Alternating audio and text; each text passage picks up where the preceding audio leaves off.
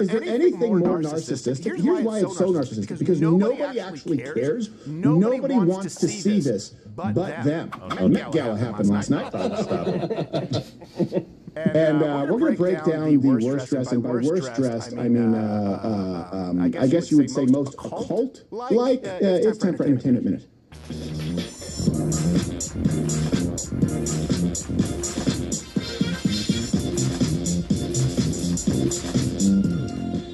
Now, let me be clear. This is obviously it's easy fodder for content. We have a 7+1, but I've said in the past that one of my litmus tests or barometers is if you're an environmentalist or you're a Hollywood sort of leftist and you endorse or have your own perfume or cologne line, I will never listen to you again. It is a completely unnecessary product that is wasteful, that is toxic. In most instances, you just are doing it out of pure greed. There is no need for it. It is excess capitalism, consumerism, run amok, according to their worldview.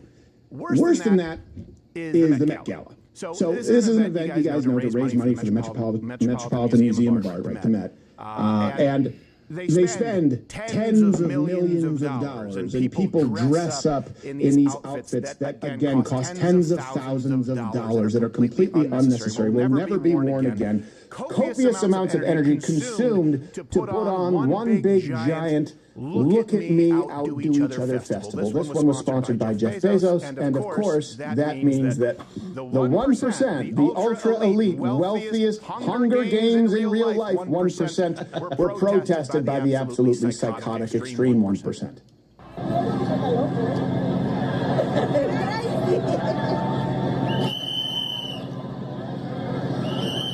He perpetuates and created a system that prioritizes profits over people. He also prioritizes rivets. And he's not the only one. Prioritizes spine. Now, it took me a while to figure out what this is. And I will tell you what it is. Those are airplane bottles of rum? Yeah, exactly. So the left is so bad at, like, for people who think they have the corner on art, postmodernism has destroyed it for them. That, in case you're like, well, what is that? That's meant to signify Amazon workers don't get enough time for a bathroom break, so they pee in bottles. So they decided that they were going to fill up miniature bottles. Now, of course, it's just water and food coloring. They didn't really pee. You'd see it, and you'd be like, why are you leaving sample cologne bottles around? Why are you leaving airline liquor bottles around? No, that's to symbolize the plight of the worker. You've already lost my attention. You could have kept my attention had you just peed on a statue. Yeah, just there you go. I'd watch that. Just pee on a person. Yeah, oh well. I mean, it's already degenerate enough. Look around. It's the Met Gala. But they printed stickers. I think somebody was dressed as a fire hydrant. Oh, yeah, right. Was it R. Kelly? So before we get into it, we're going to get into some of the worst outfits. And by the way, Met Gala, there was more trans, it was more bizarre and less cleavage. Usually Met Gala is just an excuse for tits. That's all it is. It's just tits. And it's not considered pornography because it's art, and Versace did it. But here are some honorable fashion mentions that didn't make the cut. She's protesting the rich. Somebody just say, what do you weigh? Oh my gosh, I'd want my eyes wide shut. Oh, is that to contain her crabs? Yeah, it's a caboose cage. It's a crab fisherman's cage. Oh my God. How fucking trash is that? There's the flounder. Madam Butterfly. Oh, that's Bad Bunny dressed up like Mortician Colonel Sanders. What a faggot. Is that our gut? What is that, Cardi B's prolapse? What's following her? I think that is what it is. Umbilical cord. Okay, feathers, a lick that kills. We can't wear feathers now? Those are fine. Yeah, that looks fine. What's wrong with that? It's rocket food. It's blast off. It is. He looks like Cousin Eddie banged Vega. Gator. Did this pleated skirt, and I was like, well, look, you know, in our culture, Polynesian culture, we rock blah blah blah. He's not wearing pants. Oh, so he's dressed like a trans Planters peanut guy? Oh, she's a Black Pearl. Yeah.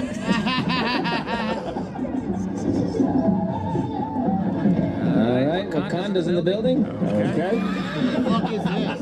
I always like when there's a chubby white guy in a cummerbund. I wonder if that last person was like, how do I get all my friends to get in for the same $100,000 price? Yes. I know. They're part of my costume. It's an ensemble art piece. Like, is this guy really a dancer, the 290-pound white guy in the cummerbund? Is he really? No, it's music. It's music. Oh. It's not just three guys with the same drum. Yeah, it's his Zambian heritage. It's called Cradle of Civilization. Now, please give me $400 shrimp. This is how Beyonce invented country music. So those are just honorable mentions. Let's go through the top 5 most retarded? Yeah. Moments from this year's Met Gala. And by the way, you can watch these full clips in context. We provide all the references every show, 11 a.m. weekdays. Always give you the references. Sam Smith wore this outfit designed by his boyfriend. No surprise. Here, I miss when he was just a regular gay. The fuck? Help me get up the stairs. He looks like Elizabeth Taylor banged a demonic rooster. I don't even know who Elizabeth Taylor is. He was fine. Stop moving. So he's falling? That's Awful, dude. Maybe next year you can dress as a bottle of Ozempic. That's a lot simpler. Or as a corpse. I was wrong about who made his outfit. It was actually designed by Male Efficient. So that's what it's. Yeah, there you go. Now, Just a Satanist gay guy. this next one, you're going to say that whatever we say here is mean, and I'll allow it. Yep. I wrote a long time ago and filled this sketch script for. It was about diversity before it was a whole thing. This was in 2013. And I wrote the legend of the most diverse human being who ever lived, and I believe it was a black single mother trans woman quadriplegic with rickets. And here's the thing, that's absurd, right? It was meant to be as silly as humanly possible, but this next person, Aaron Rose Phillip, comes really close, and you know, the worst part is some Devil Wears Prada fashion designers are laughing in the background. They don't care about this person. What the fuck? Oh, man, in front of the stairs, that's cold. Simon Birch in blackface. Now, this person is a black, disabled, trans model with cerebral palsy, originally from the Caribbean. What? And someone actually wrote this in praise of this person. They wrote, the first black transgender woman with quadriplegic cerebral palsy signed to a major agency, breaking barriers with every step. This is what real representation looks like, Met Gala. So, really? This is what real representation looks like? So there's a bunch of black transgender quadriplegic cerebral palsy. Like, finally, something for me! Send him down the catwalk. The cat roll. What do you know what to say? They're just sitting there going, like, yeah. So you think that they expect this person to have a career? No, they're just using this person. Virtue signaling at their expense. Okay. A trans person, they go to the doctor. They're like, what would you like to change about yourself? Everything.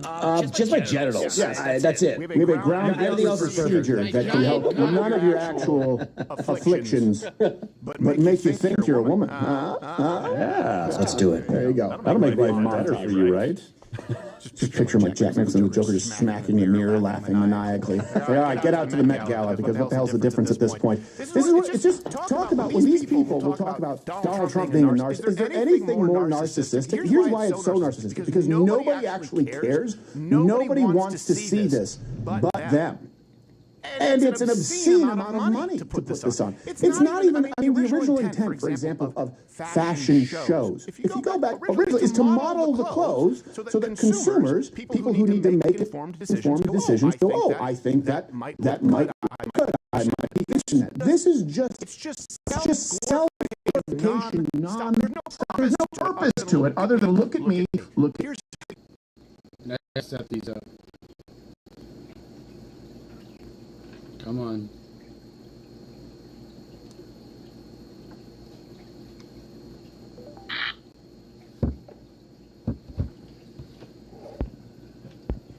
Wearing. She looks like a Statue of Liberty had sex with a negative Italian stereotype.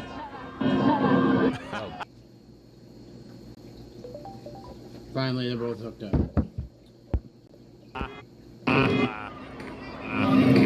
What the f are we doing?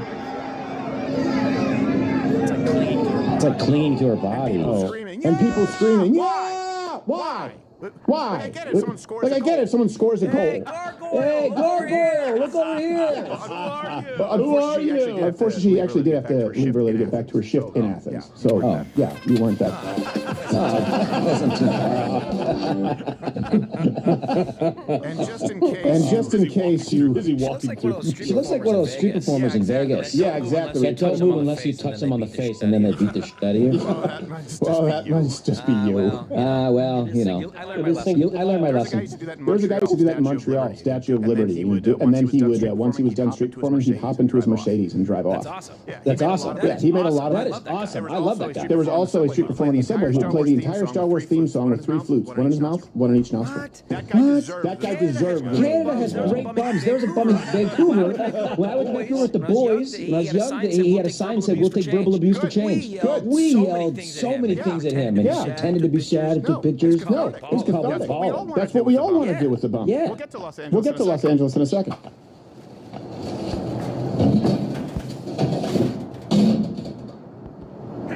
Hey! Give me your wallet! Give me your wallet! No, I don't have a wallet. What do you mean you don't have a wallet? I don't need one. Yeah, what about your driver's license? I don't have one of those either. You can't get a driver's license? No, I can get one. I just don't like the bureaucracy. I don't like standing in line. You sound like a liar, which is like one of the worst things to be. Even worse than a thief. Are you a liar? How do you pay for things, liar? I use Rumble Wallet. What's Rumble Wallet? Some kind of vibrating sack of cash? No, it's a place where I can manage my crypto in one spot. It's as easy as money. Well, give me that! I can't. It's encrypted.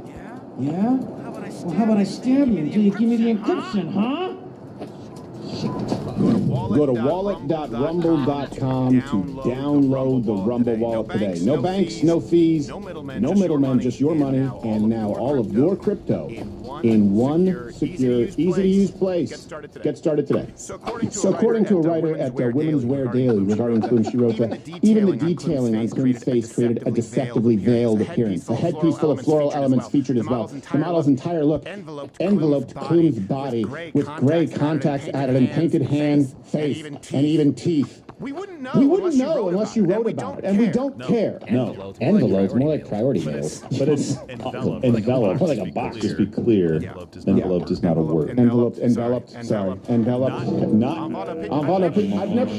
How do you know? He admonished me, though. Yeah, but you corrected him for saying the wrong word, but then I built off of his wrong word with a joke about how she looks more like a larger parcel than an envelope. Route or route?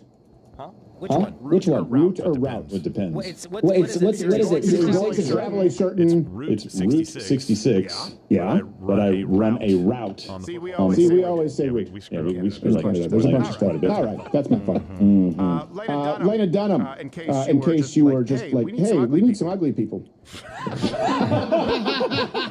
What's funny is we were just watching that where they said feathers are a bad look, or what feathers are a deadly look. What was it again? I don't know. We're saying you shouldn't wear feathers. I'm not going to lie to you. No. I think this side was in support of some. I haven't done as much research on this segment as I usually do to prepare. Something about birds of a feather eat together. I don't know. Anyway, the point is, I think it was anti-feather, and here's professional victim. That's what you have to do when you have no discernible talent. Lena Dunham wearing a feathery red dress. Oh, she's dressed as her coronary artery. Completely clogged.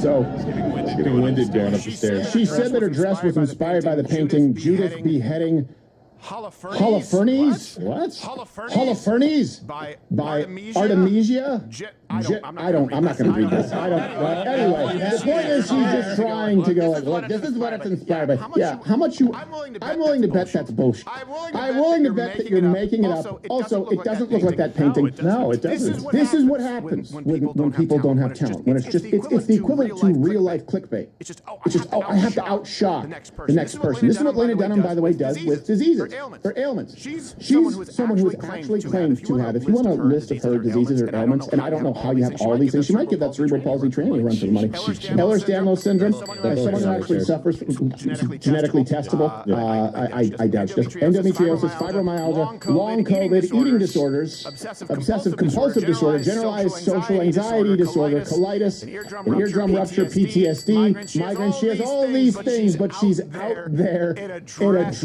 representing a beheading painting in front of cameras and loud noises. I would have a lot more respect for if she was actually beheading somebody on the way up. That would be fun to watch. Yes. Or she'd come out and said, "Hey, I'm the Scarlet Witch." Yes. Hey, yeah, cool. And then Sam Smith, but there's only room for one witch. That's me. I'm more satanic than you. And what's funny about this next part is sometimes they don't get the memo. It's like you ever have one of those times where you wear like the same shirt as your buddy or something. You're like, we shouldn't have done this. Well, apply that to hand. Here you go.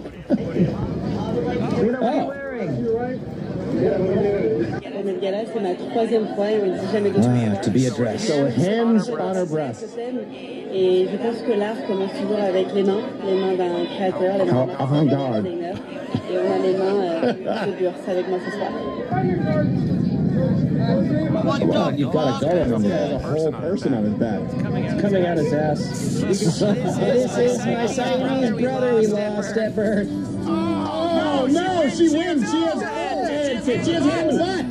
Two, Those fingers move. 4, 5. I think she has 5. That one actually looks cool. I'll say it. Do you think the first lady with the hand came in and saw that second lady with 4 hands was just like, I told you he needed more hands. You told me there wouldn't be anyone else with the hand breasts. Come on, Artemis. Donatella. By the way, this is where she got those hands.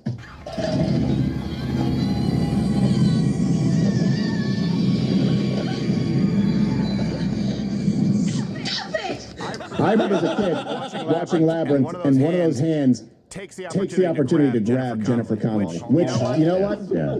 Hats off. It's a victimless crime. Game respects game. It's not a victimless crime. Somebody was groped and sexually assaulted. Yeah, but she thought she was descending to certain doom, and so at that point, a little bit of a titty honk is not that bad. And she saved her life. It was just all contextual and not let her continue. You know what they say? Don't crowd surf if you don't want your butt fingered. Yeah, I think that's what they said. I don't know. My grandma used to tell me that. Yeah, my grandma used to tell me that. She was big into concerts. If they do that to me, then they will live in the garden of eternal stench. Another Labyrinth reference. By the way, are you going to move past that I guarantee you a midget was exploited for that movie? These old folks like that, they put a midget in a mask, it'll be scary. Yeah. They were right. It's like you walk a certain way, so how do you normally walk? Gotta be good. Yeah, just how you normally walk. I mean, let's be It's better than I thought it would be. It's better. No wonder you have a life expectancy of like 40. You're disproportional. This is perfect for a scary film. So the Met Gala, look, it just crystallizes everything that you hate about the Hollywood elite. And they really think that they're accomplishing something. It's really just an opportunity for them to put on their sluttiest dresses, reveal as much of their, basically not be accused, not be charged with public indecency while they're pretending it's philanthropy. And we have word that Netflix is actually in development for an exclusive docu-series on the Met Gala because they have to get as much mileage out of it as possible, which brings us to this week's 7+1.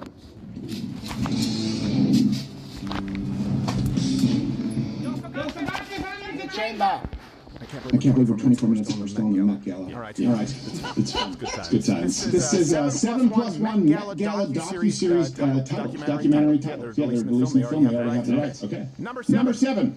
There will be tits. They lose. You can get those in a weekend. I have no penises.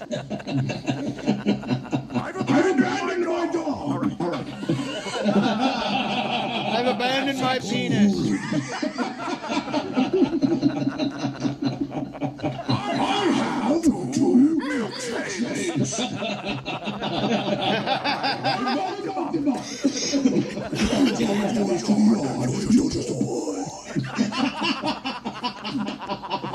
Seven plus one.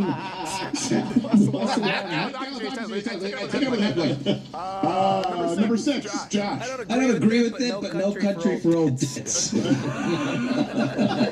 plenty of country for old tits in my ranch. Gravity's coming for you, friendo.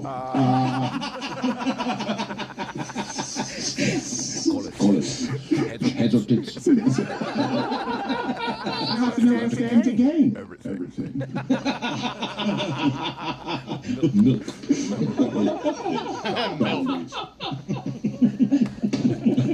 Number 5, Jerry Calvin Norton. Dances with Whores. Hey,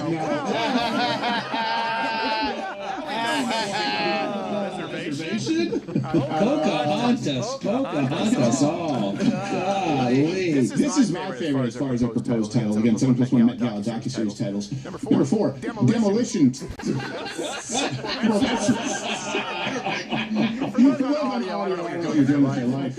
Who cares how to use the 3C shows? Let me see this movie. Number 3, Josh. Requiem for a Double D. Hey. It's very Met Gala. It's a trippy movie. And number 2, Gerald, why not? Why is your Michael? Sorry, I had to call. It's over Iwo Jima. Yeah, and that's actually, I would argue it's the better film over Tits of Our Fathers. I prefer, that's your preference. Okay, listen, that's not. That's I feel awoken in sleeping tea. I mean, there were lots of other great war movies. Thin Red Sets. The longest. Bridge over river. Backs up. A river run through. plus one within this one. Which actually brings us to the number 1 title for the Netflix Met Gala docuseries. It's just, I mean, it's yeah. And the plus 1 snatch. This has been this week's 7 plus 1 match.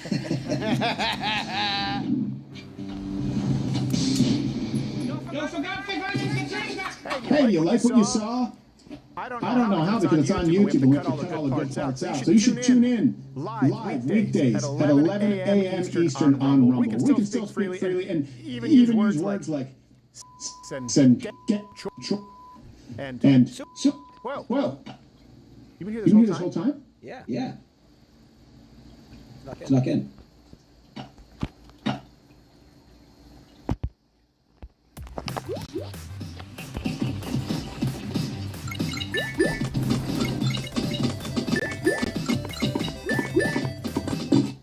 How to get a felony for $3.79.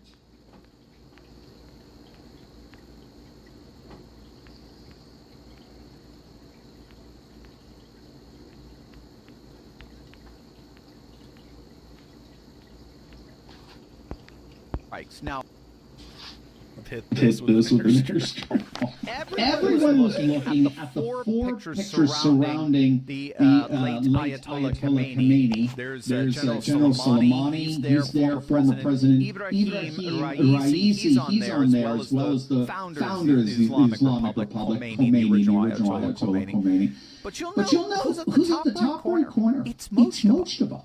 They just accidentally admitted their leader is dead. It's the face of their new supreme leader, Mojtaba Khomeini, appointed 2 months ago. Again, he hasn't appeared in any video or audio recording since the February 28th airstrikes that killed his father and his family. Cultural appreciation, not appropriation. All right, our Asian guys eating tacos. The Mexican dudes eating sushi.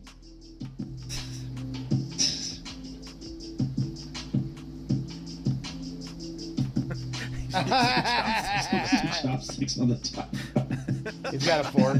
I really think we should call. Cultural appreciation. Appreciation. We'll let right? Beyonce wear a We'll let cowboy hat. Beyonce wear a As long as we cowboy can do hat. blackface As long as we can again. do blackface again.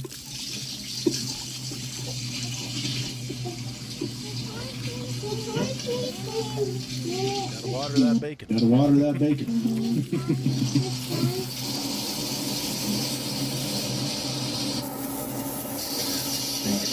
Steak and eggs for breakfast. Love to see it. You love to see it.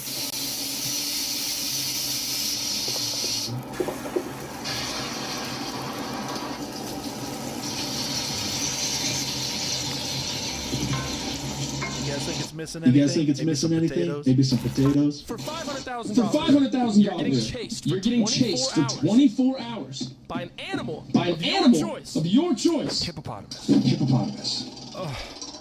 Fuck no. They said a snail, a sloth. Homie says a Homie says a hippopotamus. hippopotamus.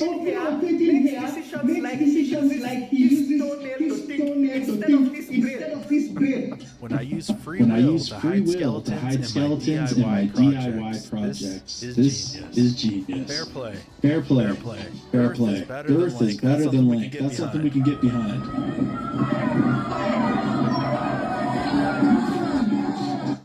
I hope we see this I on hope we CNN. see this on CNN. We should normalize doing this to more liberal protests. Just showing up with out-of-pocket signs like this. Wait a minute, that wasn't printed by Soros. This is not approved. I don't think she's ready for the road quite yet.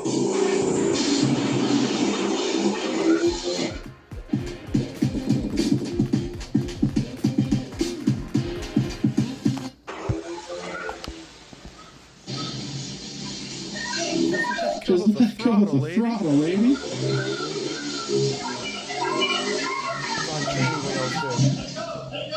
Hey, look, I'm shooting at night. There's a tractor disc right back there at about 70 yards that I can hit with subsonics, and it's not going through them. Why am I doing this, you ask? Well, because in 1775, our ancestors... That's a hit. A little bit A little bit louder than I expected, too. First time in a tanning salon.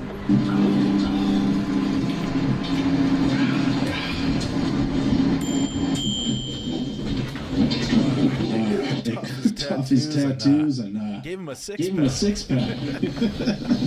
Trump just announced that Ozempic is only going to cost $50 a month for Americans. I'm thrilled to announce that starting on July 1st, we will also provide Medicare patients with the coverage for weight loss drugs like Ozempic, Zepbound, Wegovy. Will be available. What do you guys think about Ozempic, GLP-1, all these kinds of drugs? I don't know. Is the science behind them?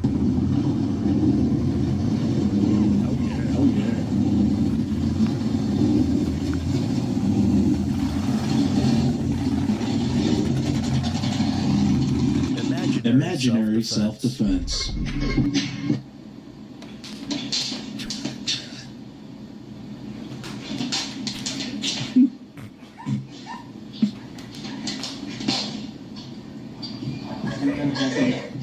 Men versus women when they're dating. Men are willing to overlook anything. Women, they're willing to scrutinize everything. It's kind of wild, you know? A book could be a racist. And we're like, all right, I won't tell my mom. She's like, I'm in the cake. And I'm like, I started sometime. It's a different freak in the sheets. You know what I mean? It's not the same one. What video made you laugh? Drop a comment down below. Don't forget to like.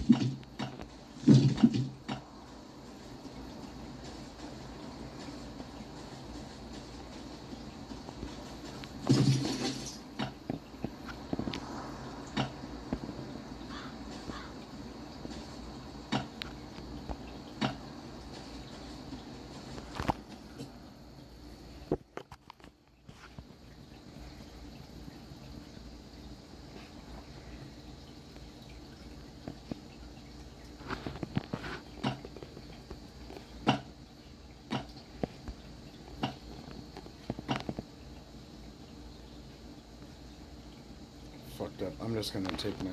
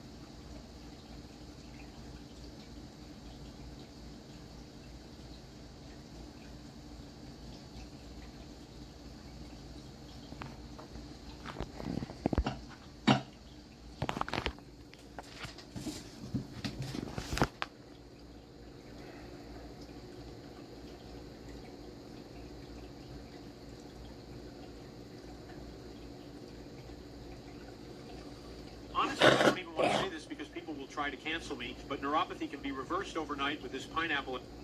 How about instead of spending millions per episode, we just do 4 movies instead of 1 episode? Then we can spread it all out and create a release schedule so we constantly have new movies being released that are lower budget and... If you have knee pain, watch this. Dude, stop running like that. Your knees are doomed. Fine, not celebrating at all. That was Josh, not me. Not underscore Firestein on X is where you, because it's not Josh Firestein, right? He was banned and not restored. Josh Firestein, how are you, sir? Good.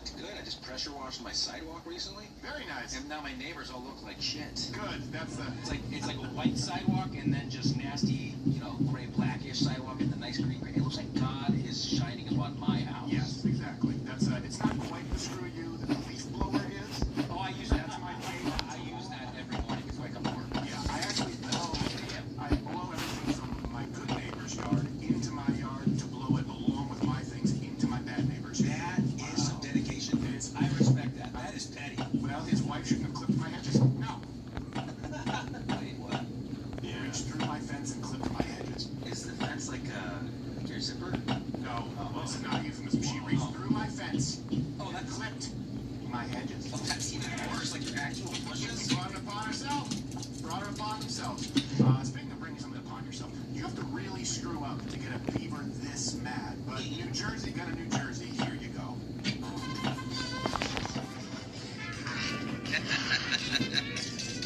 Yes, that is a beaver. Attacking. That's a Pokemon. Come on. He just whips. He throws it. Nobody's punching it. I mean, you have to screw up, like, pretty significantly to get a beaver that if there's a den, avoid it. Like, they're not aggressive on the I know someone, oh, I got a beaver, but as a general rule, you just need to follow some simple guidelines. Be quiet. The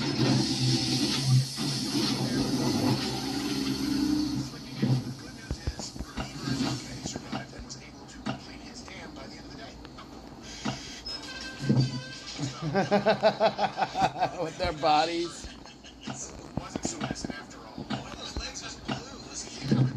I've been building it for a long time. I see. Here's a general rule of thumb. If it can bite down a tree, it can kill you. I've never thought of it like that, but that's true. Yeah. And for French Canadians out there, remember, he's called Crazy Gustav and then if you remember this, tailed little beaver. He too loves me. Oh, really? There's a cartoon. Of course. A French Canadian cartoon about a beaver.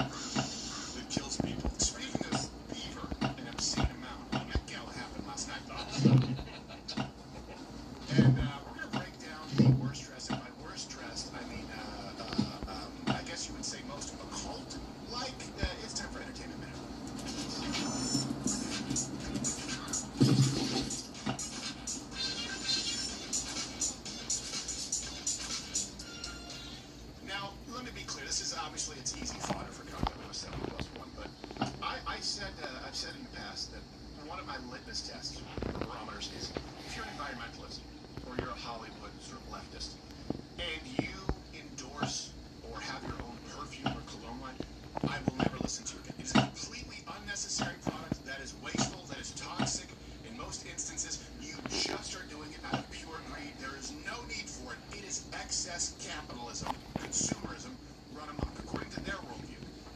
Worse than that is the Met Gala. So this is an event you guys know to raise money for the Metropolitan Museum of Art, right, the Met. And they spend tens of millions of dollars, and people dress up in these outfits that, again, cost tens of thousands of dollars and are completely unnecessary, will never be worn again. Copious amounts of energy consumed to put on one big, giant, look-at-me, outdo each other festival. This one was sponsored by Jeff Bezos, and of course, that means that the 1%, the ultra-elite, wealthiest Hunger Games in real life 1%, were protested by the absolutely psychotic, extreme 1%.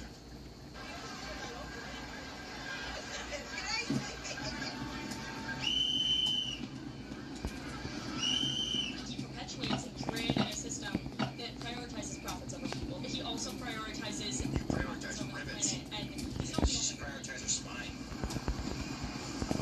Now, it took me a while to figure out what this is, and I will tell you what it is. Those are airplane models of drum. Yeah, exactly. So the left is so bad, like, for people to get a corner on art. Well, postmodernism has destroyed it. That's, in case you're like, well, what is that? That's meant to signify Amazon workers don't get enough time for a bathroom break, so they heat bottles. So they decided that they were going to fill up miniature bottles. Now, of course, it's just water and food coloring. And they didn't really pee. You'd see it, and you'd be like, why are you leaving sample cologne bottles around? Why are you leaving airline liquor bottles around? No, that's to symbolize the plight of the worker. You've already lost my attention. You could have kept my attention had you just peed on a statue. Yeah, just there you go. Gotta watch that. Just pee on a person. Yeah, well, I mean, it's already degenerate enough. Look around. It's the Met Gala. But we printed stickers. I think something goes past as a fire hydrant. Oh, right. It's R. Kelly. So here's the same outfit. Before we get into it, we're gonna get into some of the worst outfits. And by the way, Met Gala, there was more trans, it was more bizarre and less cleavage. You know, Met Gala is just cheese and tits. That's all it is. It's just tits. And it's not considered pornography because it's art and Versace. But here are some honorable fashion mentions that they made the cut. Protesting the rich.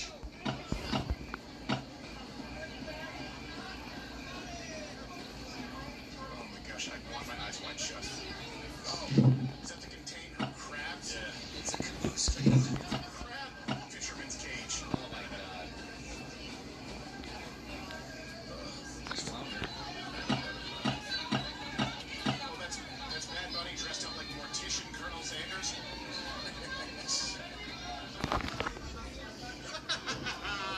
What is that, Cardi B's prolapse that's following her? I think that is what it is.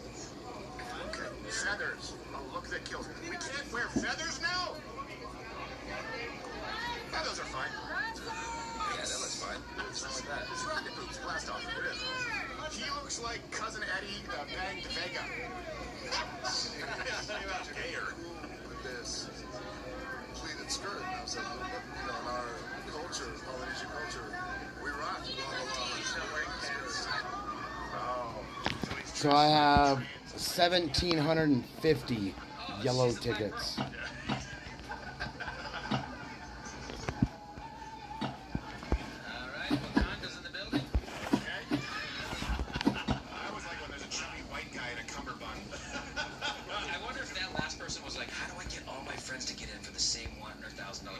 Yes, I know. They're part of my costume. It's an ensemble art piece. But is this guy really a dancer, the 290-pound white guy in the cummerbund? Is he really? No, it's music. It's music. Oh. It's not just three guys with a drum, with the same drum. Yeah, it's his Xanthian heritage. It's called Cradle of Civilization. Now, please give me $400 shrimp. This is how Beyonce invented country music. Yes. So, here are, those were just honorable mentions. Let's go through the top 5 most retarded moments from this year's Met Gala. And by the way, you can watch these full clips in context. We provide all the references. Every show, 11 a.m. weekdays, we'll always give you the references. Sam Smith wore this outfit designed by his boyfriend. No surprise. Here, I miss when he was just a regular gay.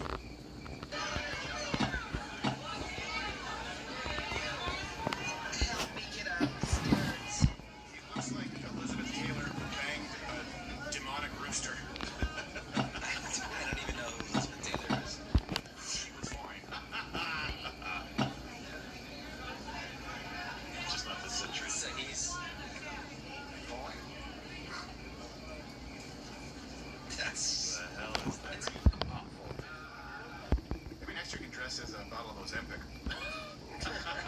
It's a lot simpler. Where's a corpse? I was wrong about who made his outfit. It was actually designed by male efficient. So that's what it's. Yeah, there you go. Now, just a Satanist gay guy. This next one, you're gonna say that whatever we say here is mean, and I'll allow it. Yeah. I wrote a long time ago. It was all this spec script for. It was about diversity before it was a whole thing. So in 2013, I wrote the legend of the most diverse human being who ever lived, and I believe it was a black single mother trans woman quadriplegic with rickets. And here's the thing, that's absurd. It was meant to be as silly as humanly possible, but this next person, Aaron Rose Phillip, comes really close, and you know, the worst part is some devil-wearing fashion designers are laughing in the back room. They don't care about this person.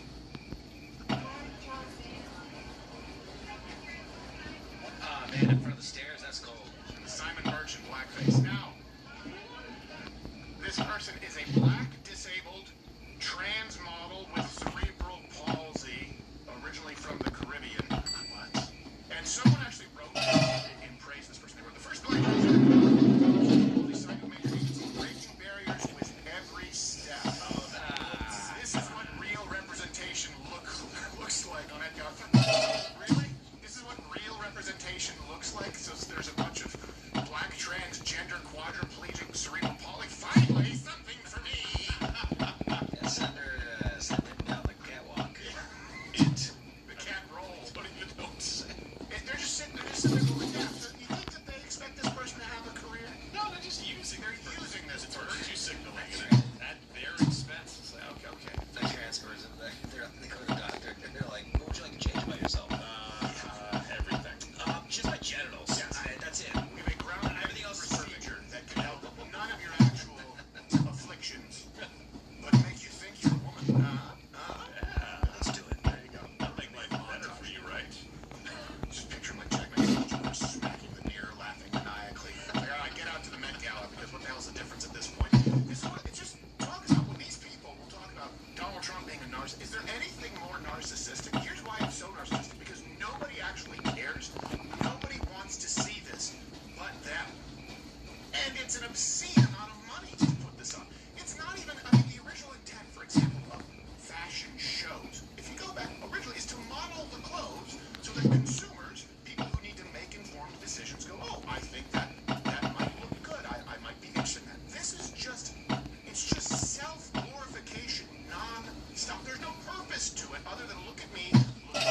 Here's Heidi Klum wearing, she looks like a Statue of Liberty had sex with a negative Italian stereotype.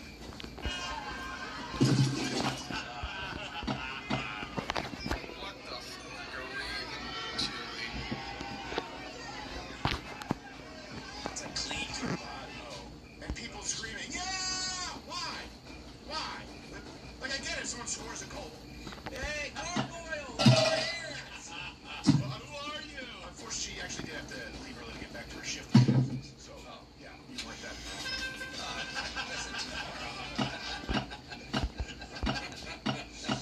And just in case you was walking through. She looks like one of those street performers in Vegas. Yeah, exactly. That don't move unless you touch them on the face, and then they beat the shit out of you. Well, not just be you. Well, you know, I learned my lesson. There was a guy who used to do that in Montreal, Statue of Liberty. And then he would, once he was done street performing, he'd hop into his machine and drive off. That's awesome. Yeah, he made a lot of That is awesome. I love that guy. There was also a street performer who played the entire Star Wars theme song with 3 flutes, one in his mouth, one in each nostril. What? That guy deserved it. Canada has great bums. There was a bum in Vancouver. When I was in Vancouver with the boys, when I was young, he had a sign that said, we'll take double abuse for change. Good. We yelled so many things at him. Yeah. He pretended to be sad and took pictures. No, He's it's called nothing. all of them. That's what we all want to do as a bum. Yeah. We'll get to Los Angeles in a second. So according to a writer at Women's Wear Daily regarding Klum, she wrote, even the detailing on Klum's face created a deceptively veiled appearance. A headpiece full of floral elements featured as well. The model's entire look enveloped Klum's body with gray contacts added and painted hands, face, and even teeth. We wouldn't know unless you wrote about it, and we don't care. No. Envelopes, more like priority mails. But it's enveloped, like a box, just be clear. Enveloped is not a word. Enveloped, sorry. Enveloped.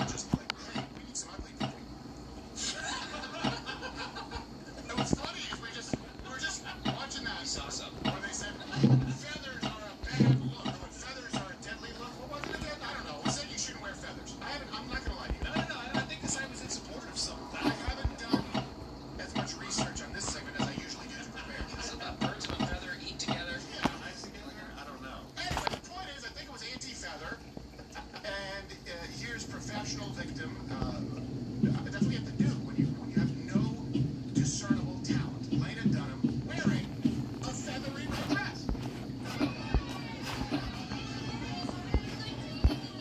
She's dressed as her own coronary artery. Completely clogged.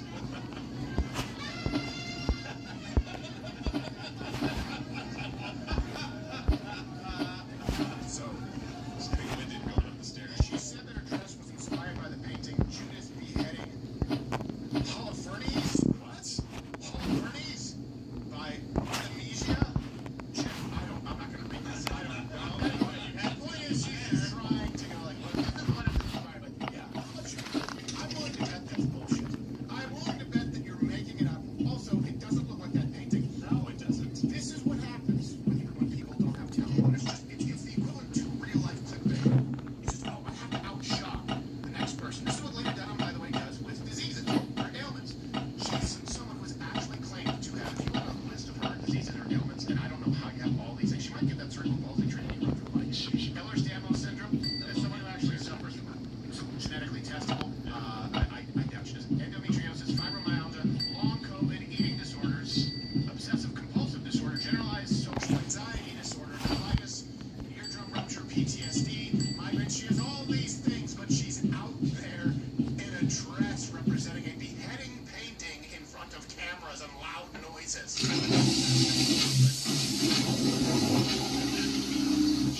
Or she came out and said, hey, I'm the Scarlet Bitch. Yes. Hey, cool. And then Sam Smith, there's only room for one witch. That's me. I'm more satanic than you. And what's funny about this next part is sometimes they don't get the memo. It's like, you ever had one of those times where you wear like the same shirt with your buddy or something? You're like, we shouldn't have done this. Well, apply that to hand tits. Here you go.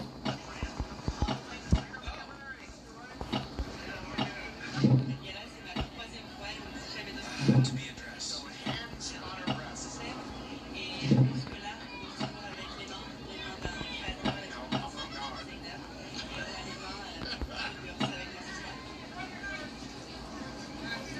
Well, you gotta go. This guy has a whole person on his back. Coming on his ass. Oh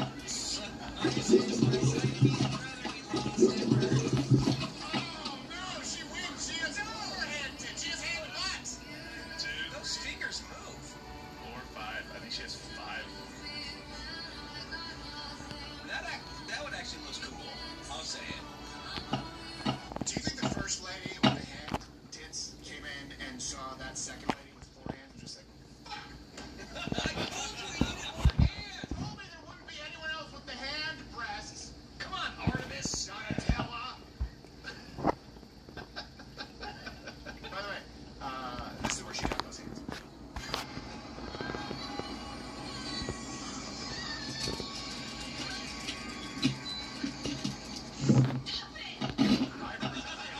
Watching Labyrinth, and one of those hands takes the opportunity to grab Jennifer Connelly, which, you know what?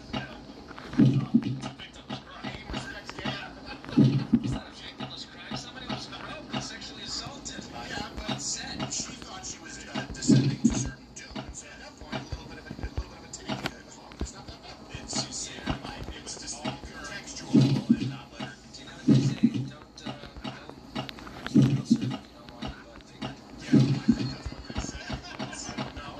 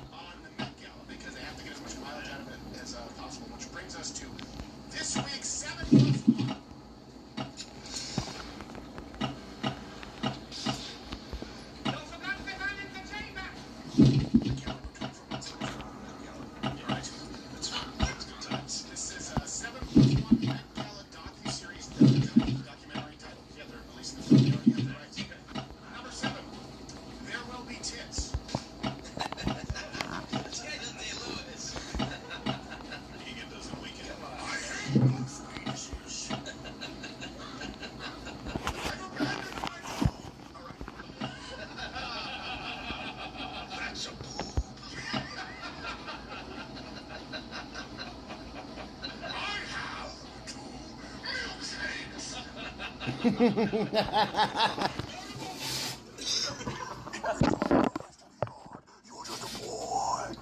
just a boy. Plus one. I take it up with that, like, number 6, Josh. I don't agree with it, but no country for old tits. No country for old tits. There's plenty of country for old tits in my ranch. Gravity's. Gravity's coming for you, friendo. Call it heads or tits. I have to know what I stand to gain. Everything. Milk. Double D's. Number 5, Jared Captain Morgan. Dances with whores. Hey, no. Well, you know what? That's not. Now we know why he became reservation. Pocahontas. Oh, golly. This is my favorite as far as their proposed titles. Again, 7+1 Met Gala docuseries titles. Number 4, Demolition Tits. Well, that's for those on audio, I don't know what you're doing with your life. Who cares how to use the 3 seashells? Let me see this movie. Number 3, Josh. Requiem for a Double D. Hey. And number 2, Gerald. Why not? Oh, why's your mic on? Sorry, I had to cough. Tits over Iwo Jima. Yeah, Gerald. And that's actually, I would argue it's the better film over Tits of Our Fathers. I prefer, you know what, that's your preference, okay? Listen, that's not objective. That's something. I fear we've awoken a sleeping kitty. I mean, there were lots of other great tit horror movies. Yes, there were. I mean, red tits, thin red tits. Yeah. The longest tit. Bridge over river tit. Axon tit. A river run through tit. Like a ball in the 7+1. We did this one. Which actually brings us to the number 1 title for the Netflix Met Gala docuseries. Tit. It's just, I mean, it's yeah. And the +1, Snatch. This has been this week's 7+1.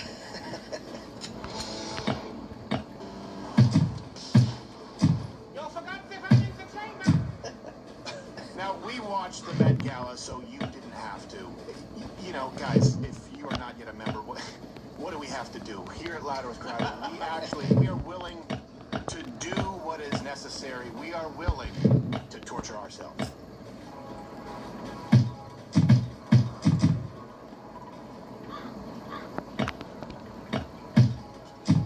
Steven, what are you doing? Josh has to get ready for the show. We gotta get him amped. Gotta get amped, Gerald. This is actual torture now.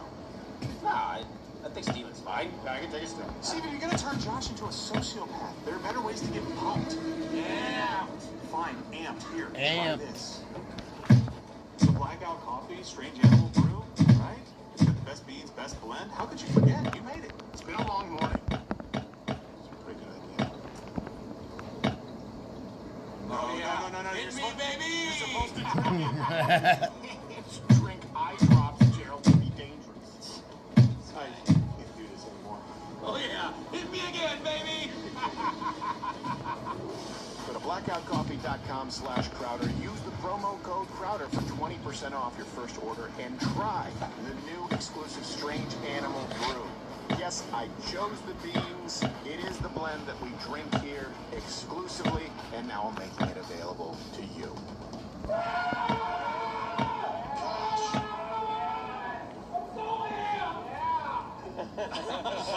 Done tits.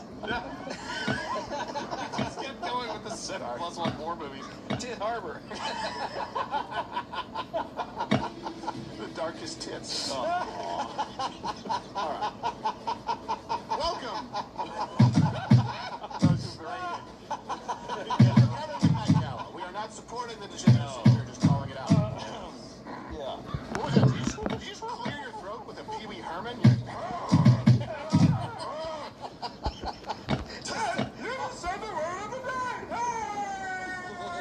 All this tit stuff just got me pee-weed up. Oh. Don't get all pee-weed. They did him wrong, by the way, Peter Herman. The story that he didn't do anything. He was in the theater, he did that. But so that he did some things that they claim. Well, they claim that he had all kinds of I heard he was masturbating in the theater. It was in an adult movie theater. There were like 20 people out there. But then the problem is they said that he had a bunch of underage pornography. He did not. He had old bodybuilding magazines. And they claimed that one of the guys the model looked like he could have been 17. He had like hundreds of old school bodybuilding magazines. You know, guys in Speedos. It's nothing compared to what we have today. And he just went away because he's like, you know, the kid shouldn't have to deal with this. And it was really sad. In fact, they probably did him a little bit wrong outside of that, but Dad probably shouldn't have a kid show. I don't have a problem with him having a kid show. Wanking in the theater? Well, that was, but that wasn't the issue. That wasn't the issue. It was the magazines. So they said he had all kinds of depraved magazines. No, I know. You may have lied about that, but the wanking in the theater part is enough to be like, no kid show for you. You want to know how far we've come? Arnold was stopped by customs for bodybuilding magazines. They said it was pornography. Yeah. That's where. And now you see the Met Gala. Well, they were gay, you know, lifting mags. No, they weren't. They weren't. Those were his private photos with Joe Weider. How do you think you get? Want to be Mr. Olympia? You got to put a smile on Joe Weider's face. All right, let's go to this next one. You lift his weight. So, do you remember? You guys remember the Palisades, the fires, 2025? You guys remember that was huge. It was a tragedy. A lot of people lost their fires. Lost their fires. You guys remember the Palisades fires? 2025. It was awful. They were huge. Of course, it was mismanagement. You can directly attribute it in a lot of ways. A lot of the fires, not these specifically, you can attribute them to the city government, the state government in California, because of environmentalism. But in this case, we now know that it was not that. Here's what we were told it was. Let's go back to then. All right? Remember, the media wanted you to know there's climate change.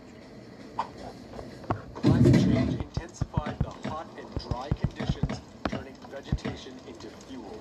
And then heavy winds help the fires go where they normally don't. According to the statistical model, peak January fire weather this extreme is about 35% more likely to occur in the current climate than it would have been if the climate were 1.3 degrees cooler, so without anthropogenic warming. You're seeing it across the spectrum right now, in my state included, which is one of the most blessed and cursed states as it relates to climate. We're on the tip of the spear of climate change. Simultaneous droughts and simultaneous floods. Oh, see, now I'm here. The hots are getting a lot hotter, the dries drier. You saw one of the most devastating wildfires in American history in the middle of winter in Los Angeles in January. 100-mile-an-hour winds attached to fire. Oh, is it? Is it climate change? Because down here is maybe we thought like that you guys wouldn't do controlled burns, or maybe the fact that you guys had to protect the waterways because of a smelt of fish.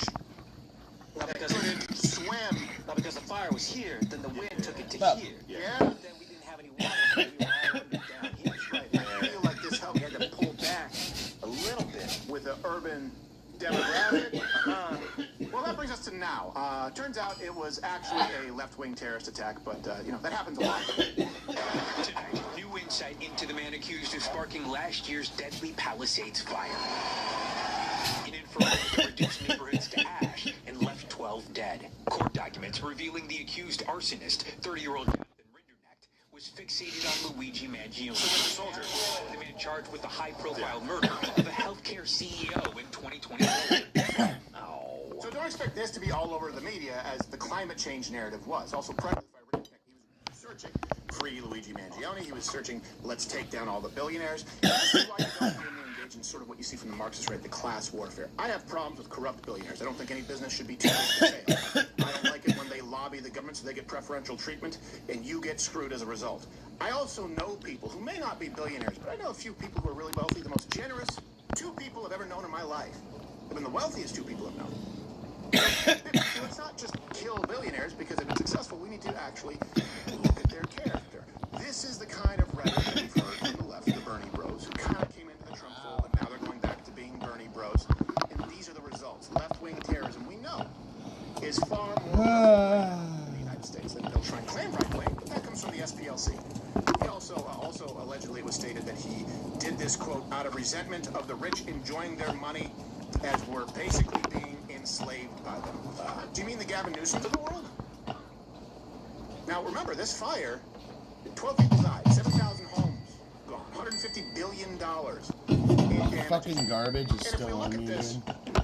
Right, we were lied to, by the way, from those on the left. Let's get it. They immediately jump Bullet shot. Boom. Watch me wipe this game. bitch. When they go climate change. When they go, these fires are sort of Why wait for the free time when the course is always open?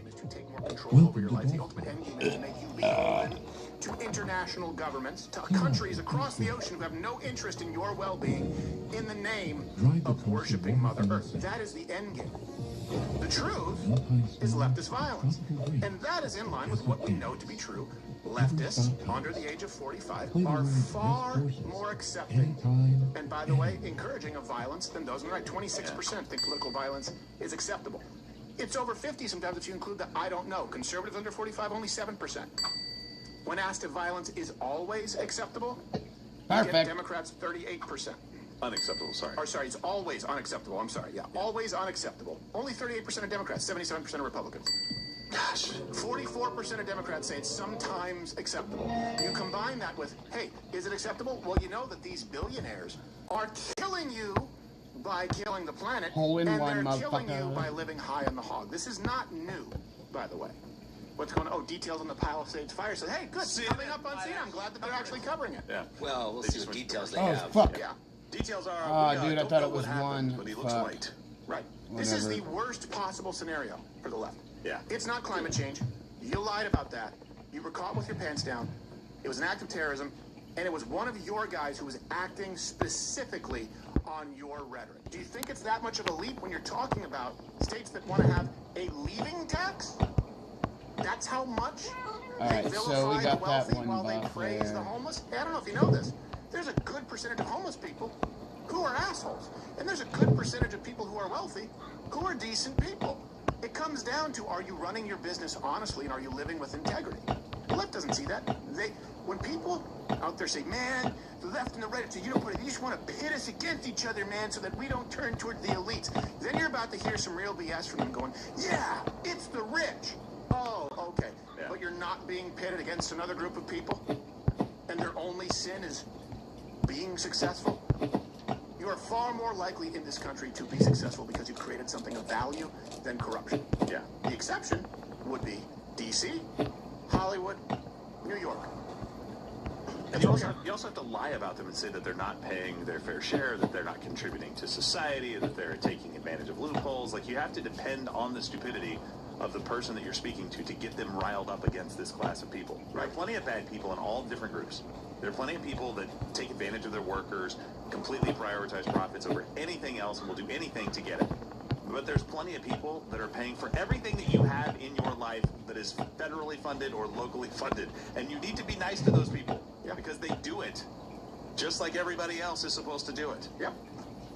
Just be thankful. Yeah.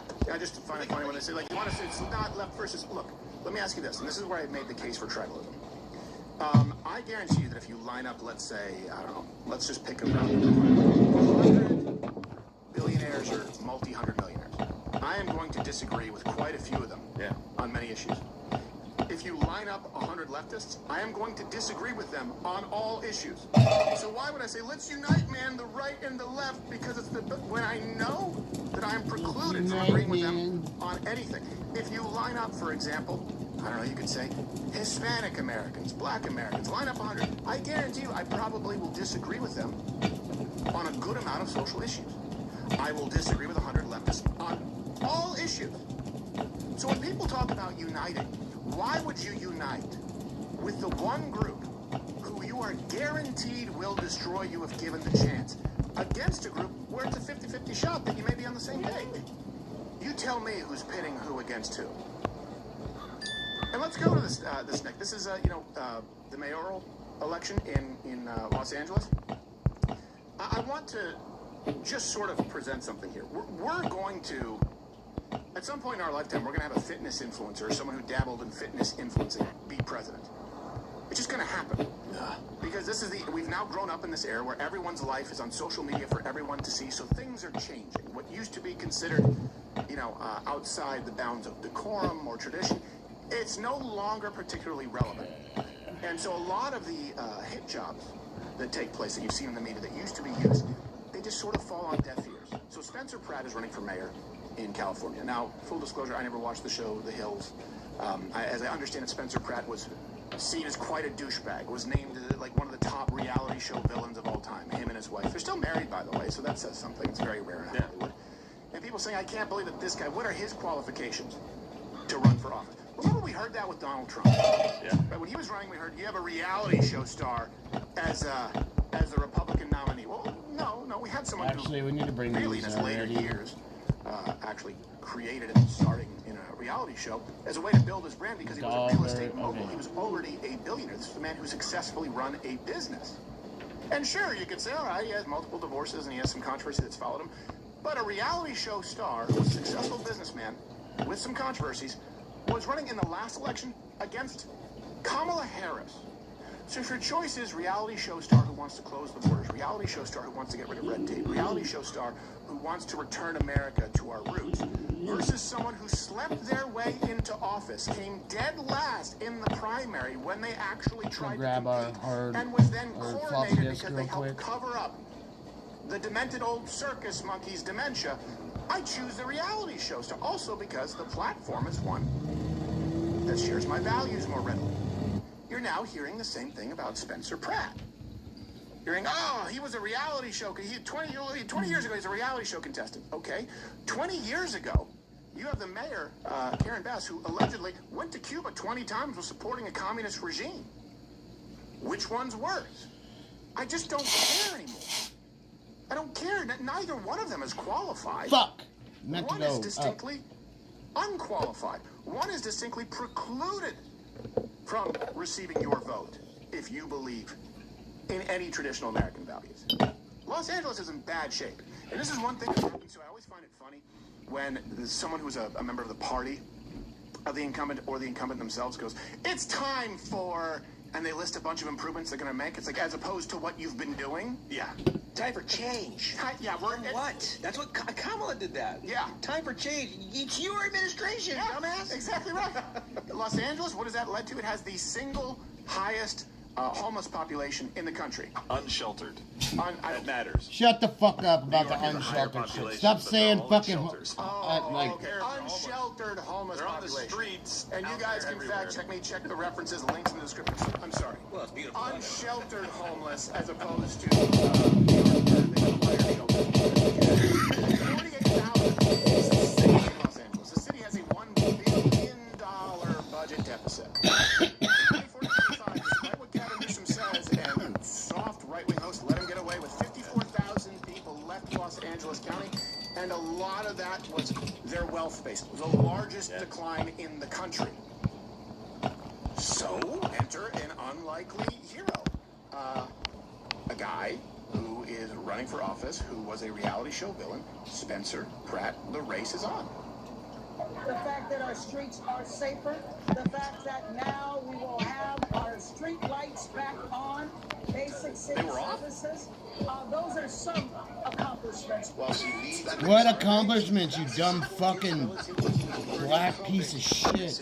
Dude, Karen Bass is the worst fucking bitch you could ever imagine. LA City Councilwoman Nithya Raman. She was first elected to the City Council in 2020 as her fucking name is Raman? Democratic Socialist. She was re-elected in 2024. Raman was an ally of LA Mayor Karen Bass, even endorsing her re-election.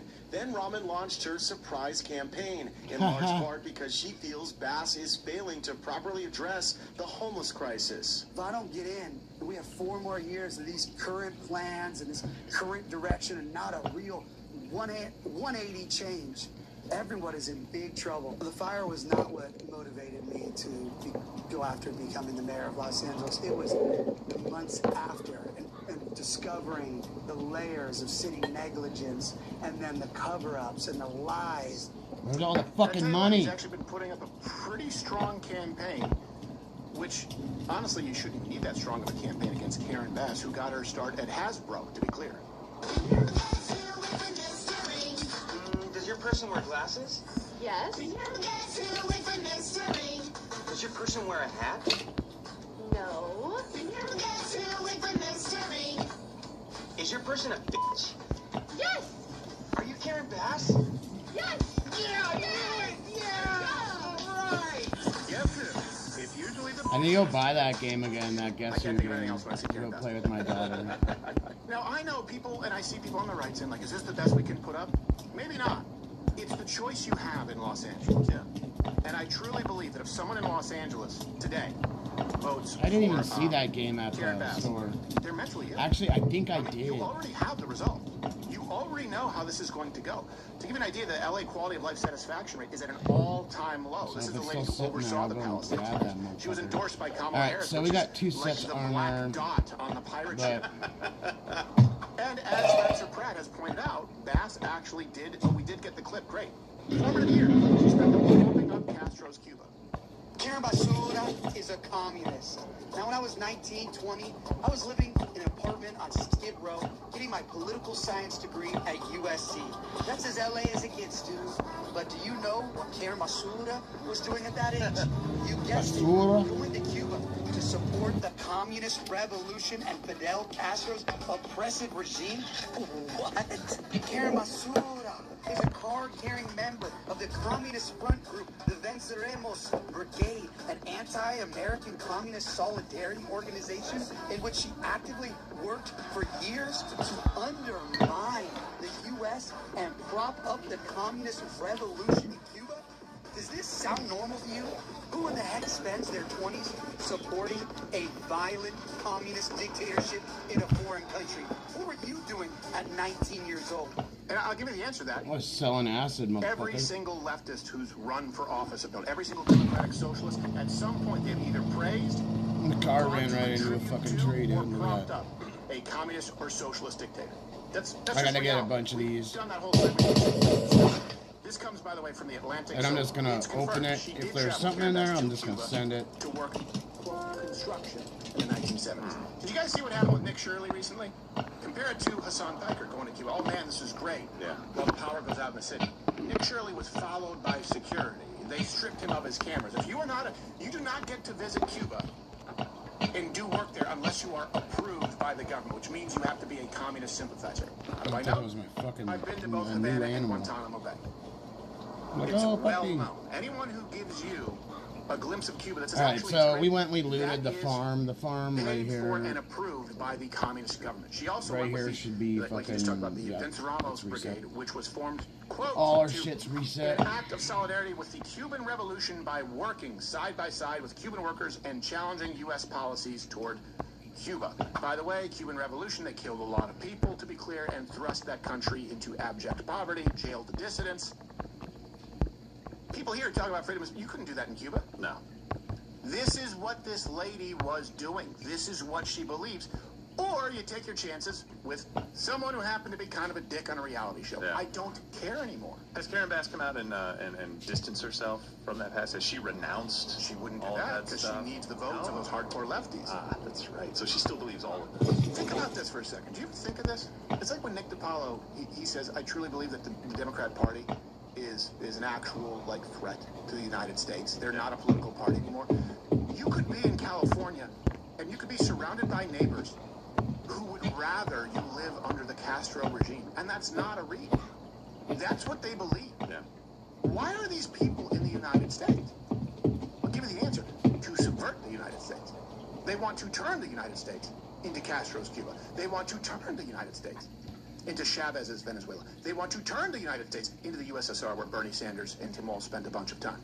They want to turn the United States into Maoist China, as Anita Dunn flat out said when she looks for inspiration and advisor to Barack Obama. Why do they think that? Why are they still here? Because they want to turn this country into the countries they actually admire. All right, I'm gonna grab my oil, not this thing. Nithya Rama. She's an LA council member, Democratic Socialist. It's just such a stupid term. They go, it's Democratic Socialism. Oh, okay, great. Dresses it up. So enough of you vote. Hey, if 20 people get together and vote to rate 5, is that virtuous? It's democracy. Now just do a couple 100,000 people voting to take someone's wealth, to take food out of their kids' mouths. That's what you see in Cuba and Venezuela. But it's democratic. She's been dubbed LA's Mamdani. Things that she believes: rent freeze, defunding the police, and of course, making sure, and this is a long video, but you need to watch this, making sure that illegals are welcome And guaranteed, of course, social benefits, taxpayer dollars. They have a home in Los Angeles.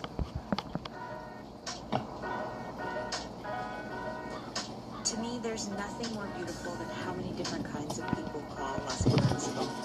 More than a third of residents in LA County were born in another country. 10% of the nation's undocumented residents live in LA Orange County. 10% of LA County is undocumented, and 13% of all undocumented youth live in LA. Our immigrant communities are facing real threats from Trump's hostile policies. We can fight these horrors from City Council. We can support Angelenos and enact our progressive values by implementing policy that really works. We must quickly pass. I think they need to go and purge Los Angeles. Where we end all cooperation and information sharing with ICE and other immigration authorities. City Hall has dragged its feet on supporting the Justice Fund, which provides counsel for those facing deportation. We must fully support this fund and expand who gets access to it. So you have to, your tax dollars will pay for lawyers to protect illegal aliens, including violent ensure that all residents, regardless of documentation, can feel welcome, safe, and part of the collective of this city. We need language justice at City Hall. Language justice? What the fuck? Languages, we must be committed to providing city information, interaction on city services, and access to political debate in all languages. We have so much love the Bay Area is Sonora, LA a city that really welcomes, supports, and protects our residents. No Angeleno is illegal. Sure they are. No human is illegal. Sure they are. We must, and we absolutely can, pass protections at City Hall to ensure that all Angelenos can thrive. Yeah, and here's the grab, difference between my perspective and the left. No human is illegal, of course. I need to grab some shit. No LA residents are did you say no Angelenos are illegal? No, of course they're illegally.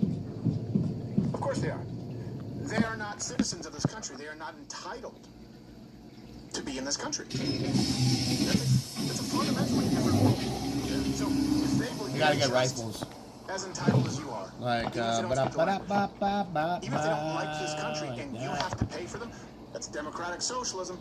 Yeah, I was bringing those and dropped those, so we got that one. We need to come together. We need to unite against a common enemy. How do you unite with someone who wants to steal? And now I'm gonna bring one of these to show you guys exactly how to kill those guys. Easy. Even though, okay, we got the fucking shooting buff, right? That was scrubbed from all the social. You know why? Because it's jerky buff. Intensely unpopular now. So people feel free to say, you know what? I don't agree with this. Yeah, maybe everybody should speak English, and we don't have 229 versions of every single thing the city produces. How about that? Yeah, that seems like it seems like a simpler scenario to me, and one that you can actually put into practice. Say, hey, fantastic. You kind of wanted to have here's how you learn English. slots open. So here, get caught up. I don't know. Read the signs. I can just pick up all the tags. One question. Which? Doesn't mean anything. And the left doesn't want to ask that question because they don't want to be American. That's why they spend time in the USSR, praising Maduro, praising Chavez, praising Mao. And what does it mean to be American? If we don't have to share language, we don't have to share religion, we don't have to share a basic set of values, code of conduct, laws to follow. But that's what they're saying with that. No Angeleno is illegal. Okay, so you're just as American if you don't speak English, you don't share values, you don't follow the law, you don't pay taxes, you don't even like this country. You're just as American as the person who follows the laws, speaks English, and will fight for this country. What does it mean to be American? What they mean is, oh, so when I threw that, I hit that fucker. They don't care. They absolutely hate America. The reason they are still here is to subvert it. Let's compare that with reality show star. Don't care. He wants to be tough on crime. He wants treatment recovery-based homeless policy, which frankly is probably more generous than I would be. He wants to improve crisis and emergency system. He wants to reduce red tape for small businesses. Sometimes you get in that right spot. Contestant who has come across as pretty good. He's actually done a pretty good job with his You notice something? Or here, where Nicky Robbins' $3 million mansion sits. They don't have to live in the mess they've created. Where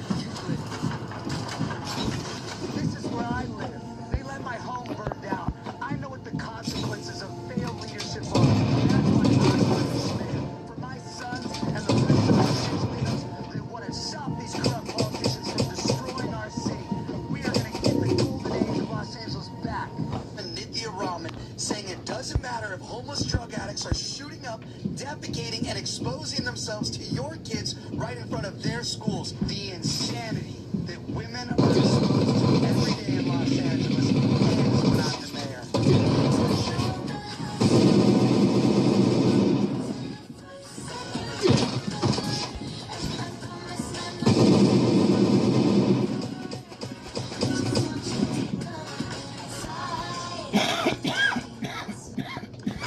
Now, I wouldn't have bet that he's going to win this, to be clear. There have been a lot of people who've tried. That's not. I still wouldn't bet that he would win. I still think you should get out and vote if you're in Los Angeles. Comment below if you are, if you're a resident. But I will tell you this. I'm a little more convinced when I've tuned in to the left's programming, and I see that there's a genuine fear amongst them that this guy...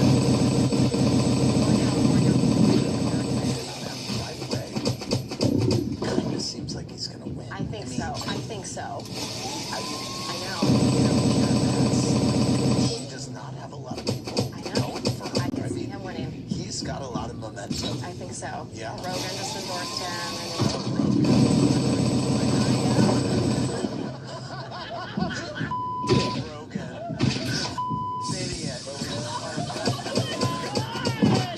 I don't even know your name. Yeah, you may say that Rogan is not a member of Mensa, but fine. When's the last time you actually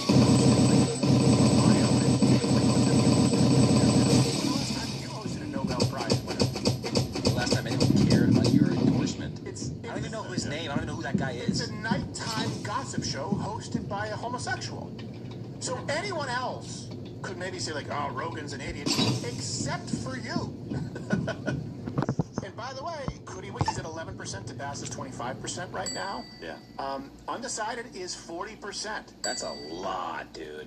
And you know what that means? That undecided is, well, I'm a lifelong liberal, and I'm selfish, and I want stuff for me, but I was promised a bunch of greedy bullshit that didn't come to fruition. So these people are going to be voting out of their own selfish interest, but still, that could lead them to voting for anyone other than Karen Bass. Which actually brings us to a Kelsey chicken right now. Bass is at 28%.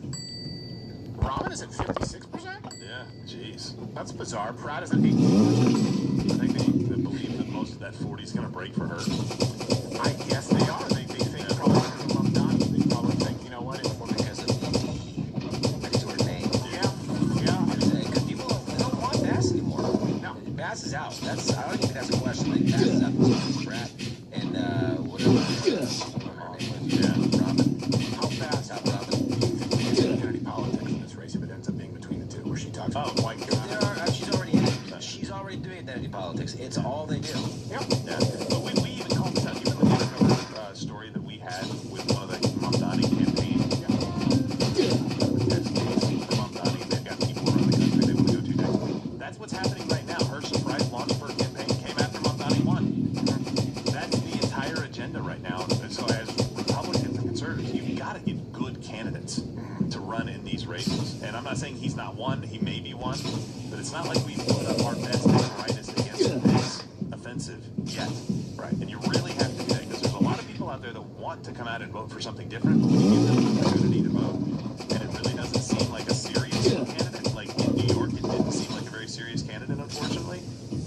They go, well, I'm not going to switch my vote for that. Well, Spencer Pratt's not really coming out of the RNC pipeline, is he? He's not. He's not like GOP endorsed.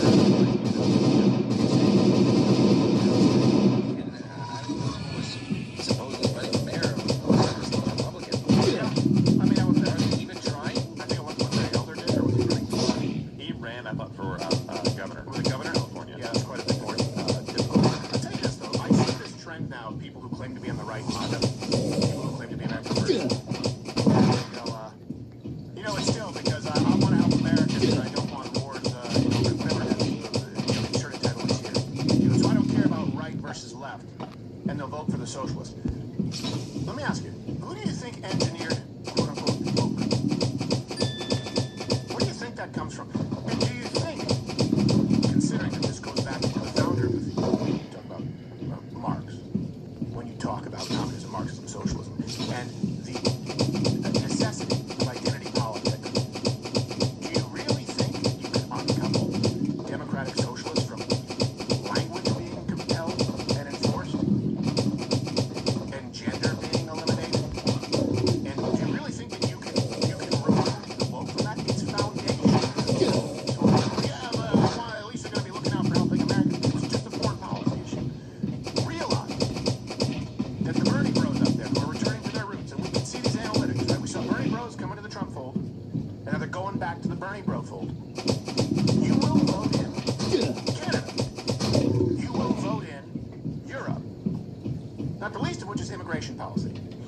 never vote for a Democrat candidate.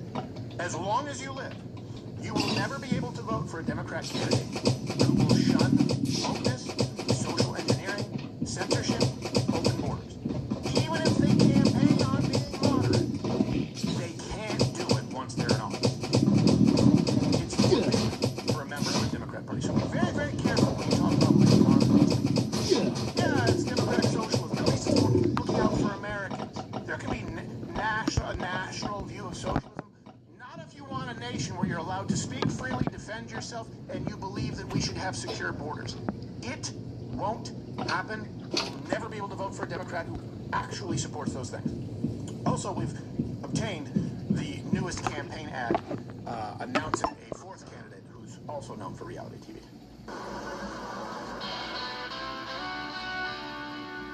Hi, I'm Johnny Knoxville, and this is Los Angeles.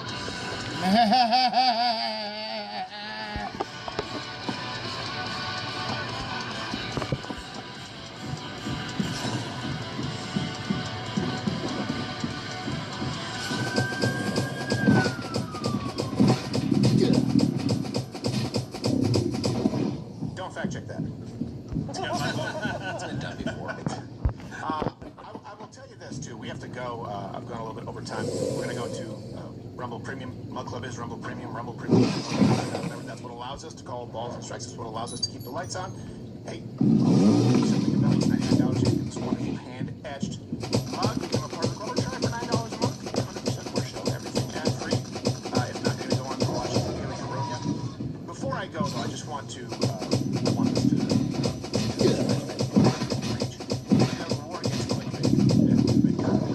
This is something that does. If you want to talk about where we can find common ground, we can't link arms with the left and vote for Democrats and hope for the best. But we can, as Americans, expect better from media personalities. We can expect better from people who are supposed to inform us. No one is perfect. People make mistakes. The people out there right now, the unbridled greed and the clickbait that has resulted is incredibly damaging to the discourse. Because you have people out there who believe lies, base their opinions, base their worldviews on complete lies. So this one is actually circulating. I'll tell you why it's such a problem. It's a Muslim takeover of a Costco in Texas. Here you go. It says, this is a photo a Texas resident took while shopping at the local Costco in Texas from Don't Mess with Texas to Costco's transformed into mosques. This is how we lose our country. Now you look at that, and of course that's upsetting. And by the way, this is a big reason that we tight on immigration, secure our border, who's coming in. The problem is that's an AI Photoshop. The problem is that that's fake. The problem is if you take that to a leftist, if you take it to someone who actually needs some convincing, and they know that you are using fake information, you've now lost them forever. And here's the real problem. It's completely unnecessary. The only reason someone created that fake Photoshop and circulated it is for a few extra clicks of profit. Because the truth is horrifying enough. The truth as far as the takeover, not always Islam, but in entire neighborhoods, for example, of H1Bs in Texas, it's enough that you could post that and fight against it. But this person, whoever created it, was thinking, oh my gosh, people have already seen the Frisco Costco's. How do I cut through? I know. I'll go one more and generate a fake one that seems even worse. You don't need to lie when the truth is that there's a real video of the Texas Costco.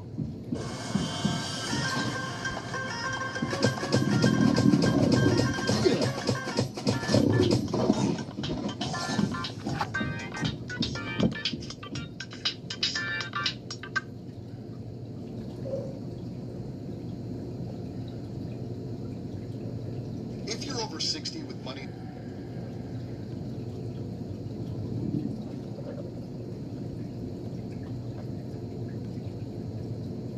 Oh God, dude, stop.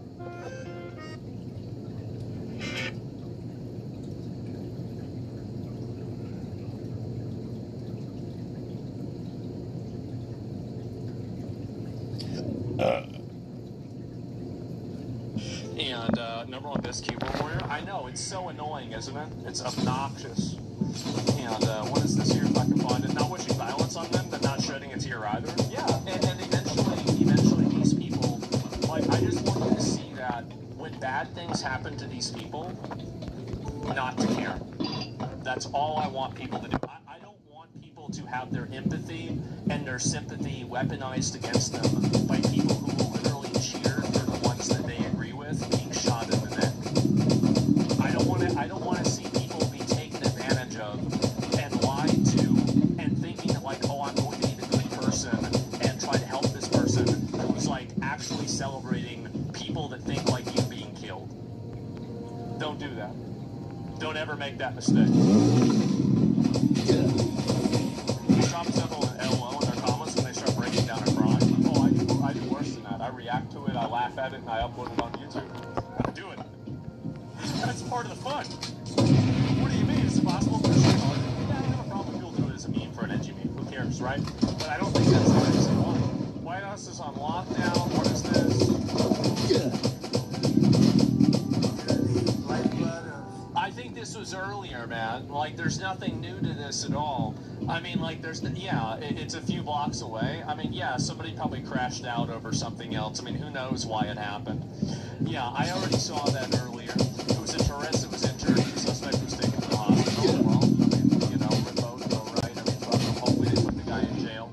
So, yeah, anyway, remember, and these are the people, by the way, so whenever you hear them talking about, like, oh, well, you know, they're taking me off the air, like Stephen Colbert crying about it, or Jimmy Kimmel crying about it, just remember this video.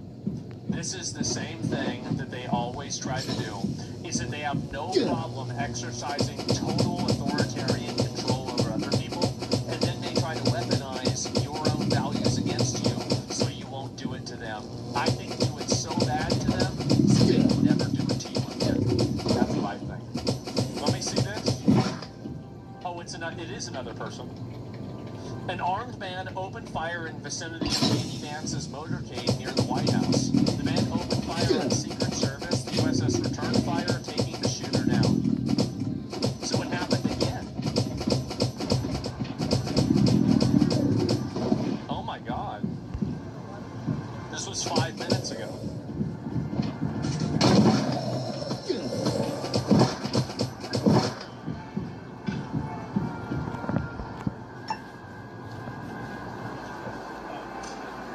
I think that, well, let me finish. Let me finish. I'll give my opinion after this.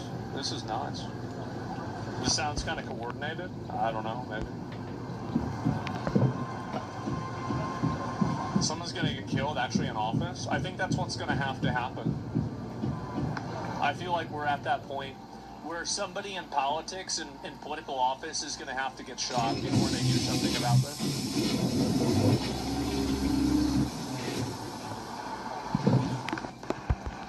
Reporting on it? Yeah. This is getting close to civil unrest about this. I think Secret Service got a tip, and that's why they found the first gunman. Maybe that's it, right? I don't know.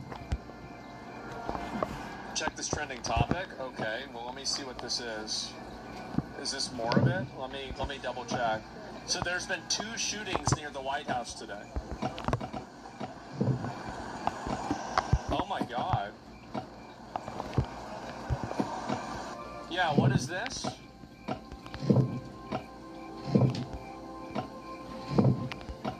Yeah, look at all these people. Oh, this is from earlier today. Was enjoying a vacation in Washington, D.C. We saw a presidential motorcade drive by with 20 motorcycle officers and 10 SUVs, and then heard shots fired.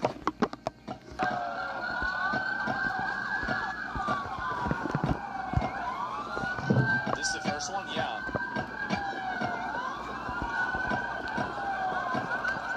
Seem to have gotten radicalized. There's only one way this can end. So this is where things are going, and I talked about this in the video that I made about this. Is that I wish more people would have seen that video, because this is what's going to happen. This is where things are going right now. Is that we are entering into a realm where this type of because you can't have a society where people are this restless. You can't have a society where people are going around trying to shoot the president on a regular basis. You can't have that happen. So what do you do to stop that from happening? You impose strict, massive, crazy authoritarian rules. Minority Report era. That is the direction that we're going in. And if they don't stop this and shut this down, we are going to enter into a Minority Report 1984 like surveillance state level that has never even been seen before. I think that's where things are going. It's going to be more dystopia, more cars recording you, more phones listening to your conversations. And the reason why is because overall, this is a societal decay, and this cannot be allowed to continue. You can't let this keep going. You can't let people continue to do this. Eventually, something will have to give. And what I think is going to happen is that eventually you're going to have White House is briefly locked down on Monday, and this is the other person too. Someone else. Sad that both sides want this for different reasons. Yeah. Well, this is my outlook on it, right? Is that I think this is a natural consequence for this behavior. Because the Republicans have controlled the government now for almost 2 years. Well, I guess 2.5 years. Or 1.5 years, excuse me. And there hasn't been a single serious effort made to curb online extremism and this organized violence that we've been seeing now for 1.5 years. We haven't seen any amount of military deployed. We haven't seen police officers using rubber bullets. We haven't seen any form of National Guard deployment. We haven't seen any level of mass FBI arrests. We haven't seen anything. So the problem that I have with this is the fact that at this point I feel like they want it to happen. Well, I think it's going to have to happen. I think somebody in a high position is going to have to get killed, maybe more than one person. And I'm not talking about like a podcaster or like a political activist. They don't care about that. I think that that's what happened with Charlie Kirk, is that when the Charlie Kirk thing happened, I don't think guys like, I mean, I'm not, saying anything negative about them, but like, I don't think guys like J.D. Vance or, like Trump see Charlie Kirk as like one of them. Like, he's inside of a different realm, and what happened to him is unique to like his experience. And I'm talking about an actual politician, because it's very obvious that we have these problems. It's very obvious. It's the responsibility of politicians on both sides to tone down. And it's good to get this gun also at the same time when you have that shooting up, because that buff is running while the gun's going, so you can time it. And advocating for violence in the media. It has nothing to do with the politicians. It has everything to do with the enforcement. So I don't care who's doing it. You need to go after the people that do this. You do. What about the Minnesota killings? Well, which ones? Which ones? Are you talking about the lawmakers, or what are you talking about? I'm just confused. Like, are you talking about like the ICE stuff or the lawmakers? They want to be able to let there be violence so they can shut down free speech and Second Amendment. The answer is not censoring. The answer is open carry. I think the answer is that you go after the obvious bad actors that are committing crimes, and you arrest them proactively before they commit crimes, whenever they're advocating for it. I think that's really it. The only way to stop violence is to react with more extreme violence. Yeah, I think so. Representatives got their own opinion. Well, I mean, yeah, but I think that the reason why that didn't go anywhere is because the person that did that was a nutball. Like, they were a total nutball. Like, it wasn't, like, as far as I know, there was no, like, elaborate manifesto. There was no crazy reasoning for it or anything else. It's just, bullshit. I'll look at the so Secret Service made a comment about this. Okay, give me 1 second. I am going to watch this while I use the bathroom real quick. And it was also condemned hard on both sides. Yeah, well, the problem is that, again, it's impossible to stop every crazy person, but it is possible to stop the obvious one. All right, I'm back. Give me a minute. Calm down. Okay. Nice thing, Secret Service.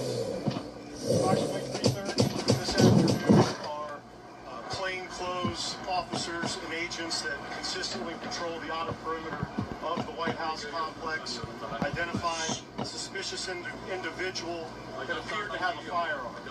They called in support from our marked uniformed Secret Service police to make contact with that individual. Upon making contact, that individual fled briefly on foot, withdrew a firearm, and fired in the direction of our agents and officers. What happened? Returned fire and engaged. That individual was hit. He's since been transported to the hospital. No comments. Got a green card, huh? I can tell you that at least only one bystander was hit by the suspect. That individual is a juvenile. Did not sustain any life-threatening injuries, but he's also receiving treatment at the hospital. I'll point out that not long before this shooting occurred, the Vice President's motorcade did transit through this area. The investigation itself, in terms of the use of force in the shooting, will be conducted by the Metropolitan Police Department. I'll pause there. Do we know how your guys identified this person as being suspicious? Was he on a radar or just how he appeared? No, my understanding is they observed a print, we would call it. Visual print of a firearm. Just look at him. Look at him. You look at that. See? He's trying to shoot somebody. Firearm. These are trained surveillance detection personnel out there looking every day. Look for just that. Not far from the White House complex, and they observed the visual prints of a firearm. Did he attack the motorcade in any way? Did he approach it with any menace? No, not to my knowledge. Was there any reason? That's enough for me. And do we know if the child who was struck was definitely struck by the shooter, by accident, perhaps by an officer? I can't say, and we'll let the doctors figure that out, but everything I've seen leads me to believe, and the investigators believe, he was struck by the suspect. So Mr. Quinn, this man was spotted near the White House, but not on the property. Correct. Not on the property. We're not far. We are, just real quick, we're not far at all. We've been here from where this is. So White House? Can you tell us exactly where he was spotted? Not here? I can't say exactly, but they had been following him for a brief period of time. Down. Uniform police.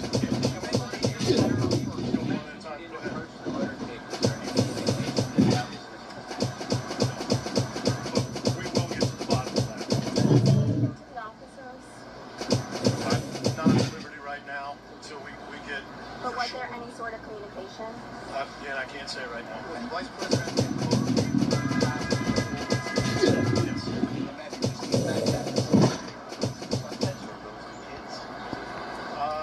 I'm not sure. The backpack you probably see is our first aid trauma kit that our office is providing life care after shooting the suspect. do you have an age on the child that was struck? Male, female? There's a kid. I can just tell you right now that it's a juvenile. I'll do two more questions. I'm sorry, say again. Maybe. I can't say. I'm not going to guess on that. I can tell you that every time, one, we're patrolling this area, and every site we do, 24/7, hardcore. Whether or not it was directed to the president or not, I don't know, but we will find out. Yes. One last question, guys. I'm sorry, real quick.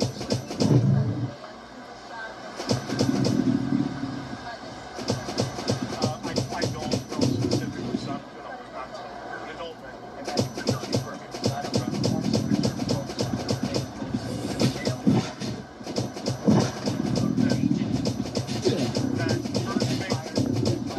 No, I can confirm it with you. Uniform, Secret Service police officers that engaged the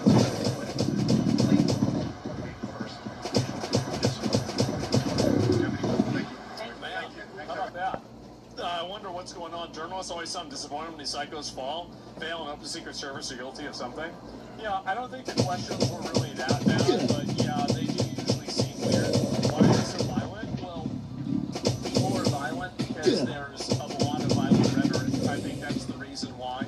There's a tremendous amount of violent rhetoric and crazy behavior that I think people do, and it just becomes accepted. Like, I mean, I saw, like, here's one of these. I'll pull one person up. So, let me go back. I'll see this kind of thing. So, any comments on Caroline Levitt's comment before the dinner? It will be funny. It will be entertaining. There will be shots fired tonight in the room. Do you think that her saying that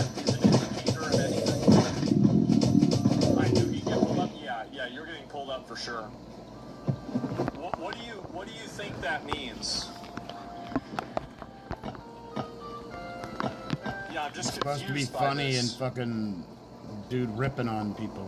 Is there any sort of like an explanation for it at all, or a justification? Like, what do you think? What do you think that she meant whenever she said that? And also, the thing is, the guy that was a Republican, like, I don't know if you could really say he's a Republican or a Democrat at all. I mean, like, he had a bunch of, like, didn't he have, like, flyers or something like that for, like, an anti-Trump protest? And he also worked for Tim Walz. I mean, the guy seemed like a schizo to me. Like, and the problem is that whenever you're dealing with, like, these schizo people, you're not going to be able to easily assign a one-dimensional worldview to them. Like, you're not going to say, like, oh, this person was a Republican or a Democrat. Many of the people transcend that, and they are just crazy. So keep that in mind. He was a leftist 100%. I mean, I would definitely assume, like, I mean, this is just logic, right? I mean, you would assume that a person who's carrying out a political assassination would probably be on the opposite party. Like, I mean, you would just assume that. Or there would be something that this person, you know, the politician did that made this person angry. So I don't know. Move on, he's just a retard. Yeah, I think this is really it. Let me see if I can find any more of this. Republican guy is mad as fuck. And yeah, this is more of the... I think this is one of these people that try to reframe every one of these assassination attempts as it being a Republican, so they can delegitimize it and continue enabling more assassination rhetoric. That's it.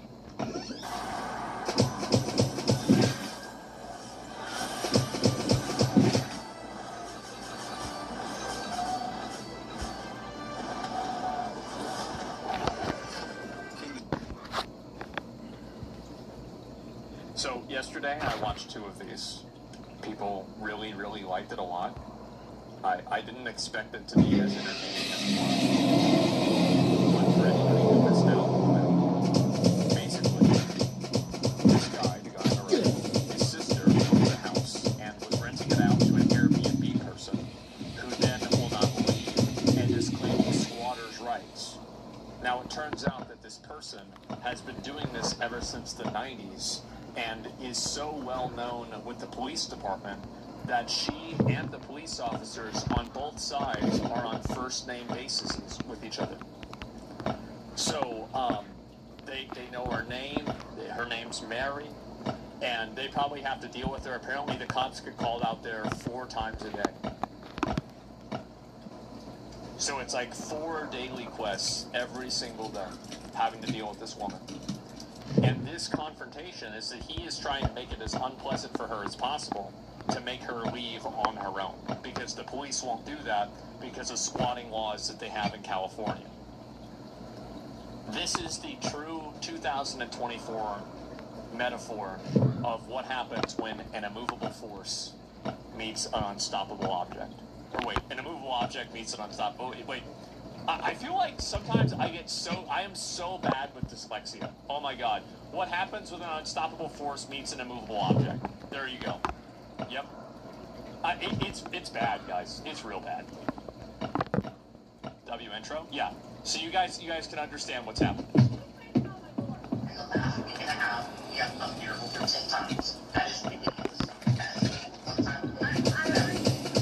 Every day.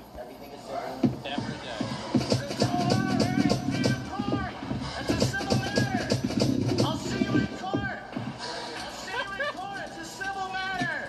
That's her room, by the way. That's her room. 2 hours ago.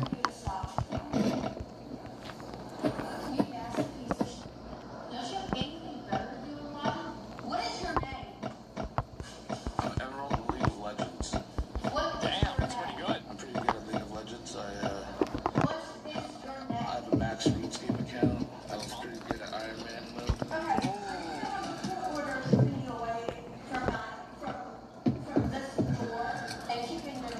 I've been a member of Hustlers University for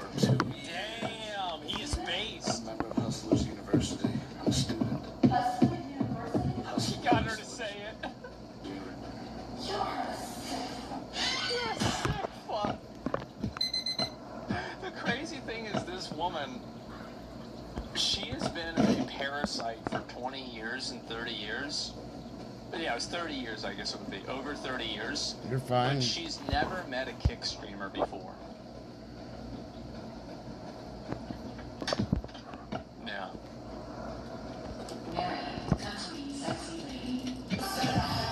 Oh, there it is. Oh. There it is. Yep. 6 in the morning. Let's go. Turn up. Turn up. Autism. You called me fat yesterday. She called you fat? I don't know what I'm more offended about. She's fat. So get along with this. Oh, you're seeing my homeless dudes tomorrow. That is more rich content, honestly. Snow glows white on the mountain tonight.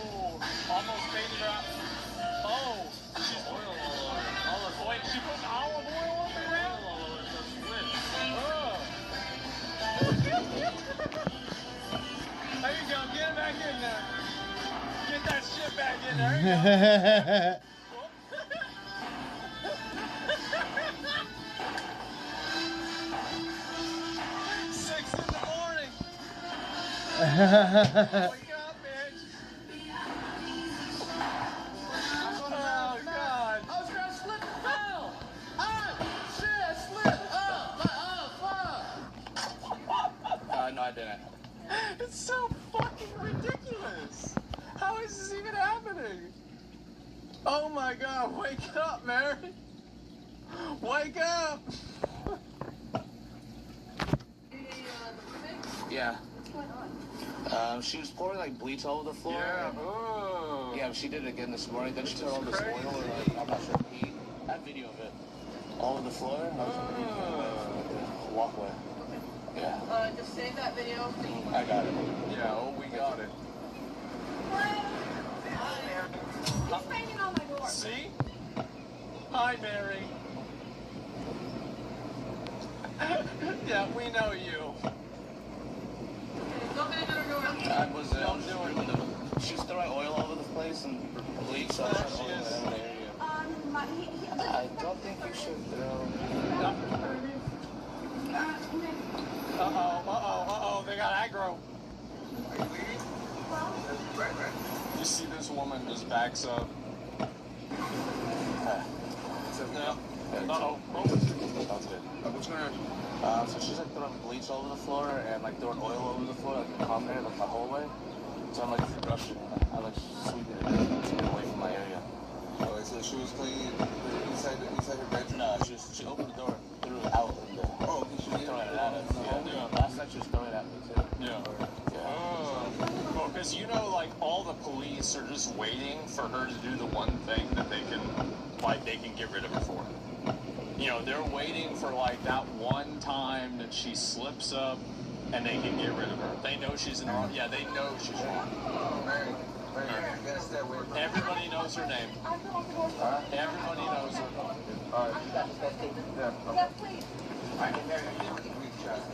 It's all over the floor right here.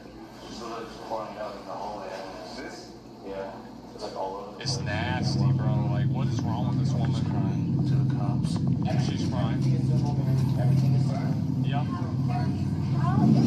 Civil, what they mean by civil is that this is not our fucking job. Don't call us again, you crazy bitch. It's not our job. We don't want to deal with this. Nope. I wonder if they get another call from her back to the police station. Like, Like they're driving and they get another all on film.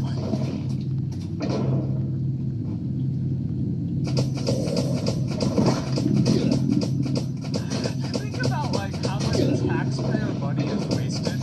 Like we're talking about collectively over 30 years, probably tens of millions of dollars. You realize that, right? Like we're probably talking tens of millions of dollars collectively has been spent on dealing with this woman. They could have just bought her a fucking house.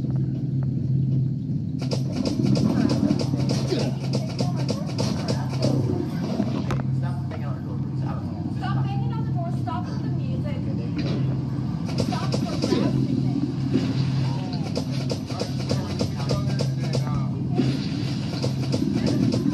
Stay the fuck away. Don't call me the F word, please. Don't say that. That's not nice.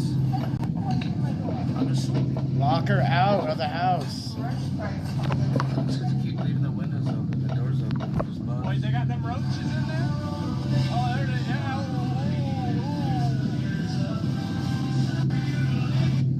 Time for you to leave. This is so fucking good, man. This is part 3. Yep, this is part 3. It's probably 8 in the morning by now.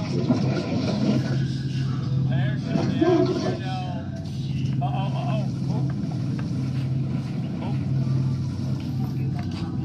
There she is. He's about to aggro her. Who you on the phone with? Hey, buddy. Oh, they put another camera on there. I'm on the ground. I'm not going to slip. Make me look. I've crossed the sheets. Hey, buddy. Oh, they put another camera on there. Outside, I'll lock the door. I'm going to run to it. I'm on ground. I'm not going to slip. Wait me a little bit. I've crossed the sheets. You're good. Put a trap down. Oh. Put a trap down. Oh, shit.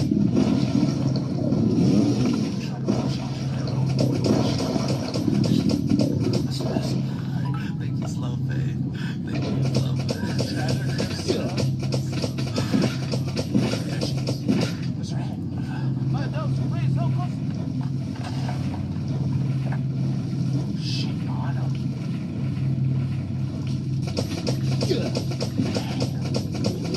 God, they got distracted by the dog. God, she walks so casual. God, the plan, her fucking grip strength doesn't say.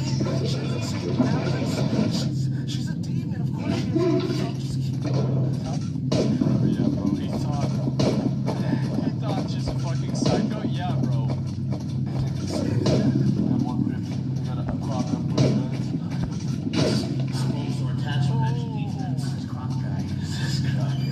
Can't stop me! Can't look at me! The technology! Technology, Mary!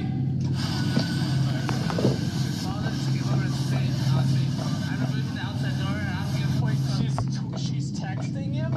You can't do this. So any member of your family who comes here will be attacked in self-defense, just FYI. That includes you. You can't do this. Any member of your family who comes here will be attacked. To be honest with you guys, I'm surprised that it's this coherent. Like, if you were to ask me, like, what I thought, like, her text messages would look like, it would be like...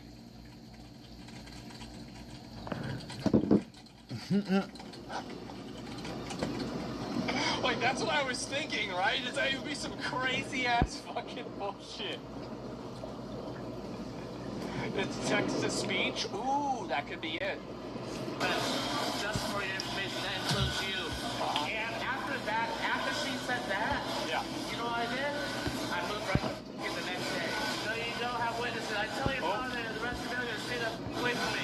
Now you know if my family coming back here, I'll defend myself by any means. Also, I will figure out where you work, found a place for your school. You Vietnamese are uncivilized, rat-eating scum. I have a...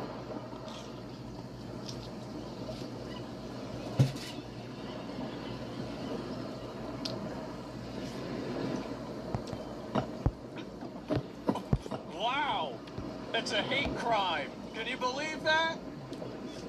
I would have never guessed that she was racist. She called him in the first video a pot-bellied Vietnamese pig or something like that. Like, she nasty, bro. This woman is nasty. Witness too. Why is your father back interfering? Why do you try to tell me enough to change the law? All this is coming out the court. Your father's filthy DNA still on my face. Good luck saying it. It's gonna happen.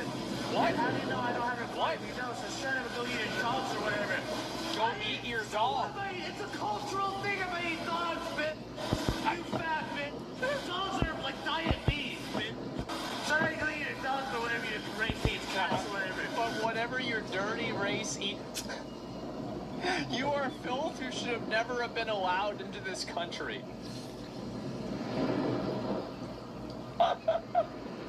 Bro, she's breaking. She's cracking, bro. She's cracking. Oh, God. People should never have been allowed in this country. Your father threatened the neighbor who was helping me. And this door's I just know she broke the door today. So the fire marshal came Monday. Stay away from it. See, we have more bombs because the door open. And the incidents and stuff. I'm a hostage? Wait. She sent him a checkmark emoji? Oh my fucking God. Oh fuck. Perfect smiley.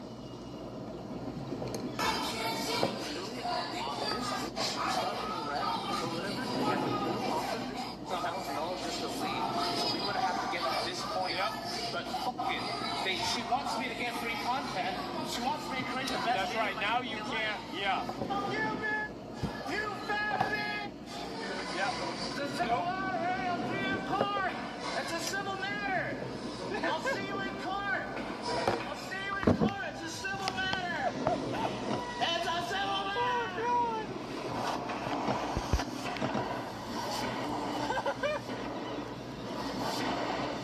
She in that room. Do not remove this without court order. And it's the police again. Oh, it's been 3 minutes, so the police are back. Uh-huh. Okay, trying to break into someone's door is not a crime? No Airbnb. Posted and photographed.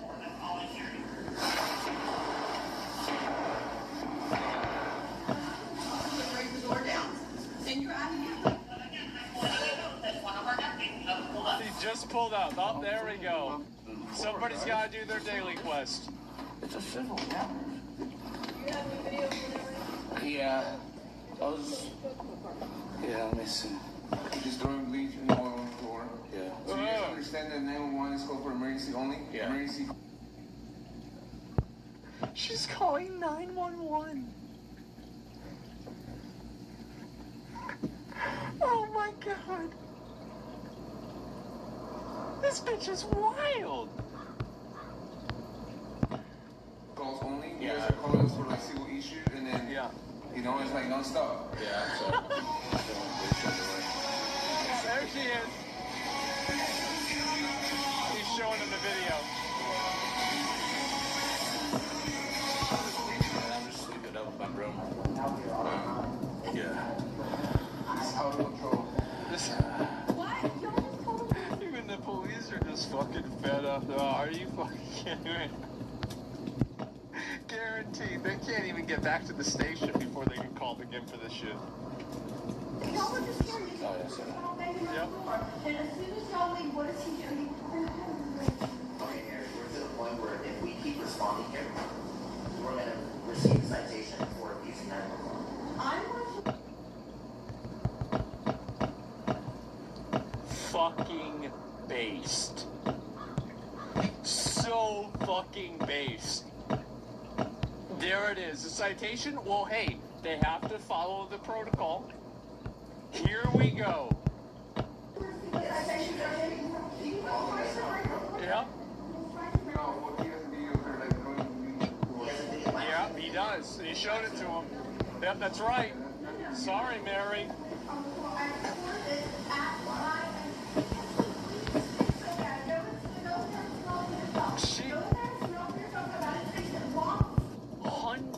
Wait, no. Tens of millions of dollars over the last 30 years the state of California has spent micromanaging this one individual. 30 years. People's entire career has been about micromanaging this one person. You think about this fucking shit. No way, tens of millions? No, I really think it could be that much.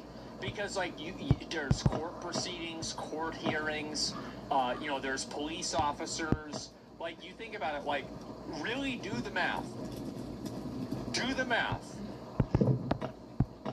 30 years plus.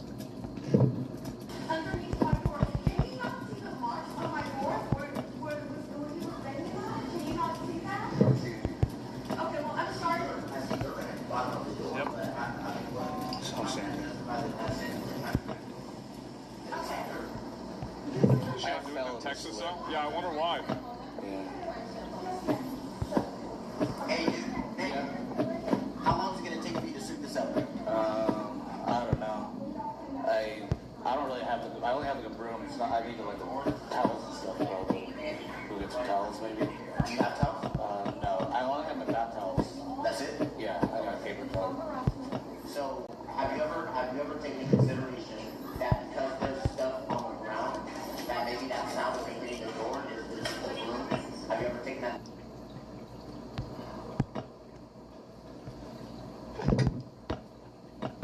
Oh my god.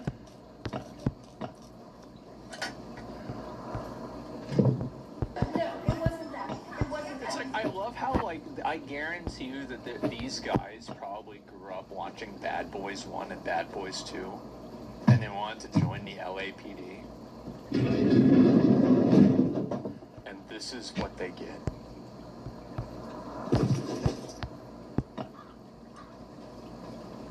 This is what you get. Because he was banging on my door, repeatedly banging and kicking on my door. Banging and kicking on my door. Why is it only that you're the only one that calls? Nobody else is doing this? Nobody's calling except for you. That is what I was referencing earlier. They are trying to get me so worked up that it looks like I'm the problem here. Yeah, that's right. So they got you all worked up. See, yep, exactly. They got her into the enrage. This is the first time I'm on 911. No, 911. No, this is like... I've never called 911 before. Yes. I've never, I don't abuse 911. But I have been here This, not yet. since May 20th or May 21st. I was here until, this didn't start until June 19th. It was a holiday. That's when it started. So when y'all be like, we've been out here every day, yes, you have. Because she wanted to kick me out early to make a Yes, you have. You have been out here every single day. Yep. Another Airbnb guest. And I have the text messages. You know what? After I can smell the stench from out here. I don't know how y'all cannot smell it or go closer to it. And you are asking me why the bleach is coming from out of my door because the stench is Fucking based. Oh my god. These cops are just like, okay, got it. Listen again. out of my door because the stench is That's it. Okay, we're leaving. He said, so once again, Mary, we have no problem. We're going to leave. So breaking down my door is not She definitely doesn't return her shopping cart. Yes, she does. She returns it back to her house. Or, sorry, someone else's house that she's living in. breaking down my door is not a crime. Oh, God, she's chasing the officers off the... Oh, no. Don't look at her. Don't turn on. Don't look at her. Can you lock her Don't the look fuck at her. out? Can you just lock her the fuck out? I miss her. fat bitch. Oh my God. I win this round. I win this round. That's a W. Hello, Maryland. Hello, Maryland. Hope you're having a good day. Hope you're having a good day. Why are you in my entrance? You're in my entrance. Get out of my entrance, please! How do they have phones that are able to record all of this stuff? I feel like they would have run out of time recording. Like data and like yeah, right? That's what I'm thinking. Like this woman, she probably stole it. Ooh, you're right. She could have like 4 different stolen phones. Get out! Leave my entrance! I'm trying to go to my room. Leave me alone. Stop touching me. You're disgusting. Do not touch me. You're gross. Fatty. Shame. Shame. Oh, no. Oh, shame. Shame. Shame. Go back to what? Stop touching people. Shame on you. You're touching people. You're diddler. She's trying to talk to a 15-year-old boy. You're a diddler. You try to touch Some me. random guy across the Leave street. me alone, please. So you keep trapping me. You went through my entrance waiting for me. Don't touch She's trapping him. Oh shit. Do not touch me, please. Please don't touch me. I'm a victim of abuse. Please do not touch I'm me. a victim of abuse. Mental illness. I'm autistic. That's it. You're not So autistic. am I. You're too smart. You actually talk to people. I don't even know how to talk to people. You white people. You're white. You act white. White people. I'm not white. Oh my God. Here we go. I'm Asian. No, you're not. You Asian, you have honor. You're white. What you're doing is honor? Yes. That's honor? Oh, that got her mad. Oh, that got her big mad. Bro, your phone. Go to your room! Don't touch me, please. Don't touch me. That's a weapon. Don't touch me. She's not gonna move. Oh, she got it. I'm just saying white triggers, and she responded to me calling me white. She hates white people. She hates white people. She hates Vietnamese people. Damn. Bates bring a black person on here. I wonder what she's gonna say. Is that like, you know, like you bring like a special artifact to like a boss fight and it activates like a secret hard mode? I guess in this case it'd be a secret hard R mode. Yes. She's one of those SCWs. I hate white people. Oh God. White. Okay, guys. Who the fuck is that? Magnificent. Oh fuck. There she is.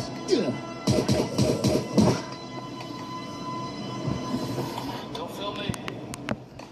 We got a creeper. Creep. Film a penis. Don't touch my pickle. She called the cops again. The best thing is that this is probably 45 minutes later.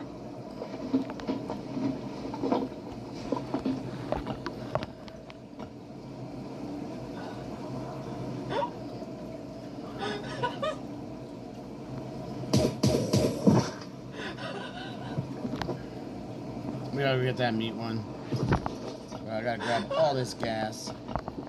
So you get gas for free. Millions of dollars are being put into this. This is all the same day, as far as I know.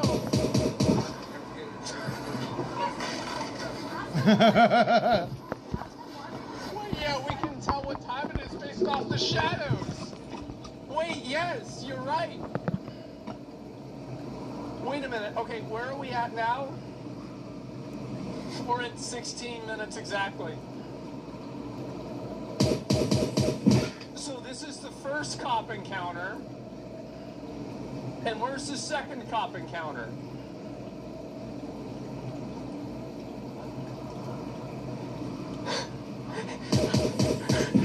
Hours max. It's been 2 hours max. It's barely even moved. The shadow doesn't barely even move. Yes, the sun is not even. Oh my God. Barely 2 hours. 3 cop calls within 2 hours. Oh God.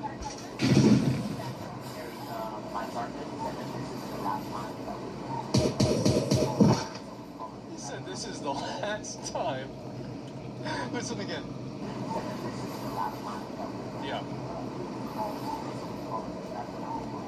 Yeah, we're not coming out here anymore.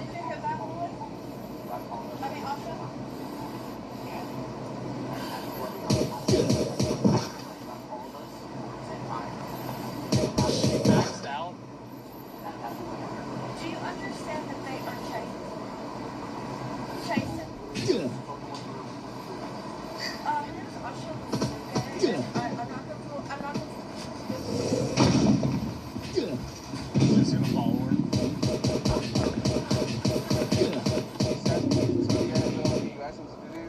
I mean, nowadays the situation, yeah, I know I have to tell you guys what to do. Yeah. They just keep saying that. They're like, this is not our job. Please fucking stop this. You saw her daily summons? Door wide open at nighttime, and she's the one doing her own door, right? Like I'm just saying, like I had to take my dog out of here because it's so it's dangerous. My dog, bleach and everything. Yeah. You go back. Yeah, bro. Sorry, talk to me.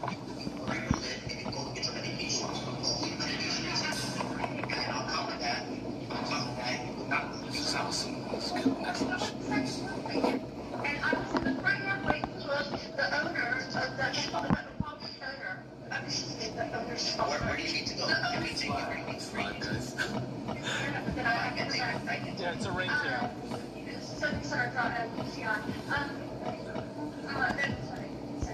So I was in the front yard waiting to go to my Why is it that if all this is going on, why is it? What a fat bitch.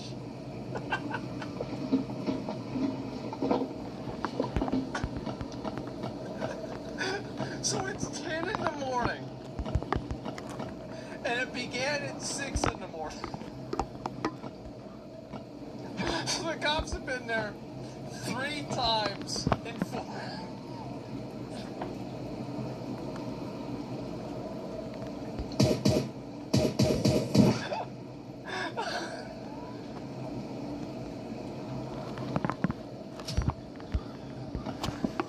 Millions of dollars. That nobody knows all these different names. Oh my God. Their people are outside. Why is it that nobody else is talking to you? ask them why they put this up. Look, there's literally people outside right now, so they would have heard it, they would have seen it. Why is nobody calling to you? Why are you always thinking about it? Yep. That is where we're at. See, now the cop is like, it's like, all right, listen, because you know why, right? It's because he's 4 hours into his shift, probably 5 hours into his shift. He's hungry. He hasn't been able to get lunch. He just keeps getting called out here for this shit. Like, now the cops are fucking bad. It's lunchtime. Yeah, this is becoming a problem.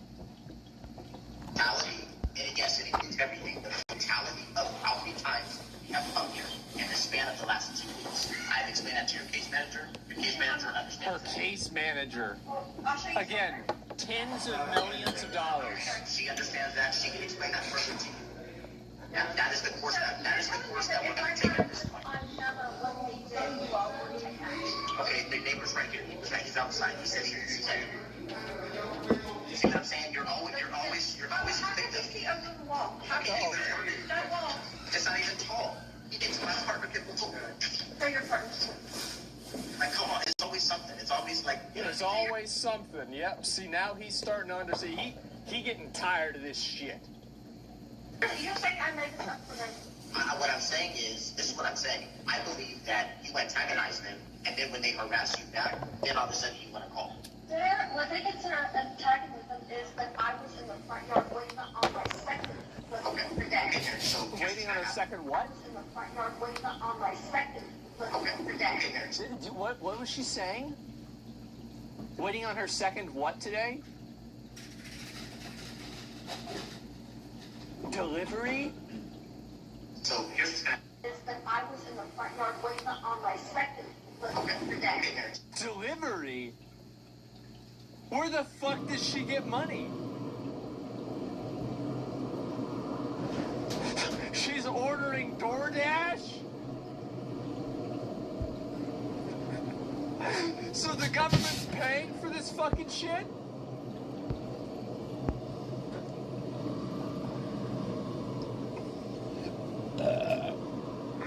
Oh my god! So here's what's gonna happen. We're gonna leave. We're gonna go and talk to the neighbors. After that, we're gonna take off. If you call us again, we're gonna write a report. We're gonna fucking write a report, you dumb bitch.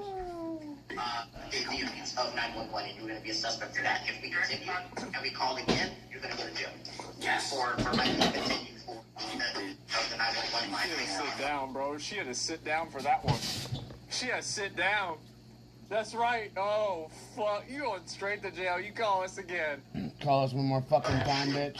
How many times you That I cannot prove. What they did, other than you have these witches, they've done Totality. spit on me. So why is it a stretch for you to believe? Because we have been here 10 times. I have the record of it. My dispatcher's record of it. In the last week and a half, we have come here over 10 times. That is.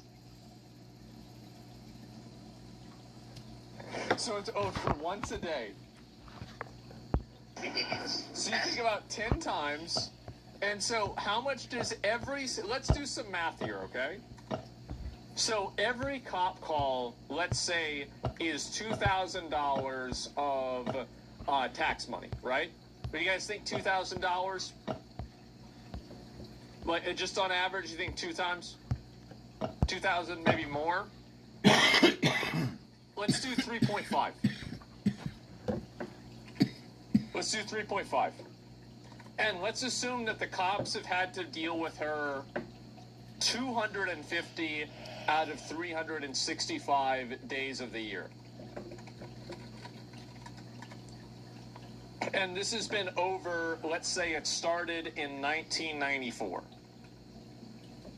So let's go ahead and do some math. Oh, and then there's the caseworker, right? And then okay, well, let's just look at this right now. Okay, so 3,500, excuse me. God damn it, I'm messing myself up. Sorry about this. Give me a minute, I'm a big idiot. Okay. No, that was her text message. Okay, so 3,500 times 250 times 30. $26 million on that bitch.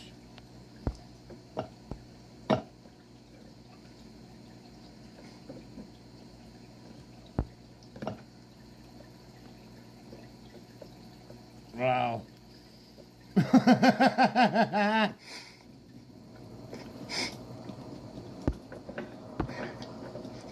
The inflation? Well, no. I mean, like back then, I'm just assuming that it's probably about that same amount, right? Let's say it's amortized for the right value.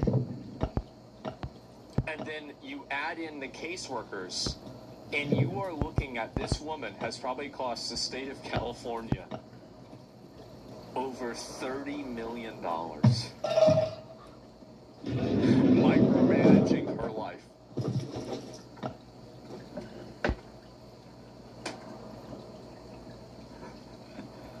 And this is not even counting, you're right, it's not even counting court dates. Wait. It's got to be $35-40 million. Oh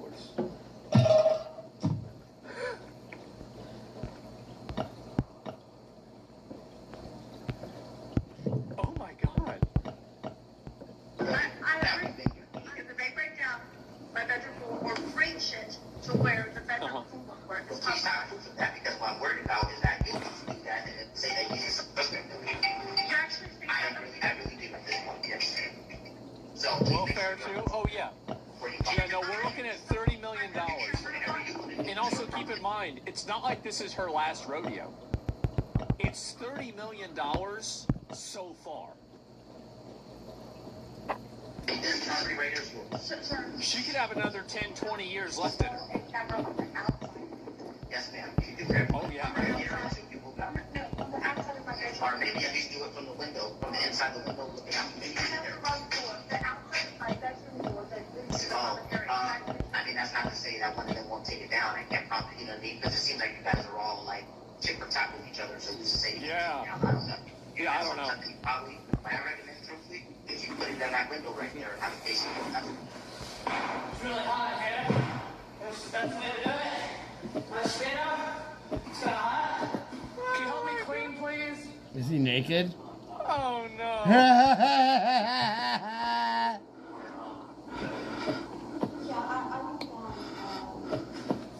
Bettina, why are you knocking in there? Why are you banging the door? Can you stop banging the door, please? Please stop banging the door. Why are you making a banging sound in the house? That's so weird. What are you doing? Stop banging the door, weirdo. Tina donated $5. Why are you banging the door? Why are you banging the door? What are you doing? Are you having phone sex? There we go. Oh, yeah, there it is. He's raging. Got shit on the door? Why are you banging the door? This can be a marathon, guys. Oh, You God. gotta keep pestering her. Yo, things are getting kind of bad with the squatter situation. I need your help.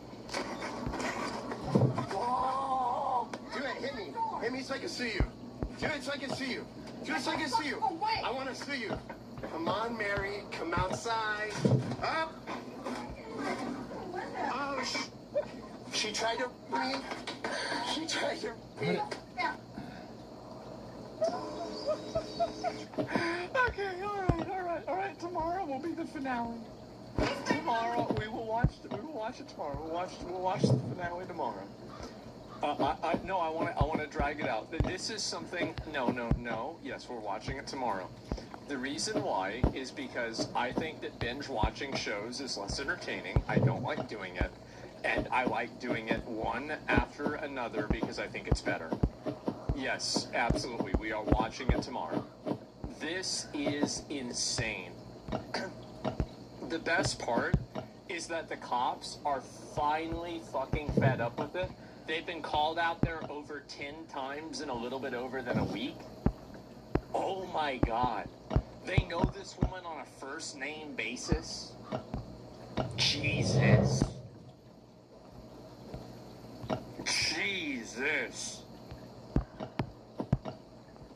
This is amazing. She's a squatter? Yes, she is. So basically there's these squatter laws. This is the video. Give it a like. This video went crazy. This has 1.2, million views. I wish for two things. Number one, she becomes so famous that she can no longer squat anywhere else and ruin any more lives. She's been doing this since the 1990s. These videos show how crazy squatters' rights are and what a burden it is to everybody, and there is real changes made everywhere. That's fucking right. Yes, this woman, tens of millions of dollars. Absolutely fucking amazing. What are squatters' laws? So basically back in like the Wild West, and yeah, it was way before 1800. You're right, it probably could be even before then. And so can't they just ask the county of no trespasser to sign this place to the house and they just throw her out? Sorry for posting this a few times. I don't know what the rules are. I really don't. But people like Mary know what the rules are, and that's why she's been doing it for 30 years. So the cops just have to deal with her. Yep, there it is. And it shouldn't apply to a place of business like a B&B. Look, I don't know, like, what it is. I just think that it's fucking ridiculous. It is. It is insane. It's a big free real estate W. It's from the law is from 1670. We didn't have a country in Okay. 1670. Well, there you go. That's the problem right there. Yep, is there a dumbass car? I guess so. Yep, there it is. The old days. The fact that she's doing this for 30 plus years and hasn't copped a bullet or a knife into just amazes me. Most people don't have that happen. This isn't Texas, okay? It's California. I love the cop gaslighting her into thinking that the banging is actually Andy's broom trying to clean up the mess.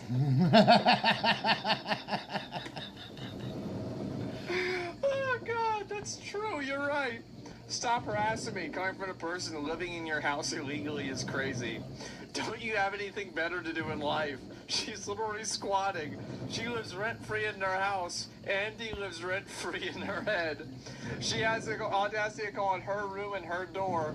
I'll never understand some people. Well, they're just animals. That's it. It's the same. Remember what I said before about how, oh, food? Huh? Food? Food? Wait, really? Food? Nope, fatty. You would want food, fat ass, fat idiot. No, man, fuck. I'm ready for some Dominoes and hold up. What's in those black and gold boxes? Okay, Parmesan stuffed crust and handmade pan. Well, that's...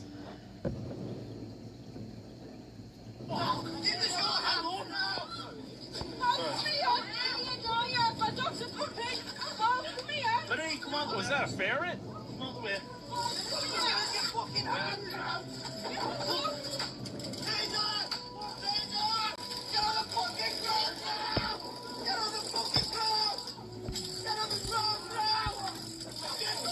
Jesus, bro, they tase this guy and he just pulls it off?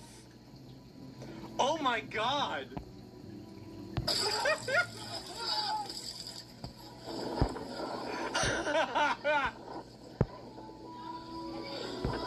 He just runs away. Wow. I want him to fall out. Jesus, man. Level 99 barbarian. Look at him. Look how big this guy is. They're zapping him, and he just walks forward. He pulls the fucking thing off. The guy hits him. He doesn't even notice it. Jesus. Gotta be like 6'4". Yeah, it's a big boy. Adrenaline, yeah, 2 guys too. Oh my god, what are the cops doing? That's embarrassing, isn't it? The cables are still on, he didn't give a fuck. Yeah, this is insane, man. They reduced the taser voltage in Britain from 50K down to 1K by law. Police officers, the switch to the lower voltage taser is in current development. It was formally approved by the Home Secretary in 2025. Wait, it's true. Voltage, maximum output reduced to 1,000 volts compared to 50,000 initial arc on the older models. Okay, so what?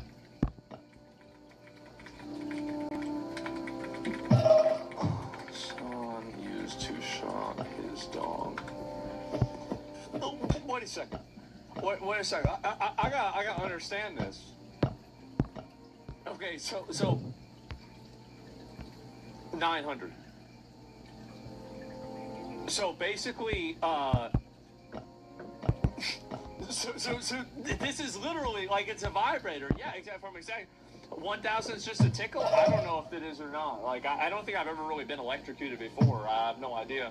It can exceed 1,000. T10. So it went from... So no wonder the guy just pulled it off and ran away. He just said, get this shit out of here.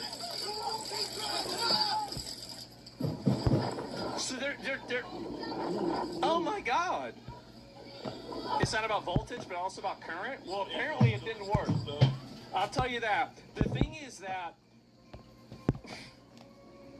Here. Let me show you what it's like here in America, all right? Police officer used a taser. Okay, all right, this is in America. Caught on camera, dramatic incident between a man and a police officer in Miami. Take a look at this video. It was shot yesterday on North Bayshore Drive. The man approached the officer who was investigating something else. Police say he refused to back off and kept walking towards the officer with an unknown object in his hand. And even after the officer fired his taser, the man continued screaming at the officer and walking towards him. Once other officers arrived, shoot somebody the man in a hoodie. finally surrendered. Wait. Oh, it worked on. It didn't work on him too. Oh my God. Well, let me. All right. How about this one?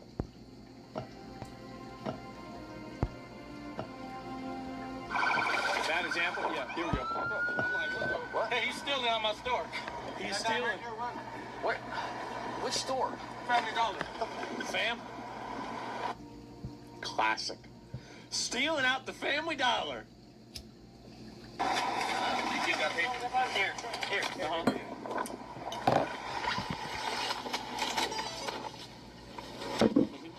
TOS? It's not TOS. If it's on YouTube, it's not TOS. Micro looting? Yeah. Here we go. Micro looting. $1.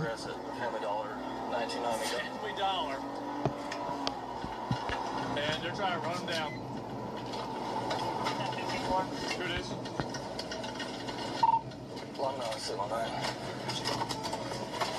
Hey, come here. Come here, retard. Come here. Come here, retard. Come here. Hey, come here. Come here right now. Brother, I'm gonna fucking take you, man.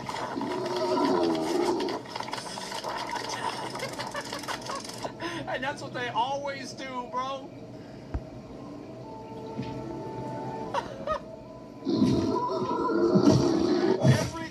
Every time, they always go into that mummy pose. Oh, man. Put him in a coffin. I'm gonna watch. I want to watch another one. I love watching this happen. Here we go. 34. Same, bro? Yeah. Hold on for me, boss man. Hold on. 32 style pad. Church's chicken.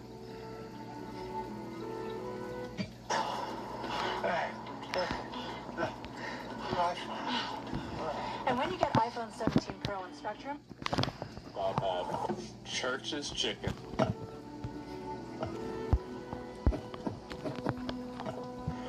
Oh, God. Oh, jeez. Okay. 538 Lee Street. Right. Black Nissan Altima 35 Sam Mary item. You don't roll on? You got your license on you? Yeah. You the register on the vehicle? Listen. Okay. You said they do roll down? Okay. That was my first car. Hey, shut up. All right, just roll the window down. He's in the traffic stop. Appreciate it.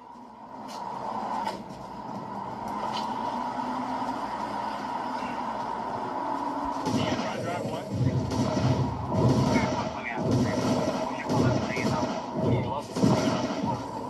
Did you know your license is suspended? Uh-oh.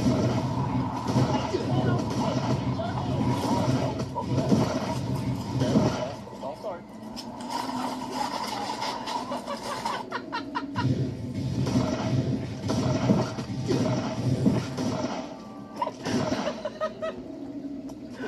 Don't stop. Stop.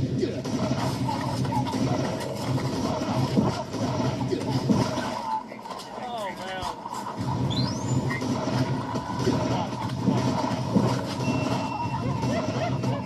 On the ground. Turn over. Turn over. Turn over. Turn over. Now. Turn over. Lay the fuck down. Now I'm fucking down. Give me your goddamn hands. Now. You see, bro, he got into the pose again every single time, immediately. Give me the Oh! other hand. Yep. What a fucking idiot. Yup. What a... Yep. Another one. Another one, yep. Oh my goodness. Start setting this. This is far. Well, we right here. Oh, man. Another one. Airplane mode. Another one again.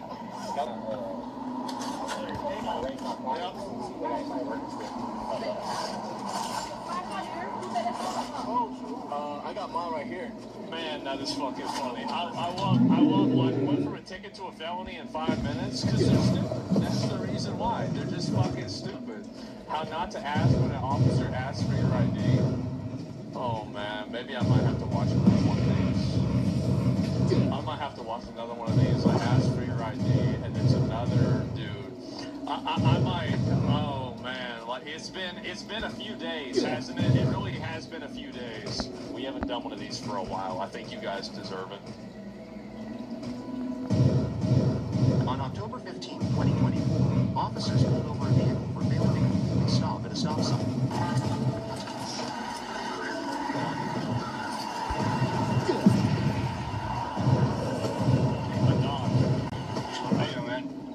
Officer Rodriguez with the Ryan Police Department.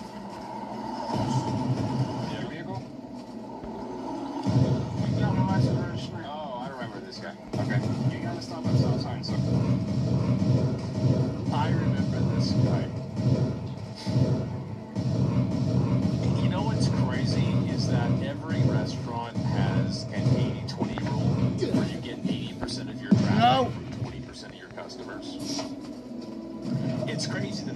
probably have the same thing.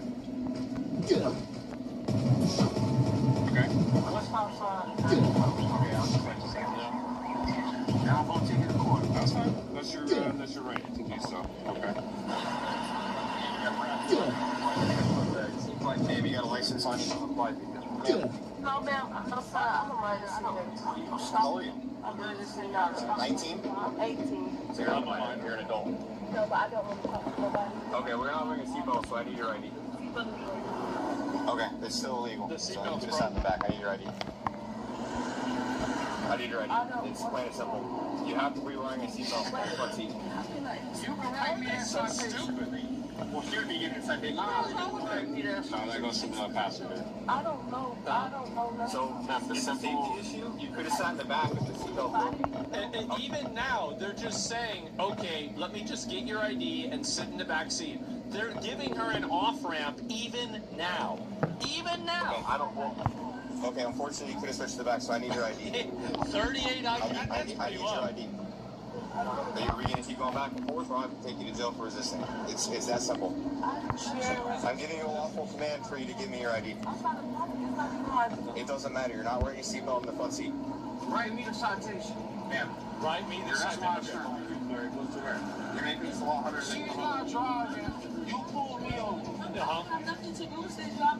I'm okay with that. Where's my fucking dog at? Identify yourself, okay?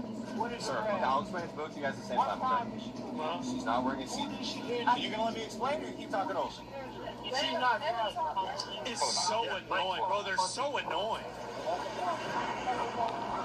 Jesus. The police up. I'm gonna ask them what the case law is on this.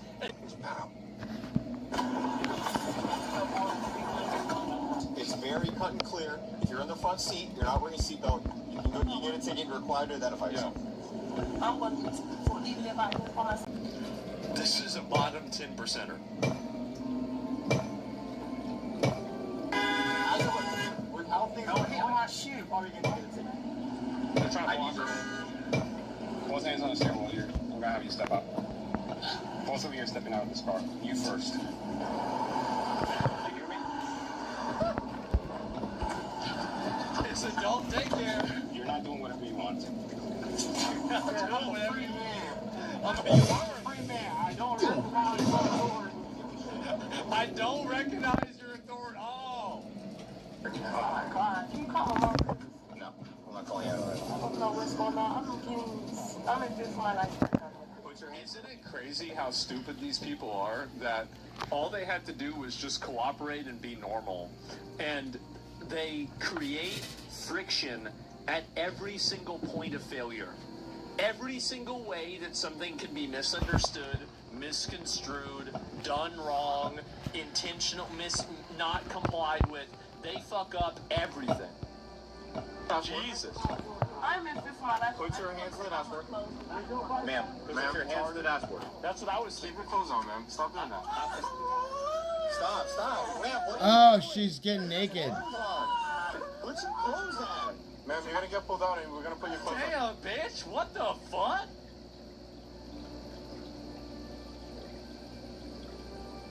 What the fuck? What is she fucking retarded?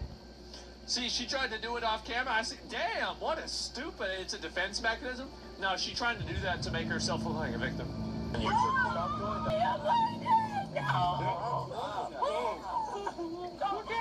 her. Oh, my mama.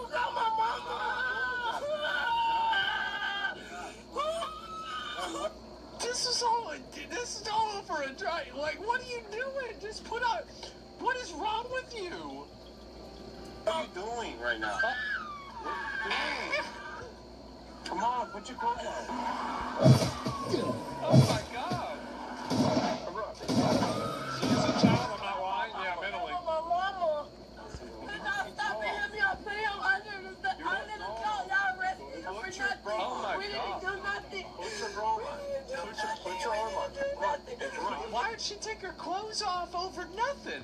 The fuck's wrong with her? Thank God for body cams. And this is the exact kind of story that you would see like 10 years ago. CNN would run something like this and say, you know, black teen strip search by white officers in Florida, possibly motivated by race. And you'd have, you know, like coverage of this and everything. Oh my God, twist the story. Yeah.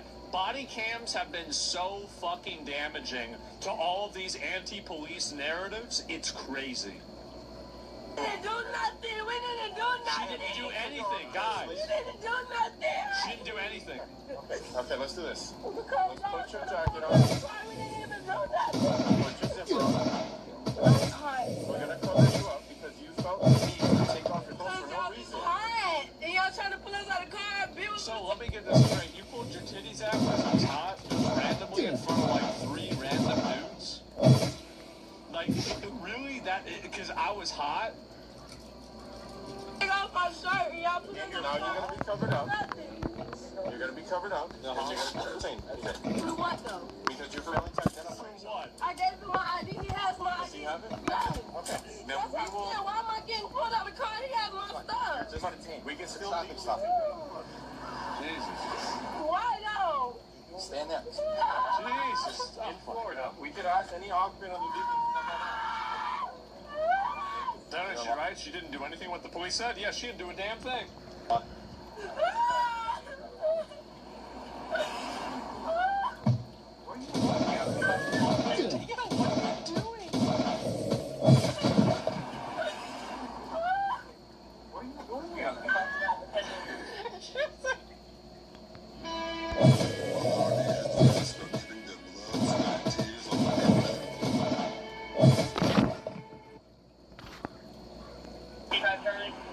It's so hot. I hate being outside like this. You're doing the most right now. You're doing the most right now. I hate being outside like this. For no reason. I don't like it. Exactly. So what?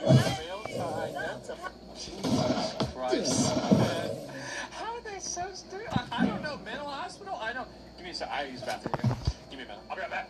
All right. I love watching these. I'm going to be real. I do. I will never get tired of this. I'll never get tired of people like this getting packed up. It's so funny. Could it be they're so brainwashed by everybody telling them the police is out to hurt them that they're really scared shitless at the sight of them? Yeah, I do think the media playing up the fact that the police, you know, like, oh, well, if the police pull you over, you're dead. They're going to shoot you. They're going to kill you. That's what's going to happen. And yeah, I do think it makes it a lot worse. Yourself. You failed to identify yourself. I was standing at the window. You failed to identify. I don't want to talk. No, y'all you stop need to identify yourself because you're not wearing a seatbelt. You're not wearing a seatbelt. I never heard that. No, I never heard that. I had to identify myself. Then we are the law enforcement. I never heard that I didn't have my seatbelt on. Well, did you have it on or not? We educate people on that. We don't give tickets and arrest people for no reason. I don't like talking to the police, so I don't like talking to them. Then all you I gotta don't do like is listen. it. Not me. I'm not the person. All you gotta do is listen. I have anxiety That's though. it. Like, I have don't anxiety. Like outside for everybody. That has nothing to do with it. This is ridiculous. That has nothing to do with it. You're throwing out excuses for no reason. That has nothing to do with it. They don't give a fuck. You should have gave us your name at the beginning. We would have left you in the car. You would have stayed in the car. Probably would have got a ticket or a burnt point at the ticket. And then after I already gave him my ID, we always going to take him out of the car. Then y'all said take me out of the car because he wasn't cooperating. I cooperated. Nah, I stood at the door. Nah. Because he wasn't cooperating. I cooperated.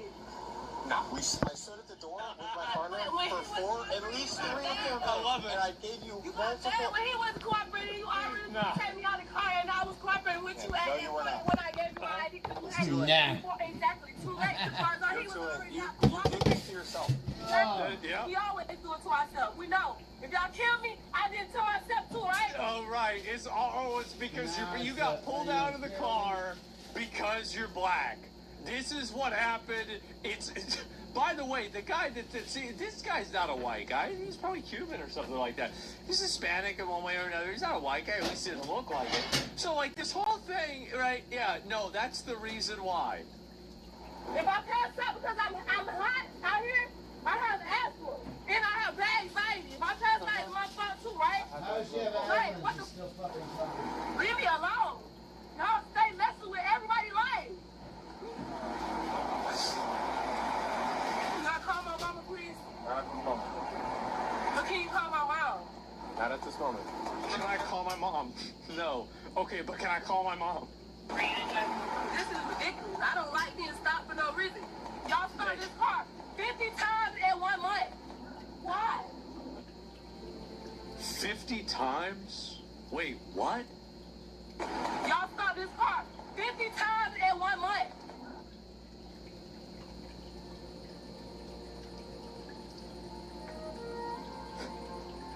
That's how they knew it was him. She's probably exaggerating, but it's probably happened a lot more. Probably 5 times. But still, I mean, how many times a month do you get stopped? Why? For me, it's 0. Y'all want it? Write something. Yeah, you can't see now. I'm familiar with a Plainview doctor. And I'm glad I never been in it. This one, I swear to God, I've been in twice. But bro, this is ridiculous. Y'all is sad. Listen to this shit. Oh my God, shut the fuck up. I'm telling you, I don't consent to any search of the seasons. Huh? I'm just letting you know. I'm just burning up. Is she going or not? Yeah. I'm burned up. Judge, one more. I know. This is kind of the base. Stand up, we're gonna get you out of the heat. It does count as total base. Judge, 1 total base. Where am I going? We're gonna walk to this car. Uh-oh. A new car. Where am I going? I'll explain it to you when we sit inside the car. Because you're hot, right? You wanna get you AC? Yeah. That's where there's AC. There's AC in the jail. So you're like a friend or the resident? There's AC in jail? Friend? Relative? You won't talk to him? Has my ticket been rolled yet? No. Because we're still dealing with her. Uh-huh. So here's the deal, okay? What's the deal? You're gonna get arrested for resisting without violence, okay? I gave you multiple commands for you to give me your ID, and you didn't give me your ID. I gave you my ID, so I have... I sat there. No, you didn't. I sat there multiple... She got a nose ring, too. How is it that everybody that has a nose ring is fucked up? Everybody that has a nose ring is just fucked up in one way or another. Not in the same way all the time, but like, damn. Like, what is it, like, 99 out of 100 times they're fucked up? Time to give you commands. And what else? And what else? What am I getting arrested for? Resisting without violence, I just told you. Yes, that's it. That's it? Please, Yeah, I that's can't. right. Please, I can't. I did not pull away from you, though. I didn't do anything. It doesn't need to be that. It isn't I just, when I gave you my stuff, I gave it to you within, what, 5 minutes? And the thing is that you realize that the reason why he told her that you have to sit down first before I tell you what you're sitting down for is because he knew that she would start wild out trying to get out of it, wouldn't get in the car. So, like, he planned this out ahead of time. He says, well, you're going to sit in the car first, and then I'm going to tell you, so that way you can't fight me to try to get in the car. Like, this is a professional here. You see this? His mental chess, right? And it's like, when you're playing chess with a pigeon, you know, like, stops, you win. Sure, got yourself into it. Right before we came. Oh my God, is he going to jail? I don't know. Like, because he did his stuff on stage. He did the same thing like us, and y'all stopped him. Yeah. Oh, she was deep on busted. Undressing? She was topless. Bro, we have to put the jacket on her. My supervisor's here. She's gonna search real quick, okay? Uh-oh. Face the car. He arrested me for not giving my ID, but it didn't take longer than 5 minutes. They stopped him for not stopping at the stop sign. I'm confused. I'm really confused about it. The police been in my life all my life. What the fuck are you saying? What is she talking? Bunch of fucking words like fucking Kamala with word salad? What the fuck?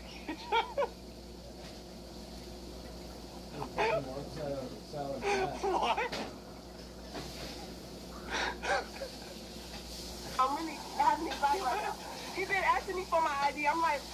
apologized to me for my ID and y'all stopped him.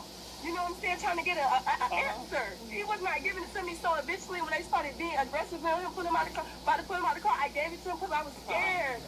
He said he arrested me for resisting arrest with violence or without? Without violence. Without violence, but how? Okay. I'll explain to you in a second. Do you have anything on you? No. No? Okay. Roger! You see, they just say, okay. You please call my mama because I don't understand this. Well, I'll explain it to you, okay? Adult daycare, bro. It's not for nothing, but seriously, Jason, this is nothing. Man. I'll talk to you in a second, okay? I don't want to go to jail. I didn't do anything. Please try to report it to me. I don't want to go to jail. I don't want to go to jail, guys. Tango for this. Yes. Okay. I wonder why. She's 22. Give me a second, and then I'll talk to you about it. Okay? Watch your feet, okay? Take care. Turn around for me, sir. Just stay facing that way until I get both the handcuffs off, right? Appreciate you. Yeah, where's your phone at?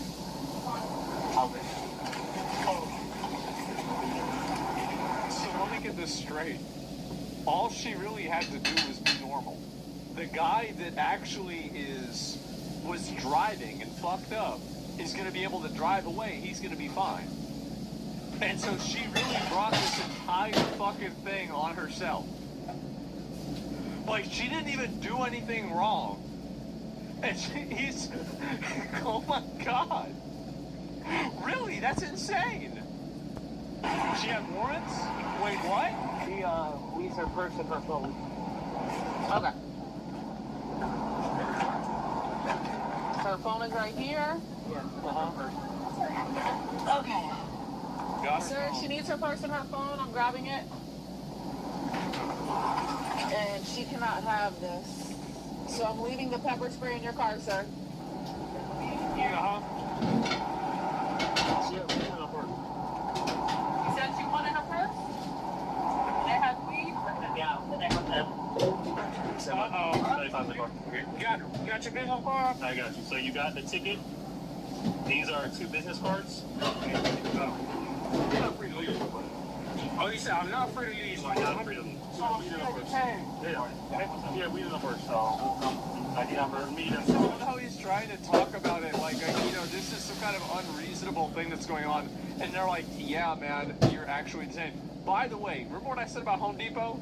If this guy was at the Home Depot, I have a feeling that things would not have escalated. I do, I've got a feeling. I don't know why. I have no idea why. But I'm just thinking about it. Yeah, we are first. Your search only limits to the purse. It doesn't limit to the car. That is untrue. That is. What is your purse, sir? Okay. Anybody know, sir? You wrote a ticket. What's his, Leo, what's his first name? I'm trying to give you back your stuff. It's always really funny to me when like sub 80 IQ people think that they're going to use the law and like have a legal debate with a police officer. Because like they're so stupid that they don't even understand that they're stupid. They have no idea that they're stupid. So they'll just say whatever the fuck they want. Do you want your visa? Or give them to me. See, I'm trying to help you out, bro. Don't have my video? This is not a 106 IQ. I don't think it is. Because right now you're searching my car and I said I don't continue to search. Yes, you do. No, you definitely do. No, you don't. But it's all fine though. I'm getting all your names and bad. That's fine. Everything you said so far is wrong, and I continue to correct you. She wanted her purse. You can limit your search to the purse. Do you not understand me? I said you can limit your search to the purse. That's not my purse. We understand. I don't smoke or drink. You smell no weed coming from the car. We understand that. So you also agree. grab the purse and you open the purse. You can't search it while they're searching it. You can limit your search to the purse. I'll take that. You're right. Yes, I am right. I know I'm right. I don't have to go to law school to know. You're not gonna risk our job. I don't have to go to law school to know. Fucking base. I'll fall back. I promise you. But it's fine. I'm gonna get all you did. Yeah, that's fine. I gave you mine. And I gave you hers. I think everybody will be yours. I gave mine. That's fine. Sarah. But that doesn't limit the I already stated I don't consent. Yeah, doesn't matter. First in the car, was it not? In or out of that car. Did you smell weed coming from the car, right? Blame the doctor, right? You looked in the car. Did you see weed? No. We found weed. Did you smell weed? No. We found weed. I only looked. Blame your doctor. You found the weed inside the purse, right? Inside the car. Inside the purse, right? Inside the car. Inside the purse. Inside. Inside of the purse that's inside of the car, man. Like, what are you doing? What do you think that the purse is like a safe zone? That it's not in the car? Like, or really? Like, god damn. Bro thinks he's cooking. He does. He thinks he got him. Inside the purse. You can keep doing all this shit. Yeah, you can keep doing whatever you want. So you can keep doing all that talking. That's fine. Like I said. Go to the Yes, I got my name, my badge, everything like that. Go to the police department, go to the Tallahassee court, federal court, wherever you need to go, just go ahead and get it. Yeah, there's no point of holding court on the side of the road, right? There's no point. You're right. Let's go to court. Yeah, for sure. You're definitely going to get a court over this. That is actually a great statement.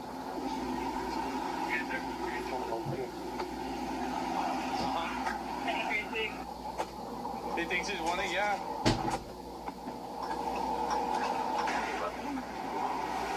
So I see the body cam still rolling. You know it rolling?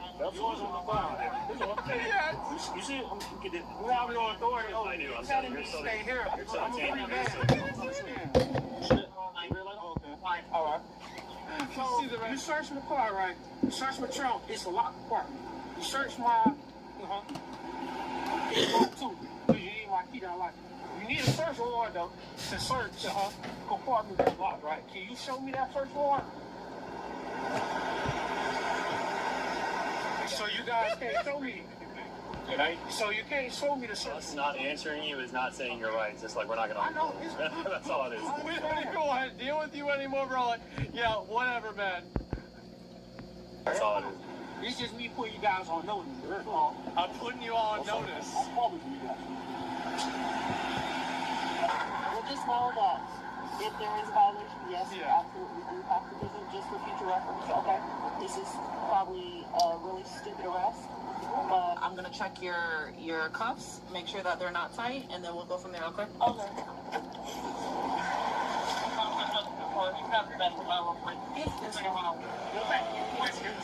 Yeah, we can get him out. Yeah, that's what I'm trying to do. Are you good with that? Mike, are you good with him? Yes. His keys are in the center. Alright, so you are free to go. Do you have any questions for me?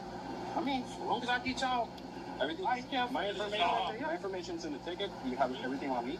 Your keys are in the center console. So you are free to go. You want your keys?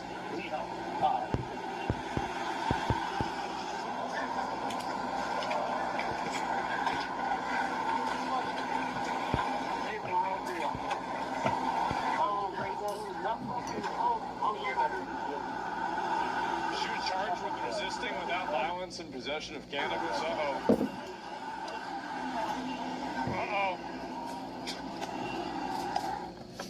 Oh my fucking god. Like, honestly, it's crazy for me to see. He was right. What is this here? He was right. They can't search it, but they can tow the vehicle. And the glove box is locked. They can't search it, but they can tow the vehicle. Yeah, but like, you really want your vehicle towed? Probably not. And so, call at the beginning, they were high as fuck. Yeah, exactly. Like, honestly, some of these people, it's insane how stupid some of these people are, really. It is. Like, it's shocking for me to see this. One more? All right, we'll watch the drug dealer's worst nightmare came true. Not today, but tomorrow. I will promise you guys, and I don't do this. I do not do this. But I will promise you guys I'll watch that one, okay? That's got a lot of views. It's probably going to be a good one, okay? There's always going... They probably come up with a reason for why it's... This is what... Oh, my God. Oh, my... Really? Enough? Why do they keep getting dragged out of their cars? Really? Like, what is this? Like, Jesus. I don't understand what this is. Racist woman assaults a group of little kids? Wait, what the fuck? Like, God, what the fuck is going on with these people? Jesus, man, people are out of their fucking mind. Bush guide, cold and smooth survival skills. My watch is broken. You can tell time by measuring the sun's distance from the horizon.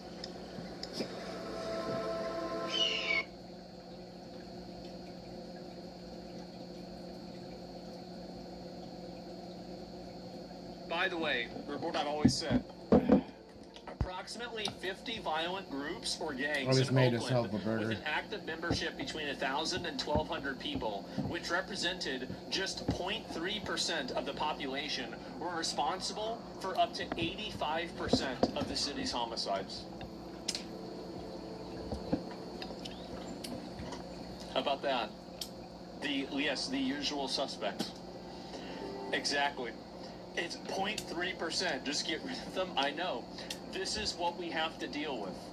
This is it. Isn't it insane? Oakland has a population of 450,000 people. It's a blessed geographic location. There's almost nowhere to allow year-round temperatures around the low 70s, notoriously a crime-ridden hellhole. 90% of crime is committed by about 1,200. 1,200 different individuals. 1,200 people causing all of the problems. Can you get rid of them? No. Can't do that. And yeah, Oakland could make crime vanish by making these people vanish into a prison or whatever. Instead, Oakland elects progressive mayors and prosecutors who keep these people on the streets, keep encampments in the parks, and provide no remedy for rampant property crime disorder, and keep spending hundreds of thousands of public dollars in social services and criminal justice expenditures every year for these individuals who are nothing but detrimental and will never be anything else. Man. They fucked up Oakland. Cali is doomed. Yeah, I guess so. And Oakland's always had this issue in gang-related problems, and it always will until somebody wants to solve it. My son, 6 years old, was prohibited from sitting next to his friend on the school bus because a parent objected to my perspectives on book challenges. My older son's history teacher allowed students to label him a Nazi file simply for his interest in history and participation in ROTC.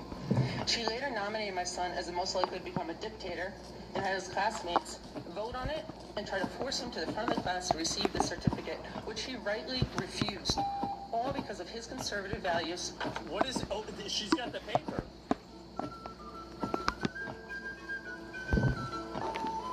Would I... Oh my God. Values. It's hard to... It's hard to read. Perspectives. Thank you. Man, that is crazy. Arrest the fucking teacher. That's insane. I know. School... Well, that's what they'll do. That is. It's what they'll do. I told y'all this shit's happening. I did. I told y'all this shit's happening. And the teachers are the problem, bro. They are a big fucking problem. And, yeah, it's a huge, huge problem. I used to believe I was owed reparations due to slavery. I believe that I couldn't be racist towards white people because I didn't have systemic lives matter, George Floyd, all that stuff. I believe lives matter, reparations. What happened? Well, I had a situation back in Chicago where I moved in an apartment, and they originally told me I'd be assigned a roommate of the same gender to share a bathroom. They actually ended up... And you know where this is going. Everybody knows. It's not an Finding me a apartment. transgender as a roommate, and I only found out it was a transgender because the toilet seat was being left up consistently. And when I reached out to my black housing manager, she told me they weren't allowed to discriminate, and I could move down the hallway to another room if I had a problem. And when she used the word discriminate, it made me think about politics. So I started looking up just what in politics made it legal for a man to be in a woman's space. And all of a sudden, I'm seeing all the evil, racist, Republican white people are the ones with common sense who don't want this weirdness going on. So I found myself voting for Trump. And you became a wife at 23? I did. After being a feminist your whole life? Did. Okay. Man, how about that? That's crazy. And so, yep, there you go. She aren't respectable? Yeah, she just looked into it like, wait a minute, what's all this? She escaped? I know. You're going to have a lot of instances of this happening. You are. And hopefully there are even more of it. I think so, but we'll see what happens. What is this? Actually saved? Yeah. Could you spell and pronounce your name for me? Yeah, it's Christina with a CH, and then Maimone, M-A-I-M-O-N-E. You have your face covered. Is there a reason for that? Yes, because there's been a lot of really fascist responses to protesting under this administration, and we don't really know who's going to show up or what's going to happen, so it's just a protective measure. You just gave your name out. She literally just gave her name out. It's just so embarrassing. Oh, here we go. Idiots. Leftist May Day ICE protesters took over a Home Depot. Why would you go to a Home Depot? Anti-ICE activists, take a look. They've taken over the checkout counters here at this Home Depot here in Westlake. We want to bring you in just a little closer. We're not going inside the store, but you can see that there are signs that say ICE out of the Home Depot. They've essentially stopped business here, and I want to bring in Priscilla. We were just speaking here with Priscilla. You're with Democratic Socialists of Los Angeles. Priscilla, tell us what... Democratic Socialists of Los Angeles. Oh, boy. L'chaim. Yeah, we are on International Workers' Day halting for a moment a piece of profit that in the end will not affect the pockets of this billionaire's profit that he's making. And we're asking for them to end collaboration. Yeah, Home Depot is owned by one guy. Of migrants. And we are asking for them to stop allowing ICE in here and snatching day laborers from their parking lots and inside their stores. And Priscilla, we know that through all of the immigration enforcement that started back in June of last year, that Home Depots have been a target for that immigration enforcement. They say fish where the fish are. And I know that you want more rights for day laborers. Can you talk some specifics, what you'd like to see? Well, and with the collaboration to ICE, obviously, for what we're aiming for in the long run is amnesty. Yeah, you want to bring a bunch of these people over there and ethnically replace the people that are there. That's what you want to do. It's obvious. That's why they say it. They're fucking great replacement. Why is she hysterical? Because that's what all these people are. They're crazy. And these people do this. Yes, day laborers equal slaves. Exactly. And Home Depot. See what we got on this one. I should have grabbed it. Should have waited a couple the thing is, couple Home minutes Depot's just to selling get the two wood. of them. They don't have anything to do with this. They're like, what the fuck? We just sell wood, guys. Home Depot isn't Ziggy's. Ziggy's is owned by one man. Fuck, like, y'all want to come in? This is not our problem. I think his last name is Ziegler. For them it is. That's why It's it's definitely a Ziggy's. fix for them because that's what their goal is. Absolutely. 100%. Was Democrats banned from migrants overrun the country? Democrats will be eaten alive by them? Well, I think that they view that it's going to be on their side, right? Obviously. Oh, here we go. We got another one.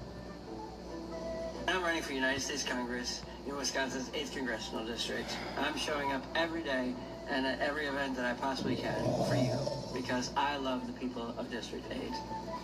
I want to be clear about a couple things. I am trans. I'm a weirdo. Things I said online last week when I referenced a post from Minocqua Brewing Company. I did so to stand up for Kirk's First Amendment rights. I do not advocate for violence. Yeah. I condemn it. But I don't think that I was entirely in the wrong by saying I'll feel some relief when this president's term is over. I wasn't wishing for his death. No. I was wishing for him to be gone. There's a big difference. I am one of the only candidates that I've seen advocating for his impeachment on a consistent basis. I want to... took to TikTok to walk back his campaign's post depicting him shooting President Trump at a gun range. You have to go after these people. You do. Like, you've got one right here. Like, you've got to start packing these people up one at a time. Every single day, going through it every single time. Yeah, you gotta do it. Take this person to jail. Yep, jail time, exactly. The fact that we're putting up with this is just insane. It is crazy why people put up with this shit. It's so annoying to me, too. It's obvious they're mentally unfit. I mean, you do something like that, it's beyond mentally unfit. It's that you're fucking threatening to shoot the president, right? Kathy Griffin got canceled for shit like this. I don't want people canceled. I want put in jail. Well, our research shows that there's some 600 groups, including the People's Forum, Party for Socialism and Liberation, and the Answer Coalition, and of course, our perennial favorite, Code Pink, which is upset about absolutely everything. And as Rachel mentioned a minute ago, these people, they don't know what they're talking about, but they do know that they got, $75 in cash probably to come out and hold a sign, and they're doing a good job of it, even though they don't really know what the sign says or what it means. We're looking at, literally in the billions in terms of the amount of money that gets spent like this, and it's, we're going to talk about dark money a lot in politics. Well, this is the darkest dark money there is. If it's so dark, then why don't you just figure out what's wrong? And you wind up with literally thousands of protests all around. It's crazy how much money is being spent on astroturfing this resistance. It's insane. Soros?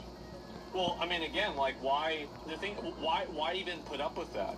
Why would you let somebody do that? Just shine a light on it. Yeah, say what it is. Country on the same day, and you wonder why when you wake up in the morning it's like, well, I never heard anything about that because you're not the target. They know how to target people. When you walk down the street and they say, hey, do you have it with a clipboard, and they say, do you have time for such and such rights, and then they get your email address.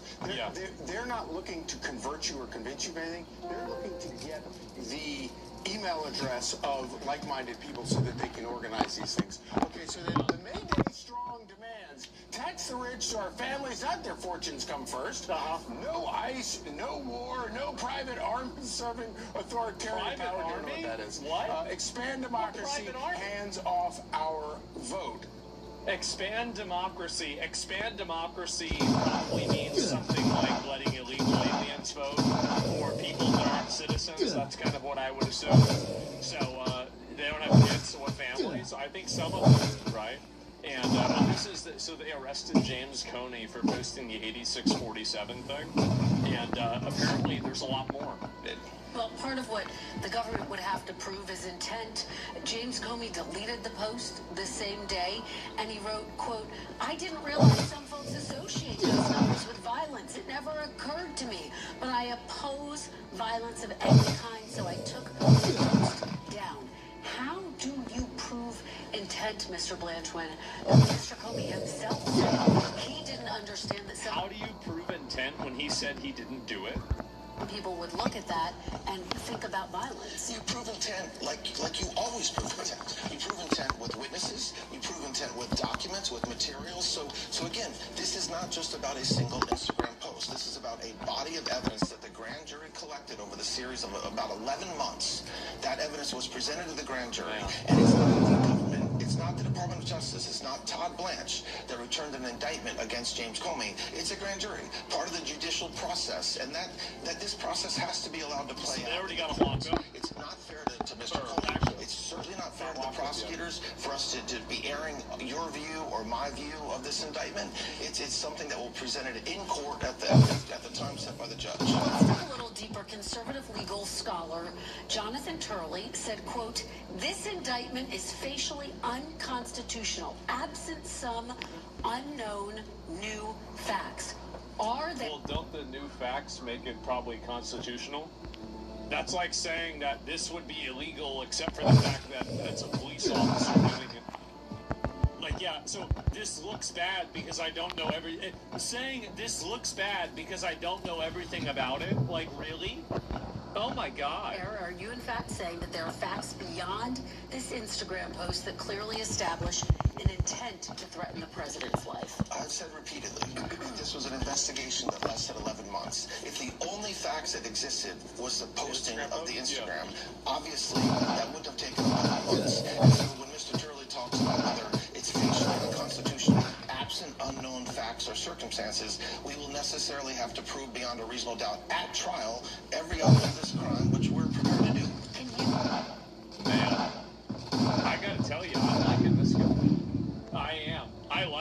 he's actually doing shit.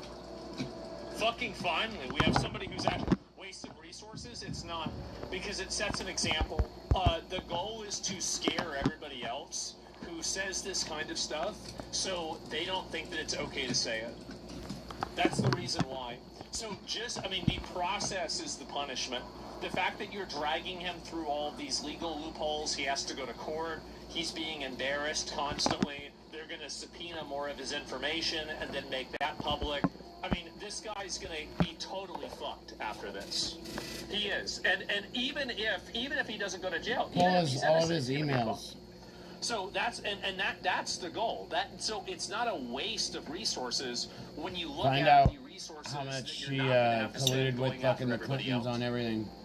That's it. And the reason why he's trying to be violent, 86, I'm alive, which is a threat directly. It's a small incitement here, but it's only if it's politically judged. Well, hopefully they do politically judge it, because I think that's clearly what the reason is. Cincinnati, Ohio liberal judge removed from office, sentenced to 6 months in jail, dragged out of the courtroom.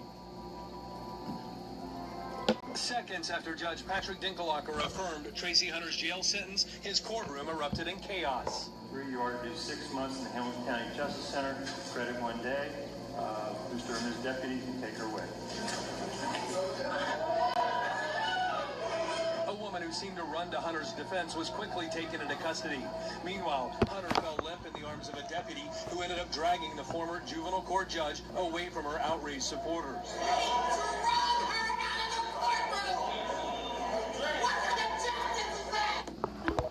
That's the right piece of shit. I'll tell you that. Oh, that's the right kind. I think it should be worse. Yeah, it's a judge. That's it?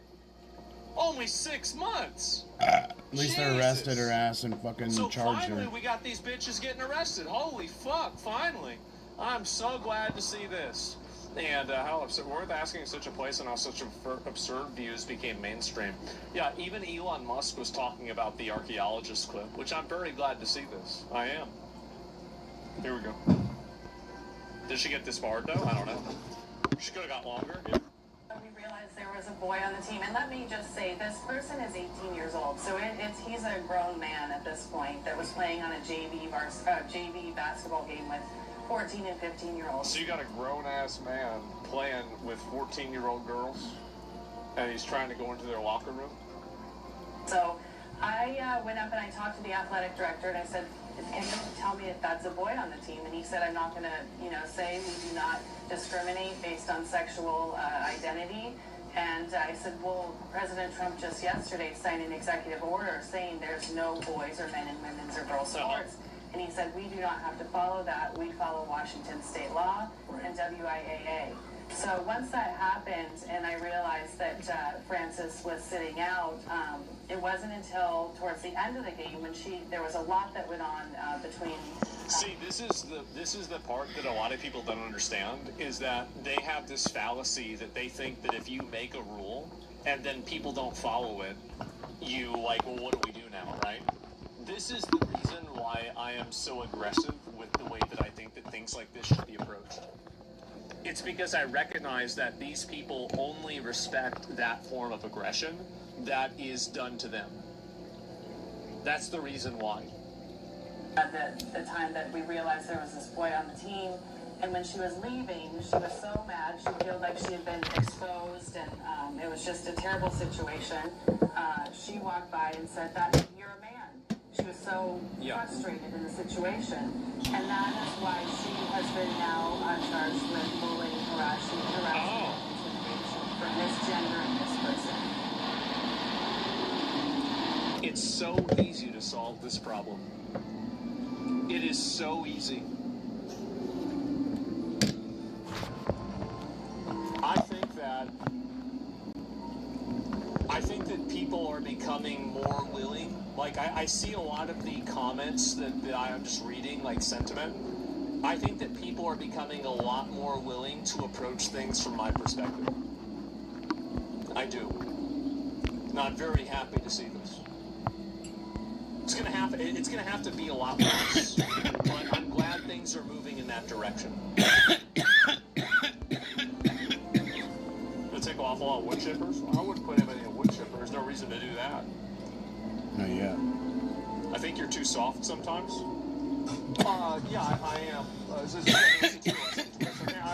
There are some things that I can't say what my opinion on it is. I'll be honest. Like, there are a lot of things like that. But what is this? Oh, here we go.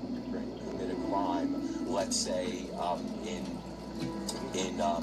Oregon, and they're an illegal immigrant, and sometimes these crimes are heinous. And in years past, in the previous administrations, they would call ICE and ask them to deport, and they wouldn't, and they would eventually wind up in, say, like Washington, the state of Seattle, another sanctuary jurisdiction, only to find out that that same criminal illegal alien committed another crime there, and it was the sanctuary policy that attracted them there. The easiest way to get rid of sanctuary policies is maybe we should start charging the politicians with crimes that vote for the sanctuary policies and make them accessories to whatever crimes are committed by This is the exact thing that I've said. This is the exact thing.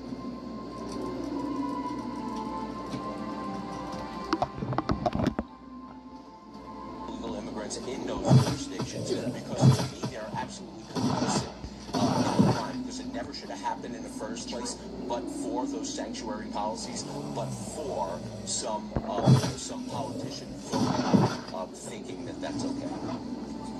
Exactly. Do you believe in riding some level of force equal to that of someone who's doing that force? Just curious at all? I don't believe in eye for an eye. I think that the moment somebody tries to take your eye, you should take everything you can from them. There's no reason to ever try to match force with a person who is trying to enact aggression onto you. The moment that you feel like you're being aggressed on, and the moment that you think that there's somebody who's trying to put you in danger or put you at risk, the goal should not be to get even, it should be to solve the problem, neutralize the threat. And that should be the goal. And so, like, that's my mind. You don't mean that? Well, of course I do. I mean, that's the only way you can approach things like that. That's not how eye for an eye works. Pull me up. Well, again, like, why would I pull you up for that? It's just stupid. Oh, here we go. Do we ever think, Chris, do we think about Doge and the hundreds of thousands of jobs that Doge got rid of last year? All of these federal workers still haven't found work. People have lost houses. There should have been more. Should have fired way more people. Didn't fire enough people. People have had loved ones that have died because they don't have health care. Like, when you think about earthquake. Soon that'll happen over here. Think about the brutality. Of course. I've seen his nuts. The thing is that this is, like, he's doing the same thing that other people do. You cause the problem, and then you get mad at people for solving it. There's no way that you can remove the amount of illegal aliens that are in the country without using brutal means. There's just not. Like, if you want mass deportations and you want the illegal aliens removed from the country, you are going to look at a lot of people being dragged out of their houses, violence happening, people getting killed. They're going to get killed. It's going to happen. I can promise you that. And if you can't stomach that, then you don't want mass deportation. But if I was somebody who doesn't know you, I would go, oh, he's saying that he deserved this and he made people get this radicalized through this thing. I think we have to deal with the reality that some of these policies have hurt people so much that some folks are willing to risk it all. That's exactly right. And that's why you've got to be on top of them even more. Charlemagne's right. He is. Like, there are a lot of people that have lost a lot, and they're willing to be more violent and aggressive. That's why we need to have more FBI agents, more control, more of these weirdos that are, like, making these threats online, these violent mobs, etc. That's the reason why we have to be even more aggressive on them. That's what I think. Well, now you're justifying it. I'm not justifying it. It's just a reality. But now you're justifying it. It's just a reality that you have to deal with. You feel like I'm justifying it, Miles? No, I think you can extrapolate out that, like, was Osama justified? Not justified. Was, like, Timothy McVeigh, all these other, like, political... You're making the argument that people make about Bin Laden, which is, well, if America wasn't doing this shit in the Middle East, then Bin Laden wouldn't have done it. Exactly. Well, I'm just saying that is the argument. He's totally right. This argument is awful. that they would make. I just think that we would be remiss to not take a step back and not just have conversations about violent rhetoric. Let's talk about violent policies. I wish we could, but we don't have any. People have been watching over the last year and a half, and how a lot of people have been hurt by those policies. And some of those people are willing to risk it all, because to your point earlier, they don't have nothing else to lose, at least in their mind. Yep. Sure. But I guess what I'm saying is we still go, it's wrong to do that. I'm not saying it's right. I'm just saying, like, you still have to deal with the reality. But he's right about that. He is. And that's why we need to there are a lot of people that are super angry about this, and if you don't acknowledge that and try to make countermeasures for it, you will have more assassination attempts, you will have more violence, etc. You kind of played hypocrisy for a moment there. You wanted more federal workers fired, but then you want more federal workers. I'm just going to perm ban you. I don't even want to engage with that. I both know from knowing people that are crazy that it actually doesn't take that much to get certain crazy people to do it. Can you be driven crazy? You lose your house, your grandma dies because, you couldn't afford health care, your grandma been living here her whole life, she gets deported to some country, or your wife or somebody that you love gets deported back to a country you've never been to. Can you be driven crazy? I think you can be radicalized for sure. I think there's a lot of proof for that. Sure. You can make that argument against sending law in the whole world. You can't. It's dumb as fuck, bro. Like, some of these arguments, be a citizen, exactly. There's guitars, you just have to, it's in a different spot. You don't, guitars usually, like, I find them on, you can find them in raids. You can find them in, I exposed. You can find a lot, you can find them all over. I just have to try to remember where I found. I had a bunch more guitars. I had like 10. I deleted a ton of stuff because I was like, man, I don't want to upgrade any of this shit. Nick Shirley is at it again. It's happening. It's happening. This is the sound.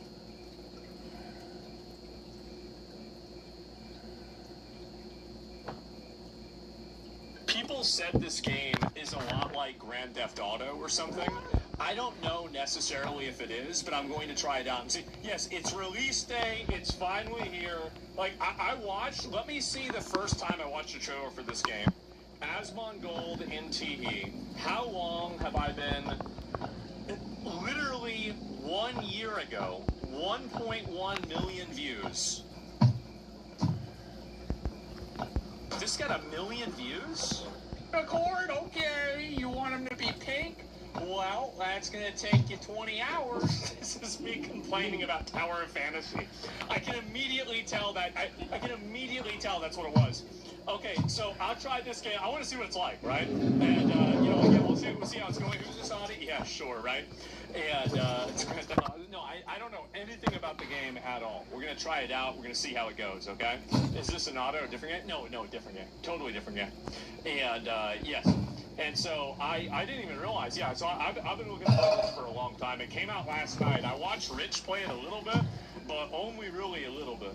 This is the first time. I've never played it. I didn't do any of the betas or anything. I'm going in raw. We're going to see what it's like. Where to get it? I don't know. Just Google it. I feel like they probably should have told me a better way to say that, but yeah, just look it up on Google. It's probably somewhere on there, right? And, okay. All right, gentlemen. All right. We're here. Today, we're going to begin an adventure. I don't know how this is going to go. My goal is I want to be able to get a car and see if I can run people over. I don't know if it'll let me, but we're going to find out. It has a very loud start, to be honest. I can turn it up and down. It's totally fine. Okay, let's see what it's like. All right, start. Okay, so I have to pick between a girl and a boy. Yeah, we're going to pick the guy, obviously. Okay, so, yeah, we're not going to be a girl, very clearly. It's not loud. I can just turn it up and down. It's not too big of a deal. All right, let's do it. You can go in first person, can I? I don't even know how it works. Confirm. Oh. Now what? Dear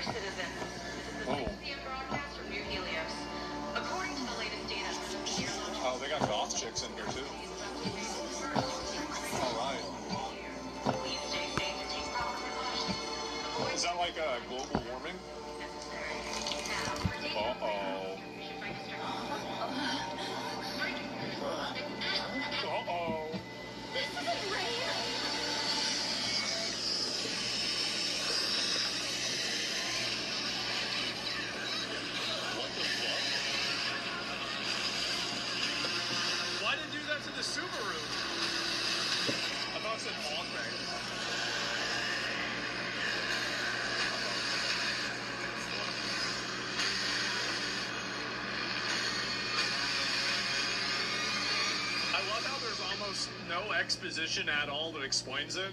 It's just instantly this. 1 minute fucking raid.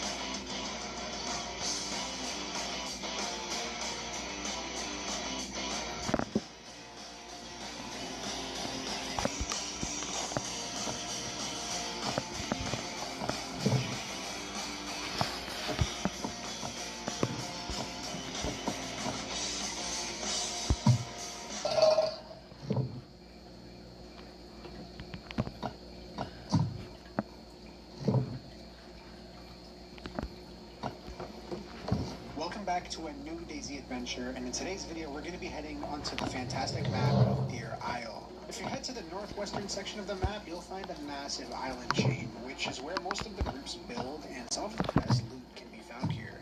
And I was going to...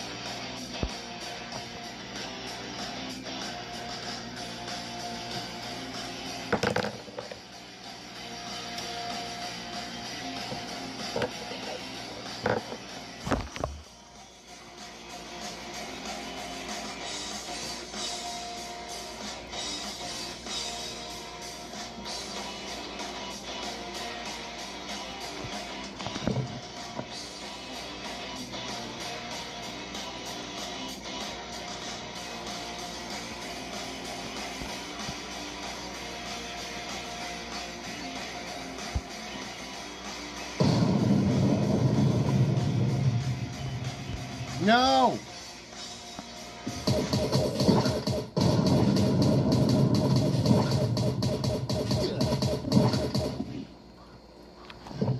Ping Players is the official sponsor of this video. More info on them later. I placed 100 players across the entire island to simulate the outbreak of a zombie apocalypse in DayZ. The players were given no guidance apart from one thing. If you die, you remain dead forever. Each player could do as they wanted, go alone, search for a cure, become the villain, or build a community for survivors. Essentially, it was up to each player to work with what they got to survive for as long as possible. And it wouldn't be easy, as the infected were a huge threat to each player. Hordes would roam around the map, and a few other mutations made them feared by all. The dog's gonna kill him before I'm dead. Together to survive, or will greed force everything to fall into chaos? What ended up happening is the single most eventful story arc I've ever recorded, and it starts when we all spawned in to explore roar for a new place to survive.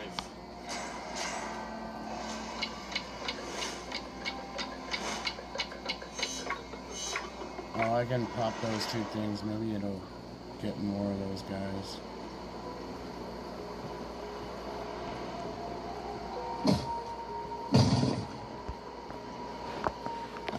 Okay, we're in. Time to get started. So we're playing today, hosted by myself. It's basically 100 players in the zombie apocalypse. So zombies are a lot stronger and a lot more abundant.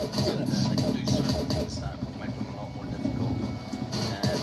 Right, let's get started. We need to find some loot. And avoid zombies at all costs because they are deadly. Now, this event had a few rules you need to be aware of. No, dog. Fuck! People couldn't just kill each other on sight. You needed to have a valid reason, like if they attempted to rob you. But with that said, you needed to value your own life. Remember, if you died, you were out of this event. Another thing was that we wanted people to team up and form alliances, so you had to interact with one another, and communication could only be done in-game. Looking for some gear to defend myself, I ran into my first survivor. No, there's a player there. Hello! Coming to save you. Oh my God, it's Lewis! Well, that's bullshit. Yo, what are the chances? Who's this? It's who? Oh, it's Fluxy! No way! Yeah, man. No way it's Fluxy. Bro, what are you doing? What's your plans? Mate, honestly, I had a plan originally, but I thought I'm just gonna wing it. I've got time. Can you grab this? Well, you can run with me if you want, but there's actually a gas canister in here for that. What up? I fucked up on this raid. I gotta try to spawn the zombies so I can get one of them to kill me because the dog keeps killing them. After leaving the rest of this hunting cabin location, we headed south towards a military camp. Ooh, military tents. It's like a shit raid. Might have to be careful here. Military zombies are hella strong, man. There's like one box that's in there and one box over here. There's like nothing. There's a flag here. Make armbands out of this. So got fucking berries. No, we might need that to kill these zombies.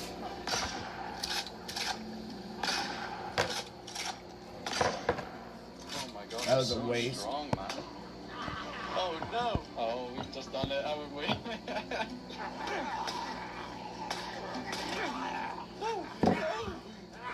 Some of the raids are fucking gay. Oh my God, go. Can't do shit about it. More powerful than we thought, and eventually we managed to take them out, but we had wasted a lot of time. Finally. Thankfully, back to us it watching. had all been worth it. Bro, there's a grenade launcher in here. No way. Can you hold it?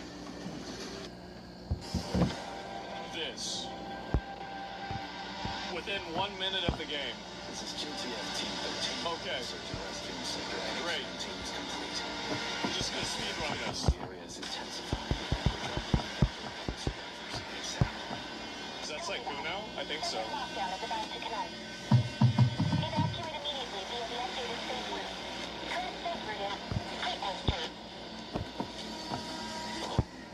That was anime GTA. That's my understanding. Uh-oh, they're zombies. He's crashing out.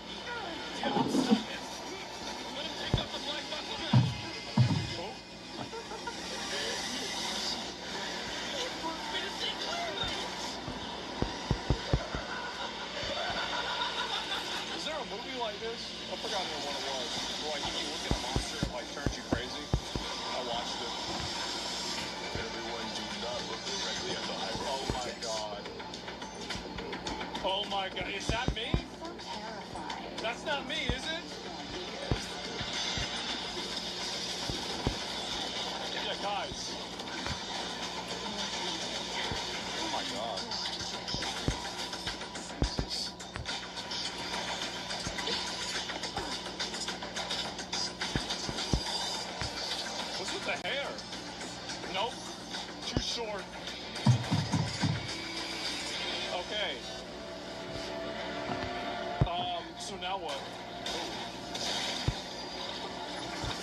executive, yeah.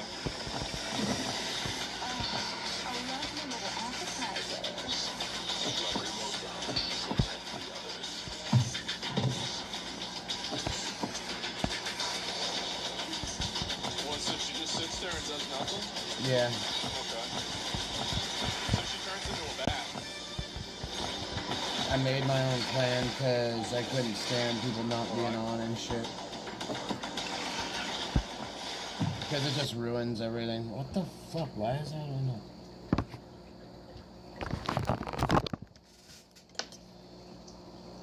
I guess this other phone doesn't like the charger.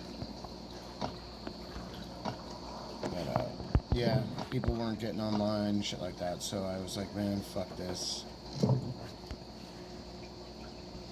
How many members are there? There's quite a few. There's one guy, I'm not gonna kick him because he really doesn't know what he's doing at all. So it makes it harder on everybody else for like, if you to go and do co-op and stuff.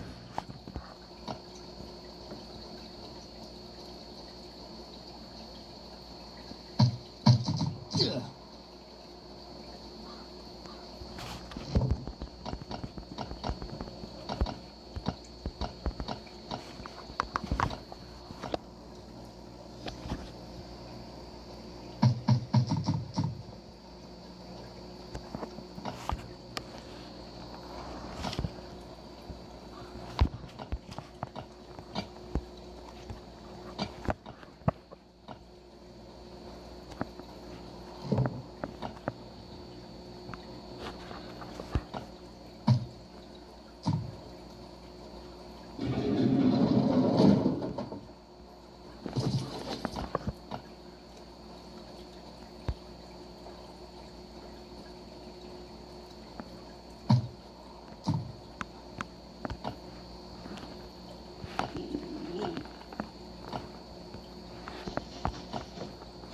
Come on, come on.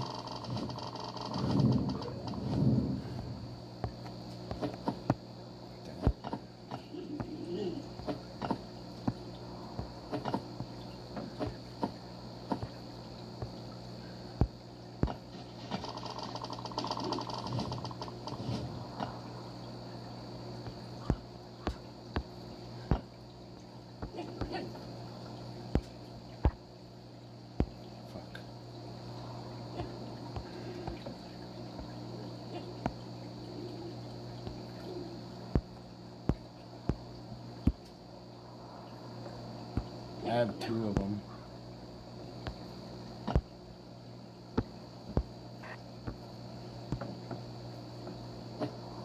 Where's that other one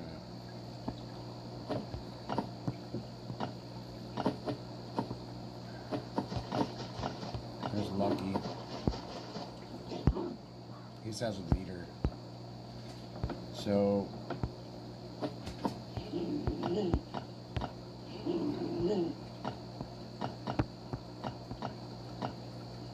I bought the backpack. I could make these fuck and maybe have one, but I don't want to chance it.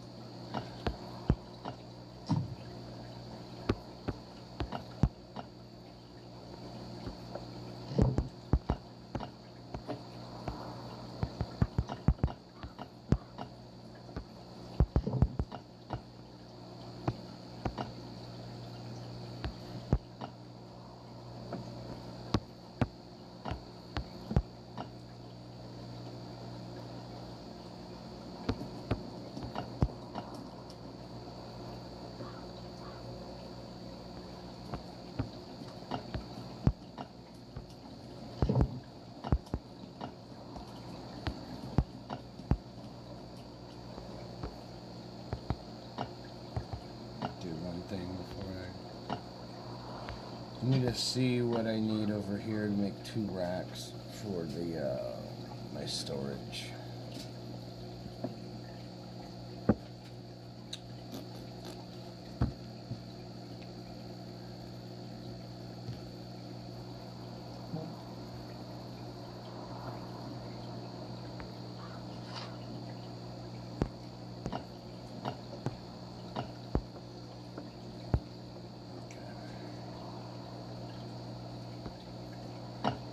Can make another one of those, but we need to get...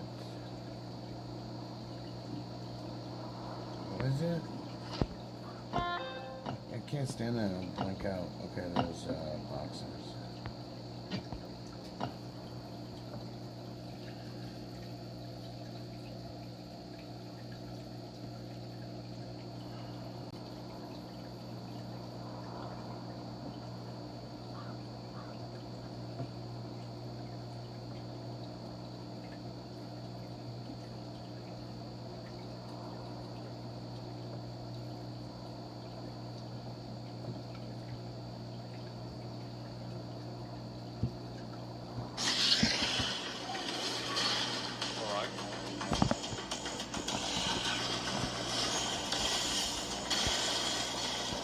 Like I'm about to have to play the game.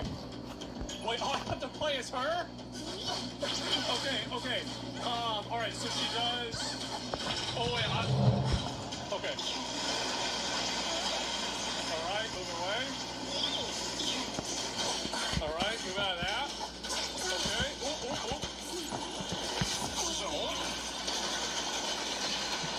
So I just had a bunch of cards run at him.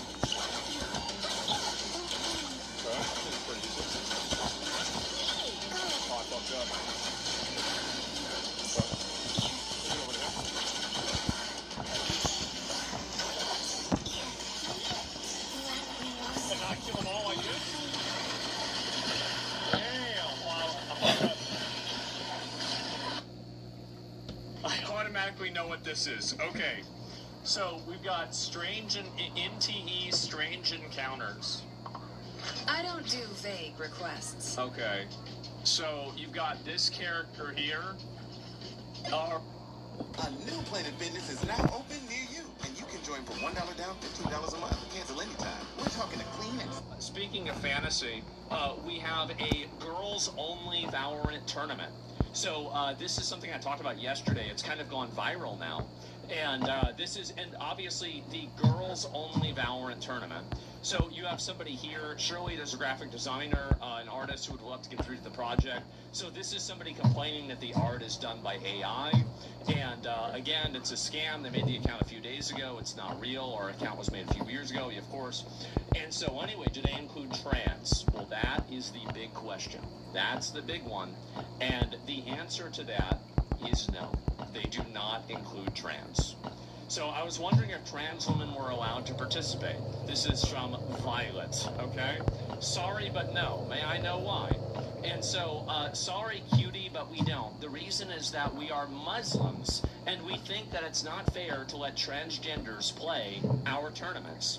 And in my opinion, like, this is what I find to be very funny, is that this is like the obvious, like, crash that a lot of leftists are going to have, where whenever you make your bed with one of the most conservative religious groups in the entire world, you are going to have problems with this. Like, a lot of these Muslims don't have the same, like, I'll tell you this. If you have a, like, think about your most racist Republican that hates gay people and everything else, and you have him sit down, and, like, the guy's not actually racist, right? But, like, the Republican that you say, like, this is the biggest problem ever, and then you take a guy from the Middle East that's a devout Muslim. I bet a lot of those two guys, I bet they're going to have a lot of things in common. I bet they are. And that's something that a lot of people don't talk about, is that inside of those two groups, there are a lot of Venn diagrams. And so anyway, also it's their tournaments, their rules. Yes, exactly. And yeah, Cloud Gaming, the Muslim thing's just to cover. They probably added one Muslim to have an explanation. Well, it doesn't really matter why. I mean, the reality is that, let me scroll down and show you some of these, right? I think this is kind of funny to watch everybody crashing out and getting mad about this. But let me scroll down and pull up everything else, because obviously this is a new thing, right? Where basically, and this is the kind of thing that I was talking about, how people, it's not enough for these people to, basically have their own, their own spaces, etc. They want to be involved in women's spaces. They want to invade women's spaces. And then they use everybody else having to cooperate with that as personal validation. They expect to be treated as if they're women. And here's the truth, right? Is that if you're a trans woman, you're not a real woman. You're not. You're biologically not a woman. You don't have the chromosomes, you don't have the biology, you don't have the genitalia, you're not the same thing. And anybody who argues differently from that is purely doing it out of it is an ideology. It is not biology, it's not logic, it's not rational. Everything about it is counter to everything. It is, what I am saying is pure science. And so anyway, you don't have the cards. That's right, you don't have the cards. And yes, anyway, destroy the construct of women, that's the goal? Well, maybe. And anyway, what do you mean transphobic? So you're trying to make some Muslim females drop their religious beliefs and let anyone around them in their own safe space, not respecting their religious boundaries, is Islamophobic.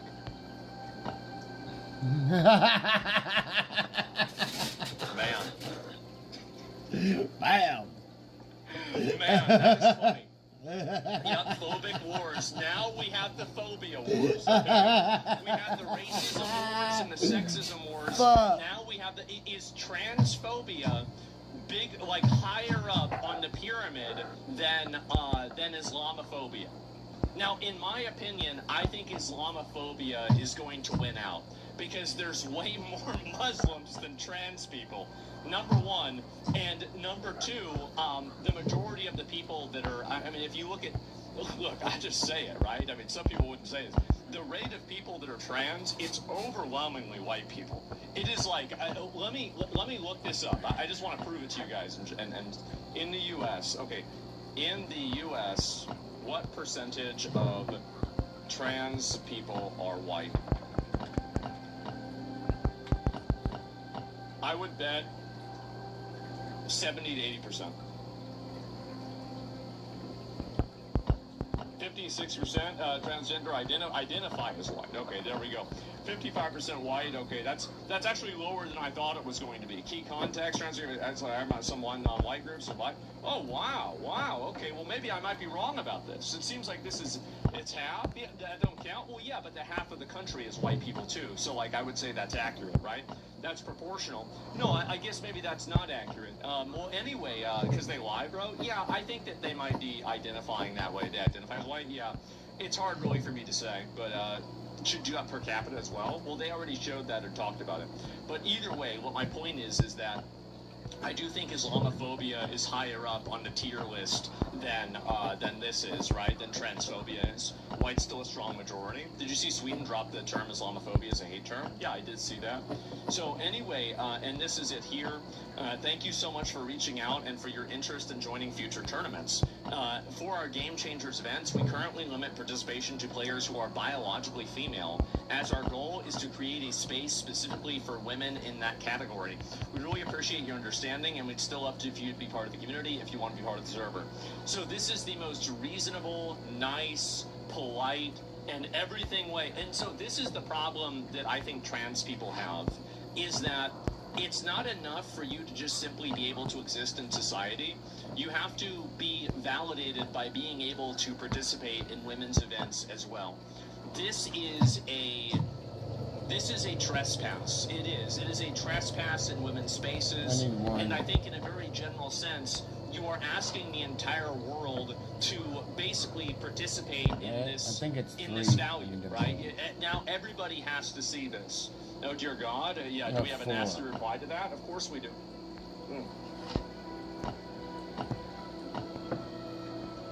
It's classic, give an inch, they want a mile. Yeah, they do. And that's the problem, right? And so anyway, what pisses me off here is the fact that she's being so nice to them, and they're all calling her names. Grown-ass people harassing girls that are 13 to 17, by the way. Well, I don't know about that. And I used to be an ally and respect how they stood up for minorities, but never again after these ill people. The problem is that, again, it's these purity tests, right? I can't tell you how much as a woman this whole thing enrages me. It's so fucking dumb. Well, of course it is, and I think there's a lot of people who feel that way. Respectfully, I'm not convinced that wanting to have a tournament with only cis women is inherently transphobic. Well, here's the reason why it's transphobic. I'm going to explain it. It's very simple. It's because they think that they're women. So at any point, whenever you draw a distinction between a trans woman and a biological woman, that distinction fundamentally to them is transphobic. That's the reason why it happens.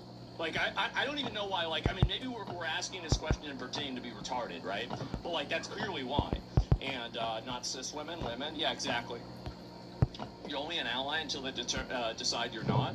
And I'm big on inclusivity in the trans community already. It has the rest of GC to participate in. Why does it matter if a small tournament doesn't wish to include them? It's actually a very simple one. It's extremely simple why. It's because if the tournament doesn't include them, then they're not real women. That's the reason why. That's exactly it. That's the main purpose. That's why they want to be part of the tournament. That's the whole thing. And so, yeah, it's literally that. I mean, I don't know why. Like, I mean, the problem is, like, I mean, you should be able to understand what these people's point of view is, right? And why don't they just lie? Because it's pretty obvious. Game challengers. I can't. They don't have a way to gift. Well, trans women shouldn't be competing in biological women's tournaments, right? Like I mean, it's just because men and women obviously are different. They're different with everything. You know, like eye-hand coordination, reaction time, etc. is different. That's why you see, and I saw somebody making a post about this, and I actually even responded to it. I don't make a lot of tweets, but I do every once in a while. And so this is somebody saying, biological girls only in a Valorant tournament. The whole reason I love competing in esports rather than actual sports is because there are no biological advantage and disadvantages to playing video games. So I don't understand the reasoning behind excluding trans women in this. Well, obviously at the highest levels of competitive play, men are better. Only a retard would look at something that happens 100 out of 100 times and come to the conclusion that there's no correlation. Biology is real, even if you pretend it's not. Too bad, huh? And I start watching your stream. Yeah, exactly, right? And so different brains, genitals, bone mass, etc. They want us to acknowledge they're trans, but then when we call them trans, they call transphobe. Well, they want to be they don't want to be acknowledged as trans. They only want to be acknowledged as a woman, right? That's really what the goal is. I think that's generally what it is. And so who is the base poster? Yeah, I mean, that's really it. I mean, there's a reason why, for example, like even in chess, there are different grandmaster levels. Like a woman grandmaster, like let me see if I can find this. Let me see if I can pull this up, bro. Like, this kid? Oh my god. What is this bullshit? Get the fuck out of here. Just give me a fucking link.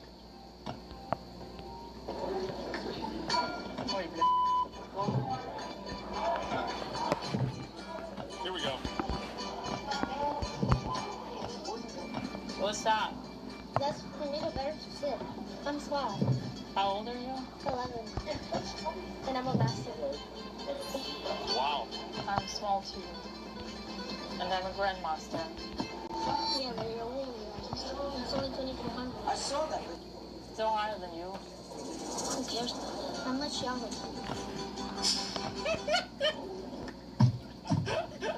So this kid, like, yeah, but you're a woman grandmaster. I mean, like, no, I mean, like, I'm a real one. Not like a real one, though, right?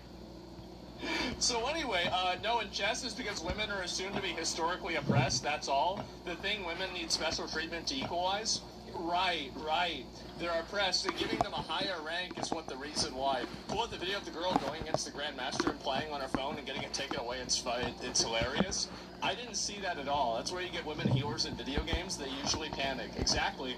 And so this is really the only anomaly was Judith Polgar got top 6 in the world, including men. Some say it's a lower size pool. Well, the thing is that, so if you have, let's say, like a 1 in 100 chance, if you have 100 chances, you're probably going to hit that 1 in 100. If you have a 1 in 1,000 chance, the probability is much lower that you're going to have it happen. It's not that women have a ceiling. It's that the probability of the stars aligning to where women are going to be this good and be this much of a genetic anomaly to be this good at something is extremely, extremely low. That's why all the tallest people are men, all the strongest people are men, etc. Now, it doesn't mean that there aren't strong women. Of course there are. Or tall women. Of course there are. But at the same time, whenever you go into the extremes, we need right? to fish before Judith we Polgar and realize I retarded I'm your gonna take loot this. So this is a person. So you're arguing with me because you can come up with one example. Do you really think that? So I want you to ask yourself a question. The fact that you can come up with one example, don't you think that that kind of proves my point? Don't you think that proves my point that you can come up with one example?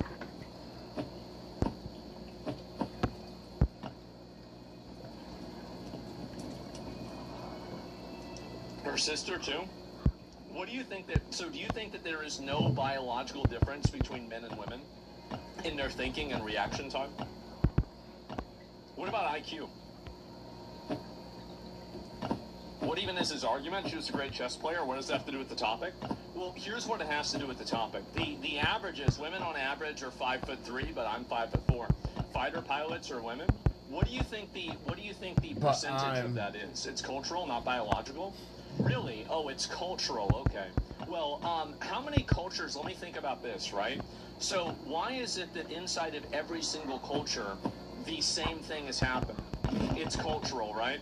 This is it. So Alexander the Great, a woman, exactly less than 10%. This is, again, it's just a fucking moron, right?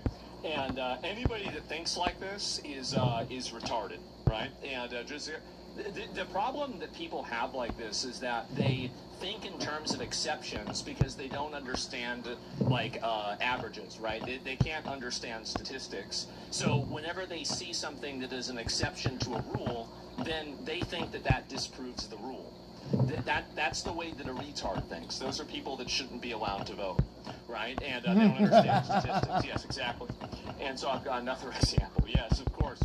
And I'd agree if chess was physical sport, learning moves is something called women can do just as easily in 2026. Then why do you think, that there is a, like with esports, for example, men are overwhelmingly dominating every single one of these competitive spaces? Whether it is, esports, regular sports, chess. Why do you think that's happening?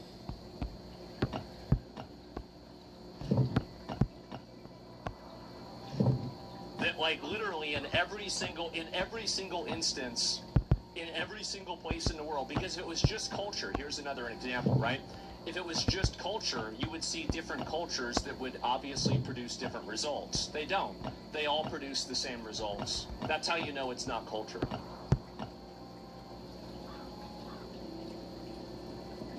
It's all mental? Yes, exactly.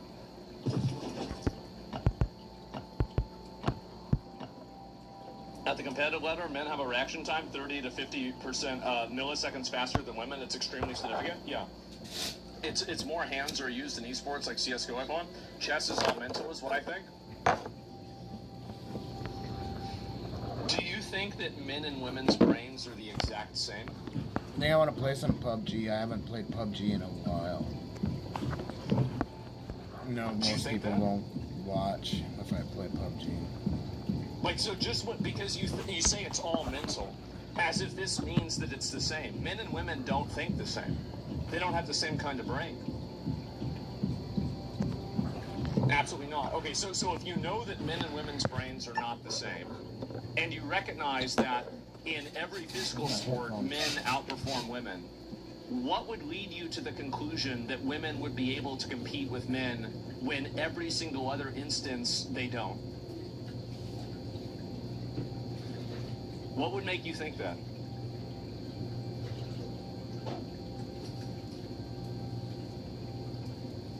No, simp, she's not gonna fuck you. I know, it's not even about being a simp, right? It's just the truth. And honestly, I think women should have their own spaces. They can compete with each other. I think that's what's totally fine. Every single sport, right? Reaching the top requires enormous dedication. Women are generally not able to sacrifice social life for it. I think it's a lot more to that. Women have 1/3 smaller brains. It's biology. Really? Well, don't they make 77 cents to the dollar of a man? Maybe, you know what? Maybe that gender gap made sense after all. I don't know if that's true, by the way. I have no idea. And, yeah, brain capture. I see your point. I just think women's have the channels to be just... Why would you think that? What would make you think that? Why would you think this? Looting takes forever. Yeah, I mean, like, what's the reason? The brainwashing? Yeah, his mama told him, I guess, right? And he's a simp? Yeah, of course. You're trying to advocate for women's spaces and they don't even get that? I know that. Delusion? I don't know, shrug. I don't think I have a reasoning to it. I know. I'm aware of that. I know that. That's the problem. That's the entire issue, right? And look at how many women are in the top 100 chess players. Somebody to go do Let me see. How many women it can just be good enough are in the top 100 chess players?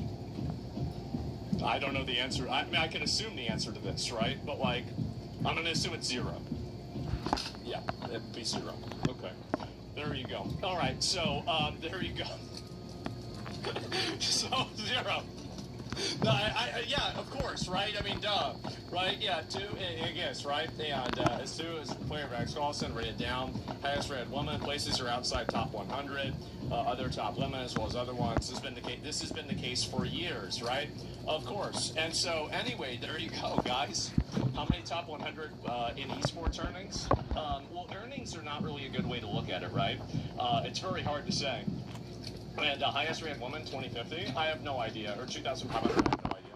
And also, by the way, 2,500. there are other vectors that you can look at this from that tell a very interesting story. There are very interesting vectors. And so this is because whenever you go into, and I don't want to get into the examples of this, right? I'll get in trouble. But just be creative and think about it, and you're going to come to that same conclusion. And so, yeah, attractiveness, exactly. Yeah, there's people who get paid more in esports for different reasons. So anyway, let's go back. I'll go back to this, right? Because we kind of got off on a tangent for no reason. And so anyway, this is what's happened, right? Is that, you know, obviously a lot of these people have been calling this this team out and this tournament out, etc. And I'm going to look at it. And transphobic, look at this here. Transphobic and using AI, insane.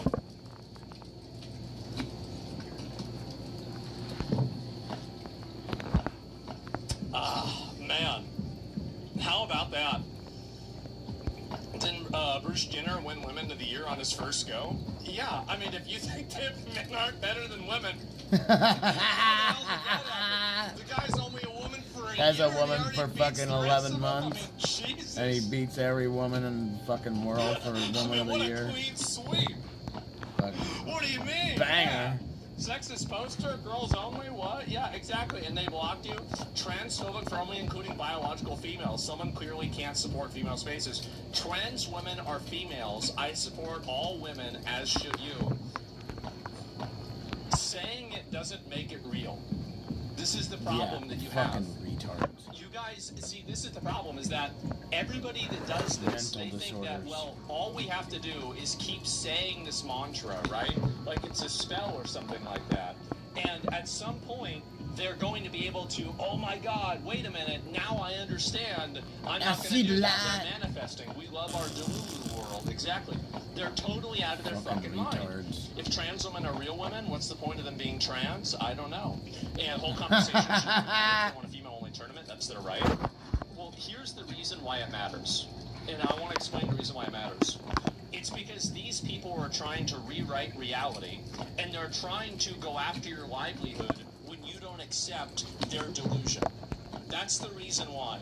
They want everybody to live in this collective delusion, and the way that they maintain the delusion is by mercilessly and collectively harassing anybody who dares to break out of the matrix. That's what happens. And so it's evil. And so this is the reason why it matters. It's because these are people, and why is it a big deal? It's a big deal because fundamentally what these people want to do is they want to tell you what to think. They want to control you. They want to be able to, you know, dictate what you believe, how you feel, what you respond to, and everything. They want to dictate your language, your thoughts, your feelings, and they also want to control how you choose to interact with other people. And that's it. What made them that way? Who cares what made them that way? I just don't like it. It's not my problem. I don't give a fuck, man. Like, I don't know. Like, maybe their dad was mean to them. Who cares?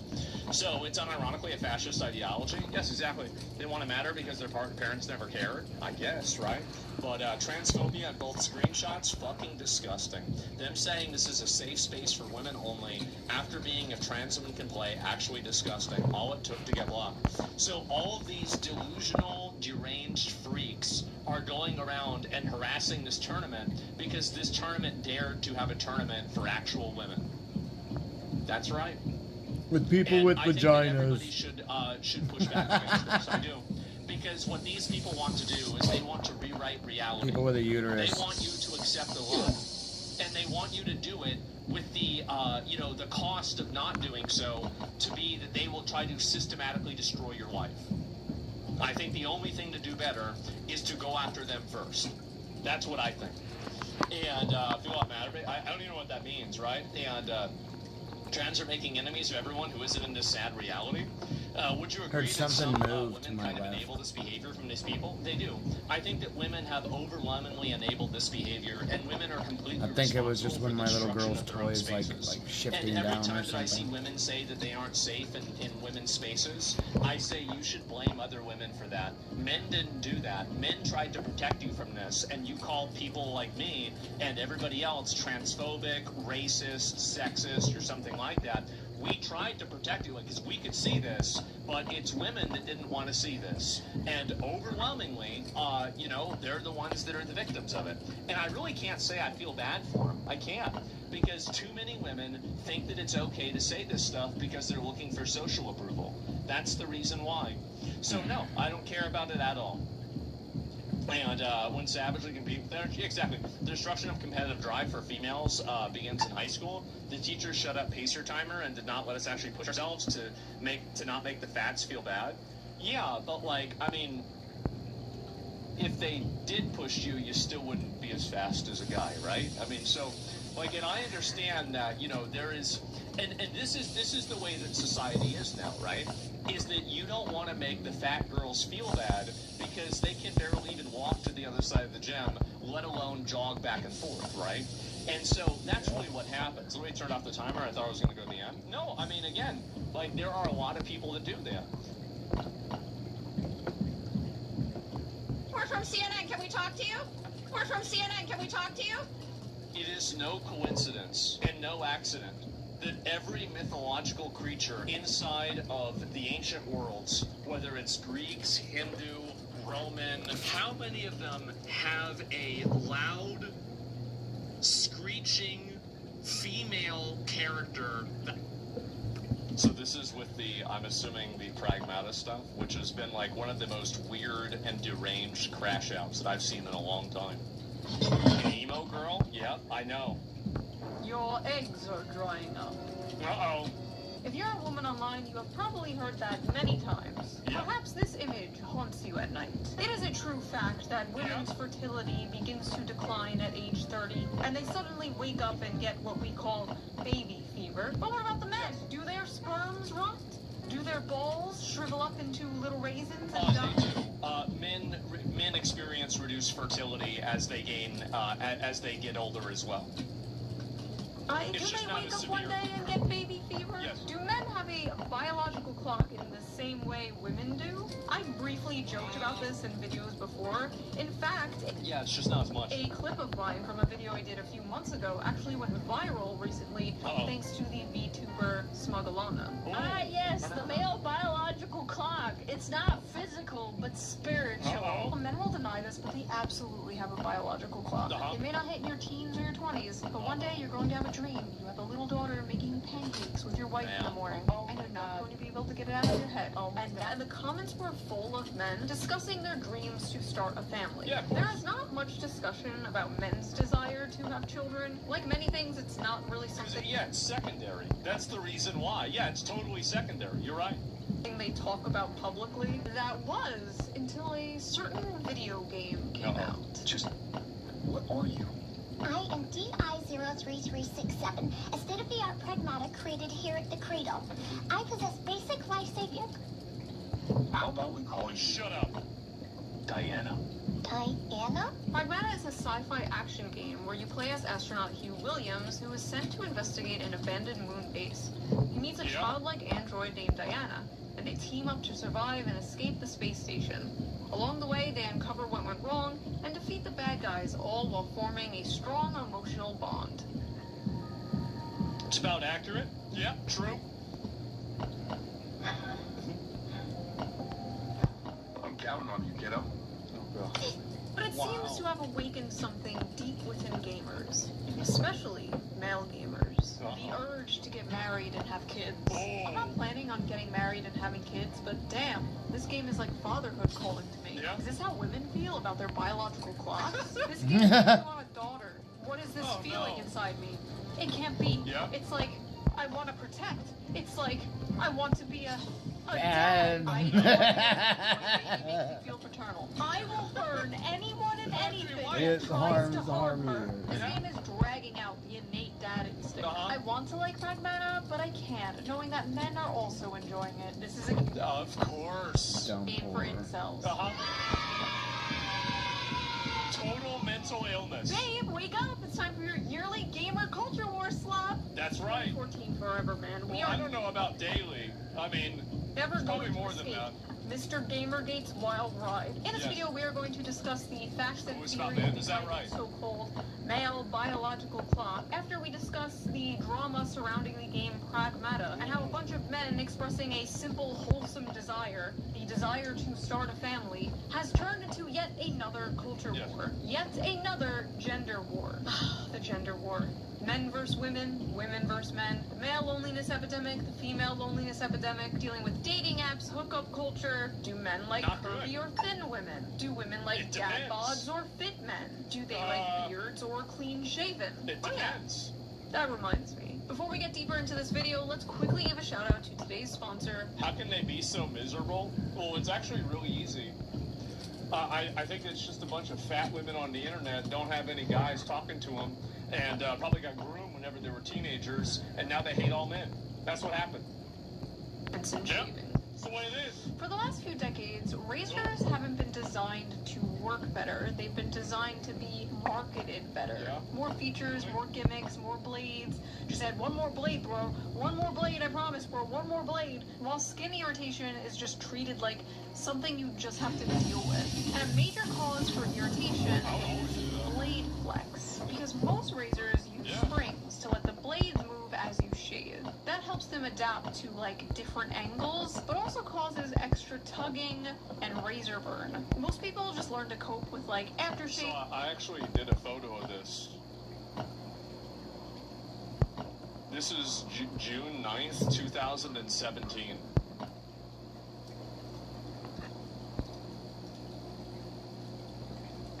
That's right.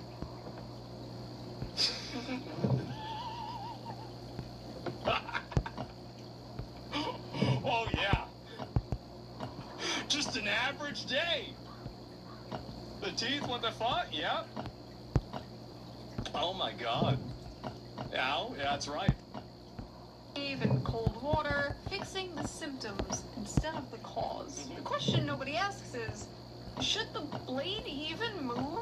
And here's where Henson Shaving comes in. By fully supporting a two-sided blade all across its length, they hold the blade in place, preventing any bouncing or skipping, resulting in an irritation-free shave. No springs, no movement, no need to compensate with pressure. And there's something really satisfying about that. Not just getting a better shave, but finally fixing something that's been quietly annoying you for years. Like when you spend months wondering why you don't feel rested even after you get 8 hours sleep, and then you realize, oh, I need a new mattress. You don't need more aftershave. You need a new razor. And since I switched to Henson, I noticed that my shaves have been smoother than ever. No tugging, no cuts. The best part is, once you invest in a Henson razor, it is a lifetime purchase. The only thing you need to replace are the blades, which cost just 10 cents each. So once you own the razor, you'll only be spending like $3 to $5 per year. Henson offers a variety of different colors. I have the rose gold. I think it's so cute. So if you're tired of razor burn, skin irritation, and overpaying for replacement blades, Henson Shaving is definitely worth checking out. Just head over to hensonshaving.com/shoe and add both a Henson razor and 100 blades to your cart. and enter code SHOE at checkout. It's $116. I bet that's why Hassan thought she was emo. With your purchase. Big thanks to Henson for sponsoring this video, and thank you, the viewer, for not skipping the ad.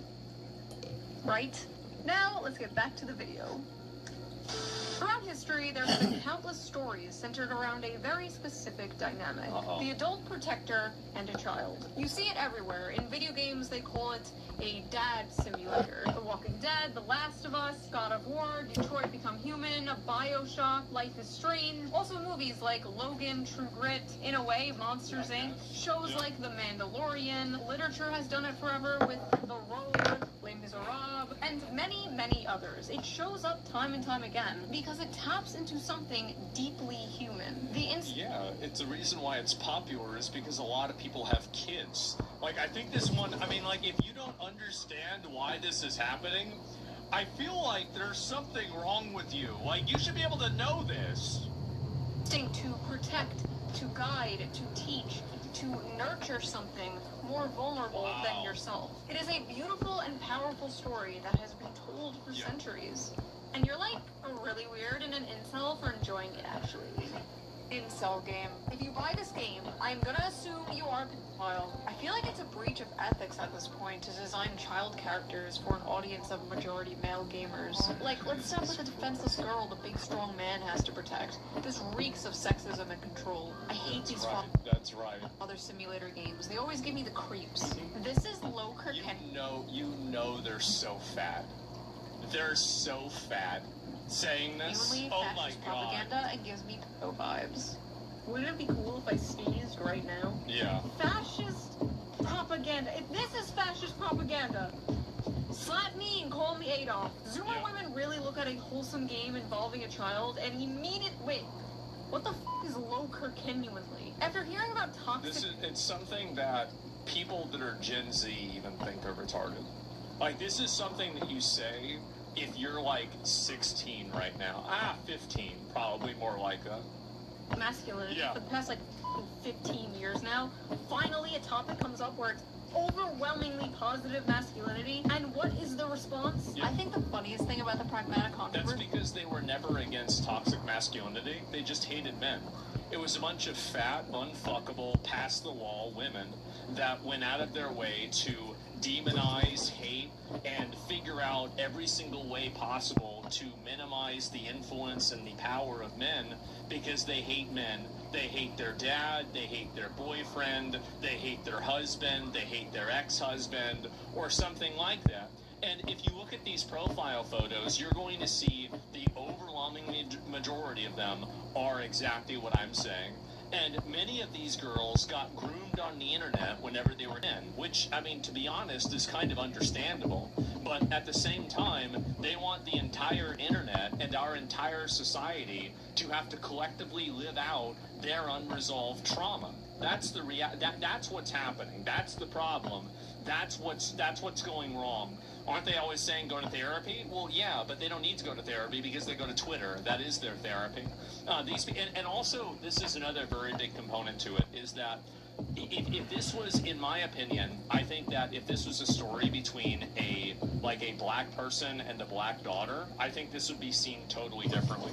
I think there's absolutely a racial component to it. And the moment that they see some, blue eyes, blonde, long hair, people thinking this is sexual. Because men are notorious for being peds and disgusting humans, they sexualize everything. You are not very smart. Men sexualize everything. Wrong. So I'm going to sexualize this. Right. Of loser males who often do. I think the only solution is to just simply not have women in media. Because if the problem is unwanted sexualization, then logically, the only way that a woman could be ethically inside of any piece of media is if she's being she's being objectified as a sex symbol. So unless a woman is in a bikini and even then, I guess, maybe, unless she's naked, then I feel like you shouldn't even be able to have her on TV because she could be sexualized. I mean, I feel like this is the conclusion of that logic. You're on to something? Yeah. Gaming are peppers. It is an unconscious strategy to avoid competing with chat, as well as complementing their own pure dirtiness. Stall development. What? Y'all are full of shit talking about dad instincts and whatever. We know why I love how the flag isn't bored out.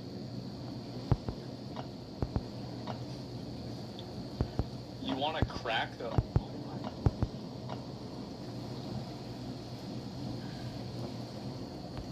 Jesus. What the fuck is wrong with you? You want to play the game? You want to crack the little blonde bimbo slut? What? This character design creeps me out. Why does she look like a doll? Why is this blonde child with a blowout running around barefoot? I've not yet played the game. Is this expanded on in the plot? I think feet are disgusting. I wish characters weren't barefoot. I don't like it.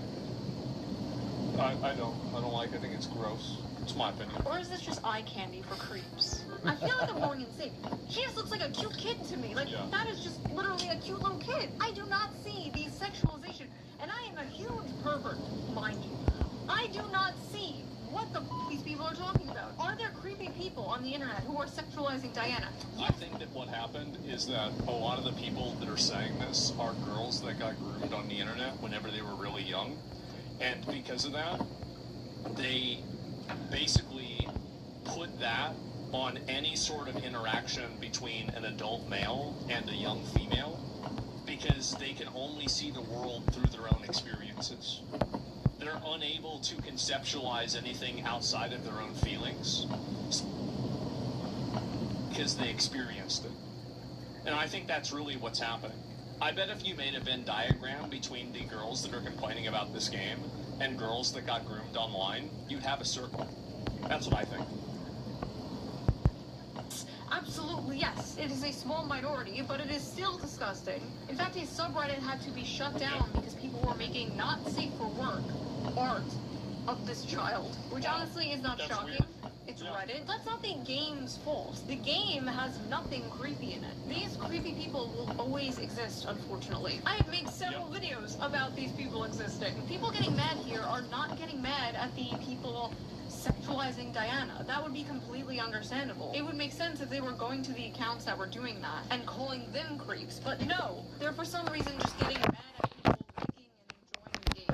They also want to demonize and make evil the normal interaction. Like, basically, a lot of these people have a destructive mindset towards any form of heteronormity. Yeah.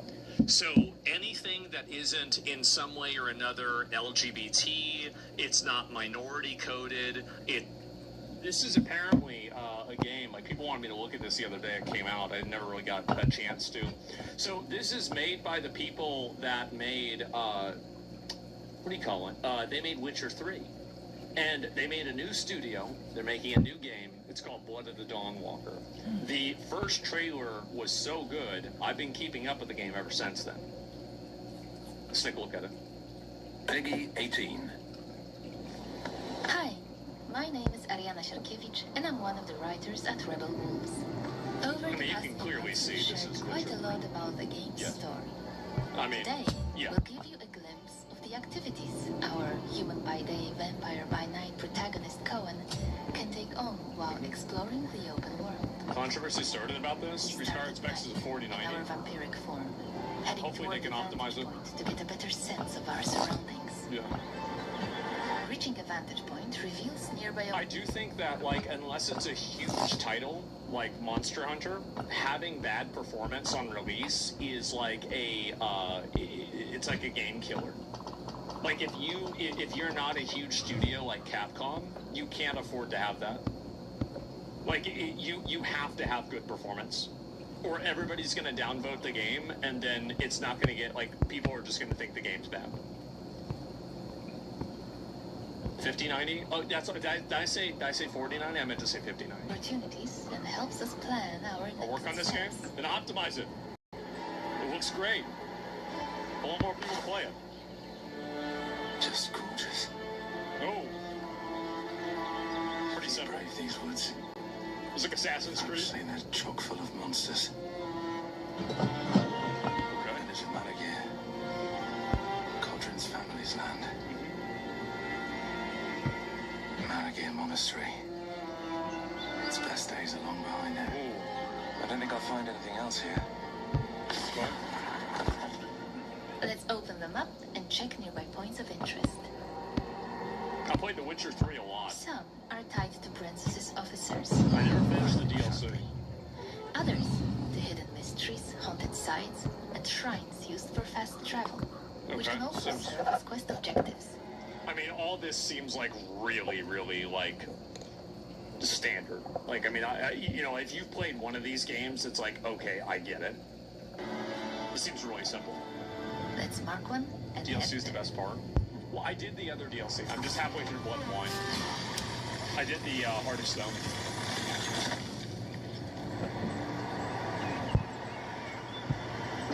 Early in the game, we can unlock a perk that allows us to transform into a wolf. Furry. Agile, though it comes with some limitations. There's also a daytime equivalent, but more on that later. Is someone in trouble? It looks like we've come across a group in need of help. Whether we intervene is up to us, and both choices can lead to unexpected outcomes. Damn. We began with death from above, allowing us to eliminate an unsuspecting enemy and gain the upper hand from the start. The combat's really improved a lot ever since the first one. This is a lot better than what they've shown. I still think it can get a lot better than this. I think this is like, it went from like 2016 to 2019. I think that it has a ways to go still. But this is like, if they release the game with this combat, if the story, the gameplay, and the world building are good enough, this is passable. We have incorporated community feedback, and now there is no need to open the skill wheel to select a previously assigned ability. Instead, we can use quick selection. She's got some nails. Makes sense, sure. I thought I was done for. Done for. So did I, to be fair. Wasn't sure I'd get you out of this in time. But you did. Bless you. Bless you. Sekiro came out in 2019. They've been held up by years. Sekiro's a combat game. Not like an open world RPG. This is like that level. Oh, just eat his ass. I'll take some too. Damn. Our corruption level. It's shown next to the health bar at the bottom of the screen. The higher the corruption level, the more weapon perks are unlocked for purchase. Nearby points of interest are marked on the map and indicated on the compass at the top of the screen. Let's head to the shrine. Okay. Here's the shrine. Damaged, so we can't use it yet. Desecrated. Looks like the shrine's missing its heart. But maybe I could restore it. It's going to be really hard for a game to beat Crimson Desert's open tracks. It is. Like, I'm really curious how good this game is. There's a trail nearby. Let's follow it.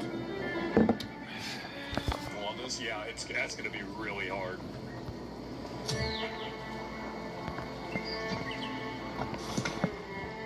A group of Brancis Skyrim already did it. I never played it. So you can attack them even from there? Damn. Damn. Voracious fight allows us to drink blood from an unsuspecting enemy and gain the upper hand at the beginning of combat. But we're not able to train. Oh yeah, this is like Skyrim. So you can only do that to the last guy? Damn. We use piercing shriek to briefly stun the weaker one, giving us an opportunity to take on his commander. When an enemy blocks and interrupts our attack chain, we can use charge to prevent a counterattack.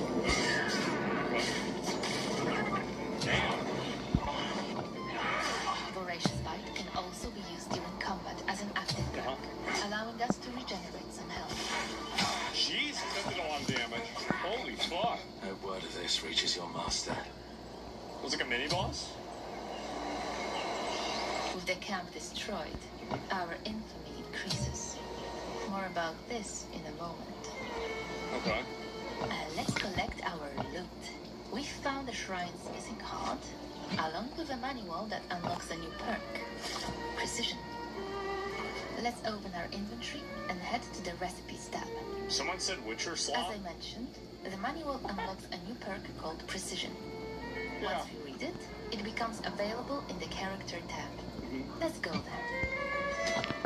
The exclamation mark indicates that a new perk is available, but we can't purchase it yet. Perks can only be acquired at a shrine by spending experience points, which are earned by completing objectives. Okay. And since we just finished one, we should be good to go.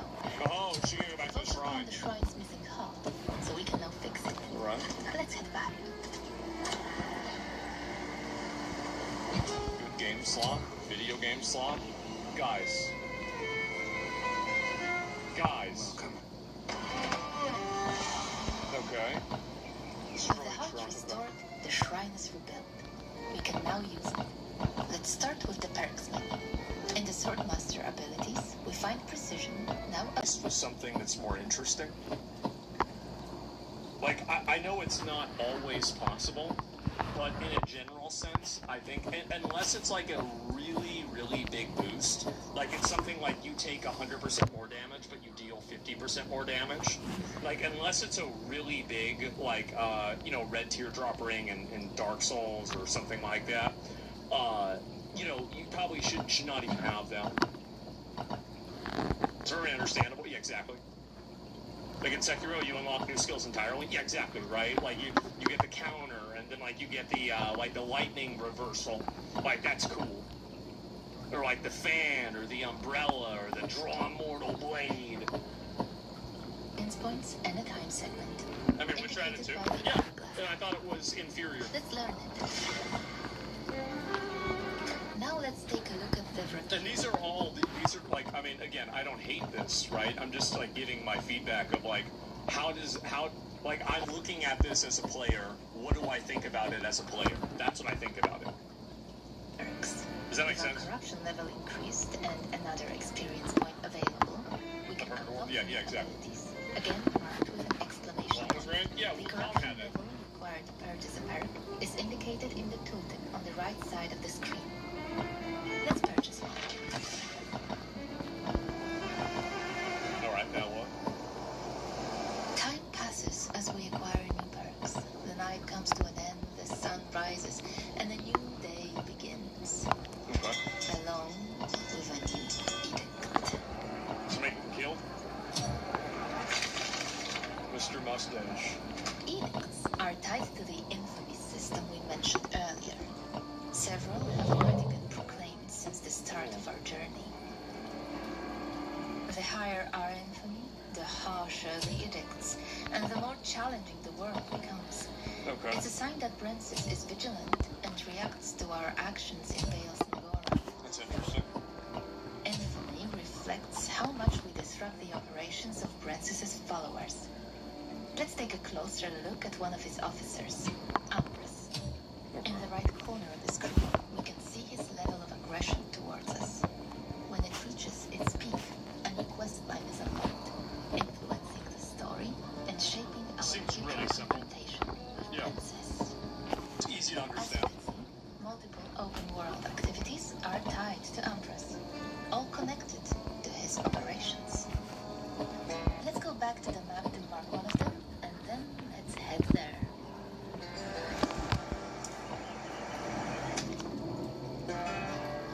Alright, let's see this. So you gotta go over there and do this? One of the things I noticed with this game is that it had a calendar system. Now, like, my opinion from, like, so I played Metaphor, and Metaphor Refantasio, beat the whole game. I played Persona, I didn't beat the whole game. I think that calendar systems are really good at guiding a player experience, but they can also be very oppressive in guiding a player experience. So I think calendar systems are good, but you have to allow players to be able to make a number of mistakes, right? Like, oh my god, I wasted a day doing this, I wasted a day doing that. Like, I think a calendar system's okay whenever that's not an immediate problem. How far did you get in Persona? Not really, like, super far. quite restrictive unless it's more flexible. Yeah, exactly. We're seeing a calendar in Persona. I heard the Persona Royale was an improvement over the base Persona. We've arrived near one of Umbrus's warehouses. So I haven't finished the game. I'm not sure what I missed out on yet. Kill. Go back where you came from. Uh-oh. So they're mad. Just kill him. So now he's not a vampire. Between human and vampire. This enemy was weak enough to stun them with it. Ooh. Gotcha, bitch.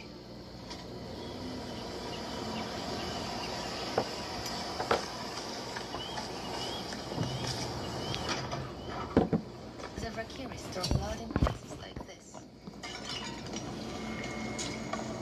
Umbrus is responsible for keeping it safe. Okay. Oh, but we're not going to make his job any easier. Just show up and kill some people. Another group of soldiers stands in our way. This looks good. Yeah, I will say this reminds me a lot. This is very similar to Witcher 3. Like, I played all the way through Witcher 3 for the first time. Burning blood, which briefly stuns the enemy and applies a damage over time. I played through it less than a year ago. Like, it was whenever I was on break. Whenever my dad was in the hospital, I played through the whole game. Their blood is drained, then stored in places like this, where it awaits distribution to Princes and his officers. Oh, I see. Yeah. Blood and wine too? Half of it. Not the other half. Damn.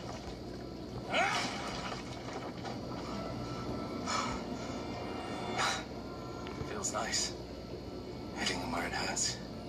So we just fucked this shit up? And they made the guy mad?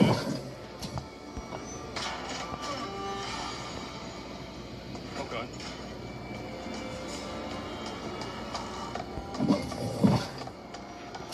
With the supplies destroyed, our infamy rises again.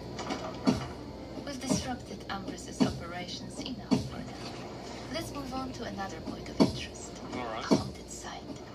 Earlier we showed you how we can move faster at night. Like open world games tier was at some point? Yeah, I played a lot of them. To increase our speed during the day, we can unlock a hex called Mercurial Fervor.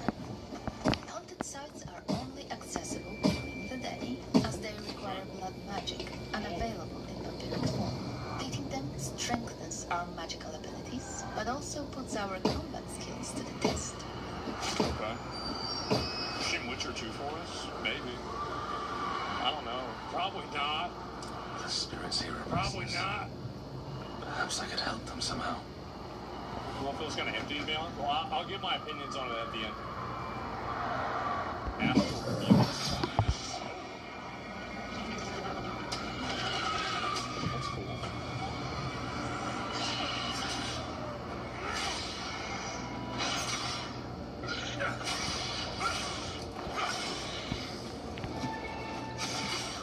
All of the So you don't have to like code your blade or something like in Witcher 3? opportunity to use Ravenous Flame, a perk that damages opponents in an area.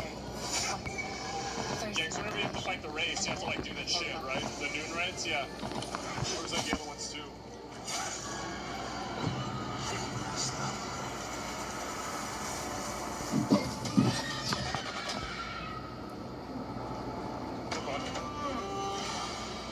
The enemies are defeated, so let's collect our loot.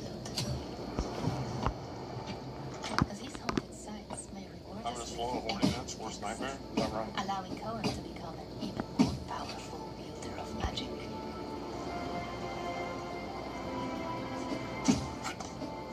So That's just a brief look at open world activities.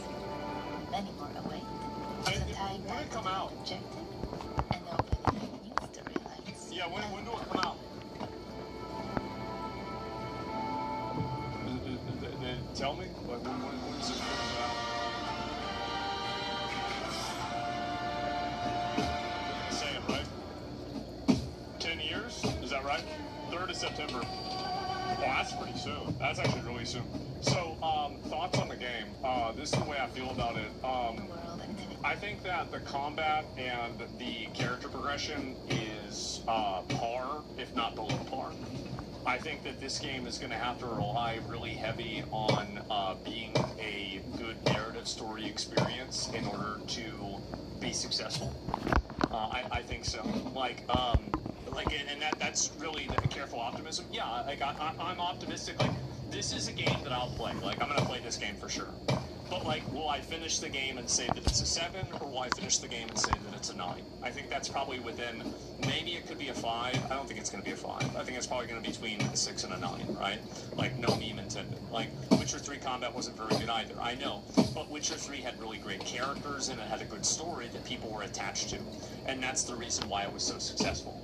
And so they have to nail that. Because if Witcher 3 didn't have, like, so, and if you look and compare this, right, like, so Crimson Desert has the opposite. Crimson Desert has crazy cool combat, it has awesome world building, and it has crazy, like, open world. But the story is retarded. So, and each one of them has advantages and disadvantages, right? But the thing is that you have to have one, right? Like, you can't go full retard. You have to either be Crimson Desert or you have to be Witcher 3. Ideally, you could be both, but very few games are able to do that, right? Like, I would say that which game is both, like, Elden Ring, right? Elden Ring is both. But, like, otherwise, I don't know. And best but story is Black Desert Slop. You don't need to repeat yourself. And so, yes, I agree with you. And so, yeah, Cyberpunk, yeah, I need to play that. I still need to play that. Fable Lost Chapters, I don't remember anything about that story, honestly, I don't. And, Witcher, in my opinion, so this is going to be, like, maybe a hot take opinion. I think that the level of quality between the Crimson Desert story and the Witcher 3 story is the same level of quality between the Witcher 3 story and the Cyberpunk story. I think it's that much better. I do. Witcher 3 it's a nice game, but, like, Cyberpunk is fucking wow. Like, holy shit, wow. Like, that was insane. Cyberpunk World and story is S tier? Yeah, I do. And, yeah, that's what I just then fucking finish it. I know, I need to... This guy's life is over. It's done.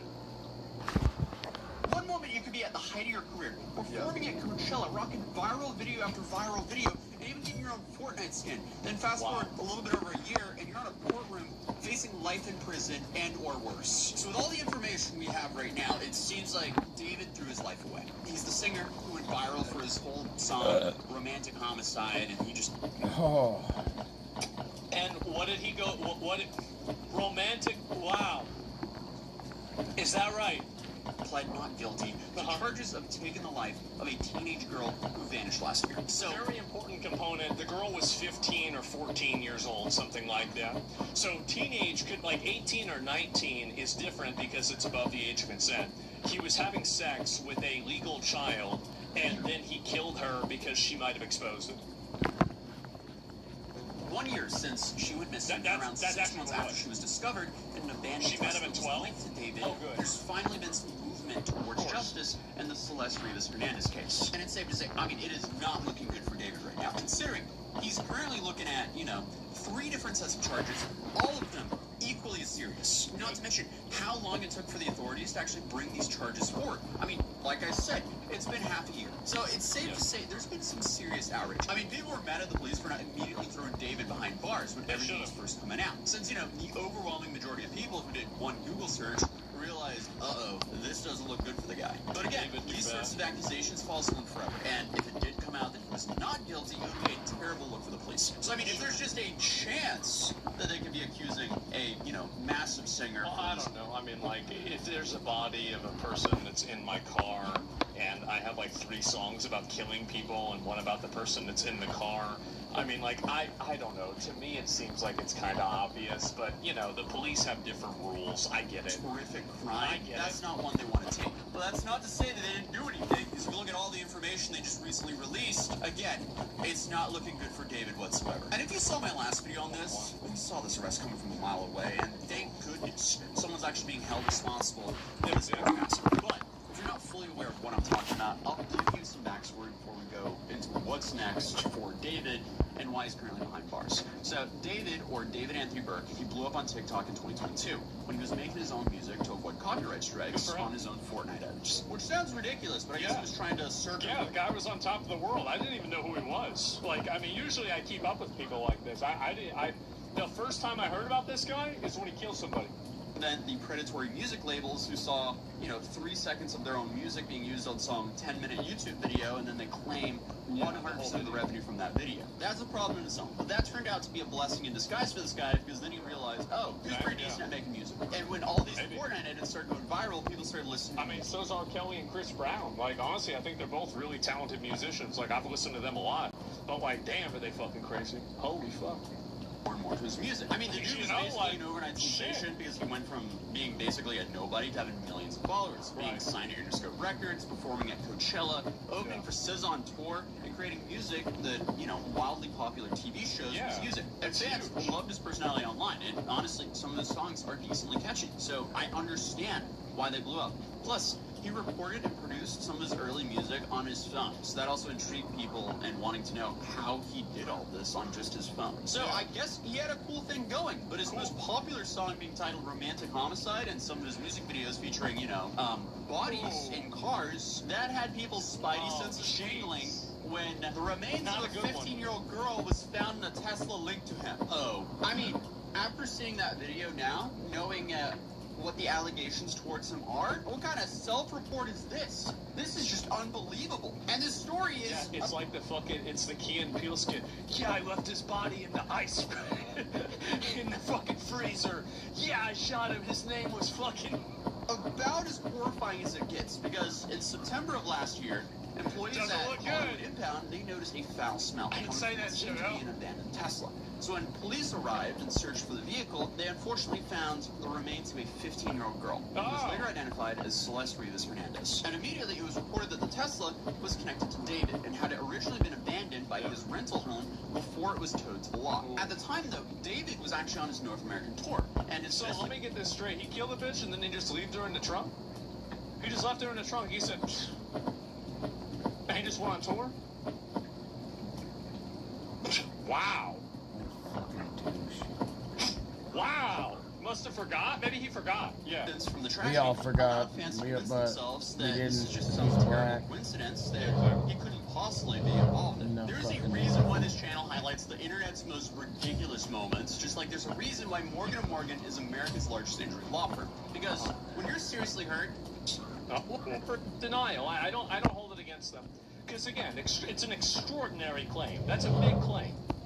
Came out, nobody thought in the slightest that David was actually behind a cold-blooded... I mean, there's no way that a pop artist who recently skyrocketed to fame would just ruin their life by someone, right? And as I mentioned in my last video, I mean, once the dominoes started falling in this case, they were really tumbling quick. Because people started finding more and more evidence that these two were linked a little bit more together than just some, like vague pictures. Because there were Discord messages and Reddit posts that were reported to be from David and his community that started making it very obvious that David's fan... Wait a minute, what's this say? This guy's a weirdo, a close friend's little sister. She was in 7th grade. Say less. David and his community that started making it very obvious that David's fans were at least aware of his interest in underage girls. I'm so serious, bro. Girls my age are retarded. As well as his connection to a girl by the name of Celeste. So there was even chats with David and a user named Celeste in the Discord server where they were clearly flirting and claiming they were expecting a baby. And yet other Discord users seemed to confidently tell people that David and Celeste were dating. And the worst part is there are a few past messages from people on the Discord server calling him out for his part in Celeste's disappearance and trying to solicit young girls. Drop the one with the missing girl, Celeste, bro. This random anime avatar of this stupid little girl, this guy, look at that. Bro, imagine this is the first person that's able to pick up on it. Oh my god. No. So, I mean, clearly this is a horrifying pattern. There were even reportedly a few people in his community trying to get the info out long before Celeste was found. So, take these Reddit posts, for example. Just what I've heard, my sister is now in 9th grade, tells me he was dating an 8th grader. So that's like 3 middle schoolers? Damn.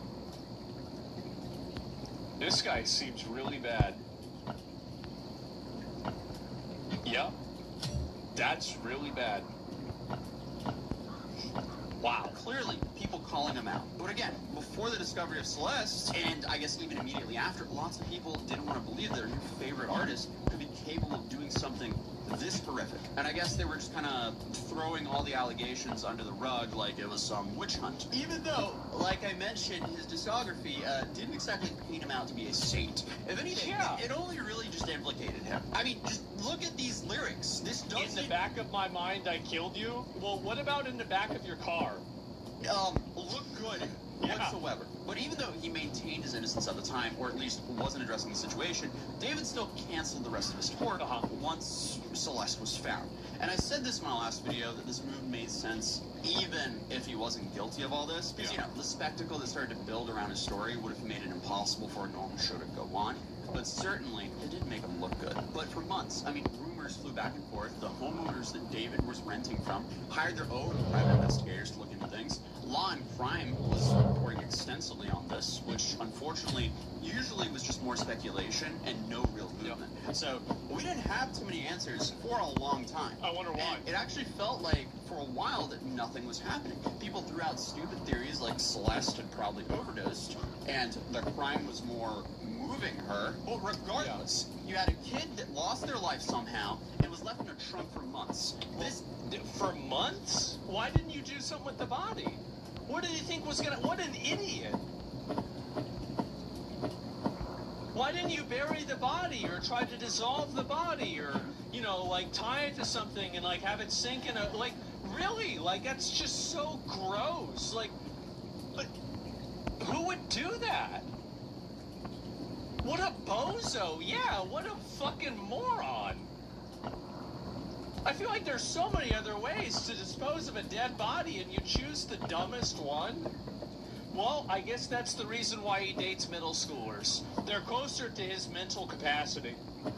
It is as bad as it gets. But finally, on April 16th, David was arrested, and on April 20th, he was formally charged with first-degree, as well as not good for financial gain, and of a witness to an investigation. And it was also released that she was essentially stabbed, which is just so that completely invalidates the whole ODing speculation. And the LA District Attorney's Office released a statement claiming this, which is nothing short of just horrifying. And so it's just a child under some years old when this person allegedly engaged in relations. Okay, right. It doesn't get better because they also dropped a bombshell to, I guess, seemingly confirm they're striving to expose his criminal conduct and devastate his musical career. Okay, so he killed her as a response to her being like going to like expose him. You see, you would have avoided this problem if you didn't date girls in middle school. This would have never happened if you had just dated a girl that was above the age of consent. Good lord, dude. Rape, right, every single time because it's like an underage girl. But like, you know, like having sex with somebody underage, raping an underage person, like that's also criminal, right? I mean, you could also go to jail. Don't forget about jail. Tragic. A child had to pay for all this. Assassination culture, that's what I'm calling it. It's bad now and it's gonna get a whole lot worse. I want to make this video because in 2, 5, 3, 10 years from now, I want to be able to go back to this video and say, see guys, I told you so. And if I'm not right, I'm going to delete the video. So anyway, this has been, I think, escalating. It's been going crazier and crazier. We've had now the 3rd or 5th, or I lose count, how many attempts on Donald Trump's life. Somebody, well, I'm really mad. I'm going to shoot the president. Oh, boy. That's going to solve all your problems. And so you have these people that are doing this, and this is really, really escalated ever since, and I mean, let's be honest here, it's been escalating ever since BLM. That's whenever being a crazy retard became the socially acceptable thing to do. And now, everybody's a crazy retard. And these are people who think that they're fighting for civil rights. It's like, you know, you're not Rosa Parks sitting at the front of the bus whenever you're burning down an Uber driver's Tesla because Elon Musk made you mad. You're not fighting for civil rights. You're trying to take them away. Everybody wants to have an election. You don't like the way it turns out? Time to burn everything down. Well, can you imagine what it would be like if everybody did this? Oh my God. It would be crazy. And this is the form of third worldism. And I talk about this a lot. I'm still on Twitch now. And I talk about this, though, because this is the mentality of when the existing systems do not create the outcome that you like, even though all of the systems are working properly, you're being represented, you just simply don't have the numbers to achieve your goals. Whenever this happens to you, the result is not, well, I guess I have to work harder, I have to get more people to agree with me. No, the result is, now I'm going to set something on fire. I'm going...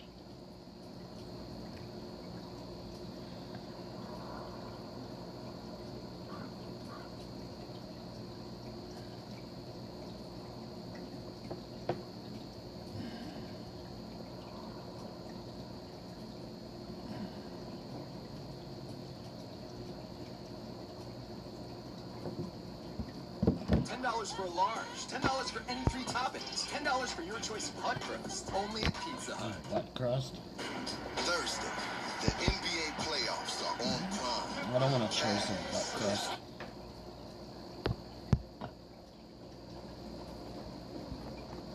No, thank you. Not for me. Okay, I'm gonna grab this.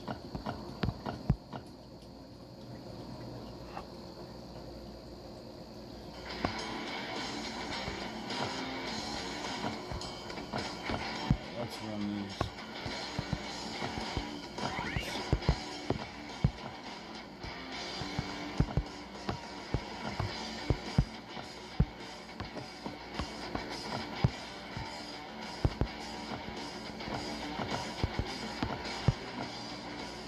I took a bunch over the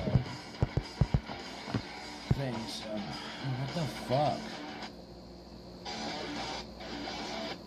And you guys are battling LA tonight. Let's jump into that real quick before we lose you because you're so popular. You got a lot of things going on. You got Netflix, Hulu, you know, both not doing any meetings with us, just with you. So, what do you guys think of LA so far? I was just saying that there's so many weird drinks in this town. Like, I've never seen so many infused beverages with, like, hemp and, It's just next door. Oh, okay. Yeah, it's just dispensaries have a lot of that, yeah. Oh, I see. Oh, I thought I was in, like, a supermarket. No, that's what's cool about California. You can, we have, yeah, you can get guns, you can get infused drinks, right? And you can smoke hookah. That's a big thing. All at Whole Foods. Yeah. Or Erewhon, like you were saying. Oh, yeah. earlier. Oh, my God. Yeah. Oh. Because I...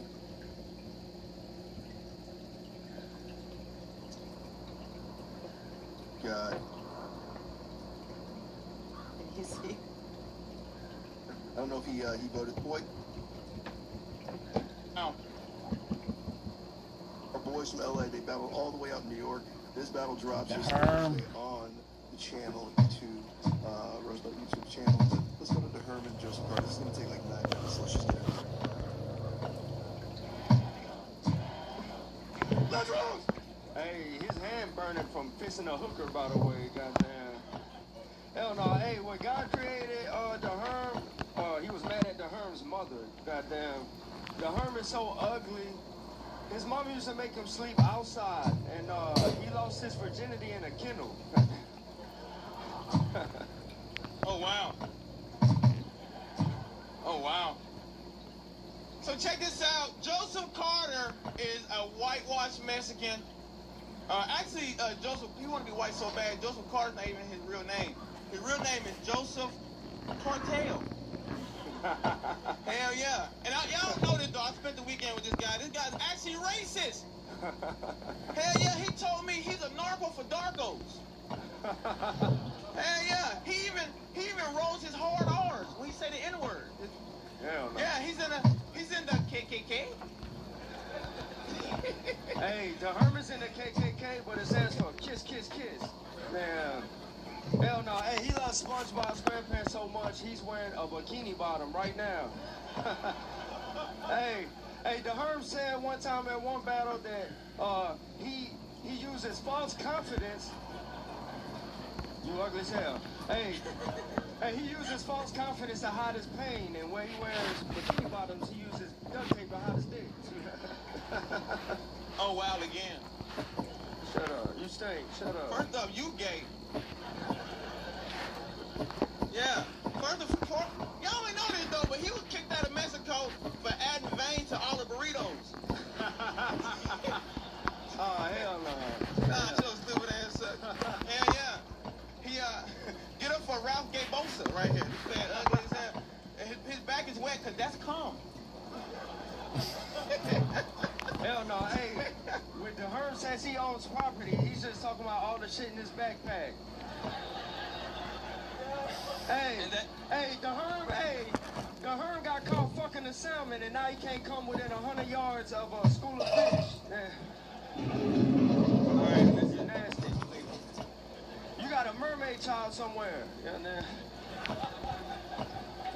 You should leave on a bad joke next time, alright? Yeah, you ugly as hell. Go ahead. Now you ugly. Look at your glasses. You ugly, bro. You like a You UGLY ugly, man. Hey, he ain't got no alibi. Look at this man's glasses. This man look like an Israelite Mexican. Yeah, he sells beaner pies.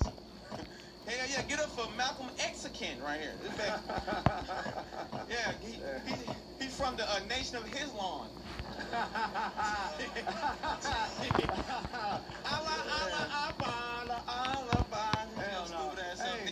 Hey, the Herm so ugly, he gotta make bitches sign a contract before he fuck. You're like, hey, y'all see my finger, right? Goddamn. Hey, oh yeah, that's not good. Hey, he loves, check it. Oh, you shut up. Hey, shut the fuck up. Hey, I'm sorry. Hey, he loves Dragon Ball Z so much, he uses, when he does heroin, he uses a karate belt to tie off.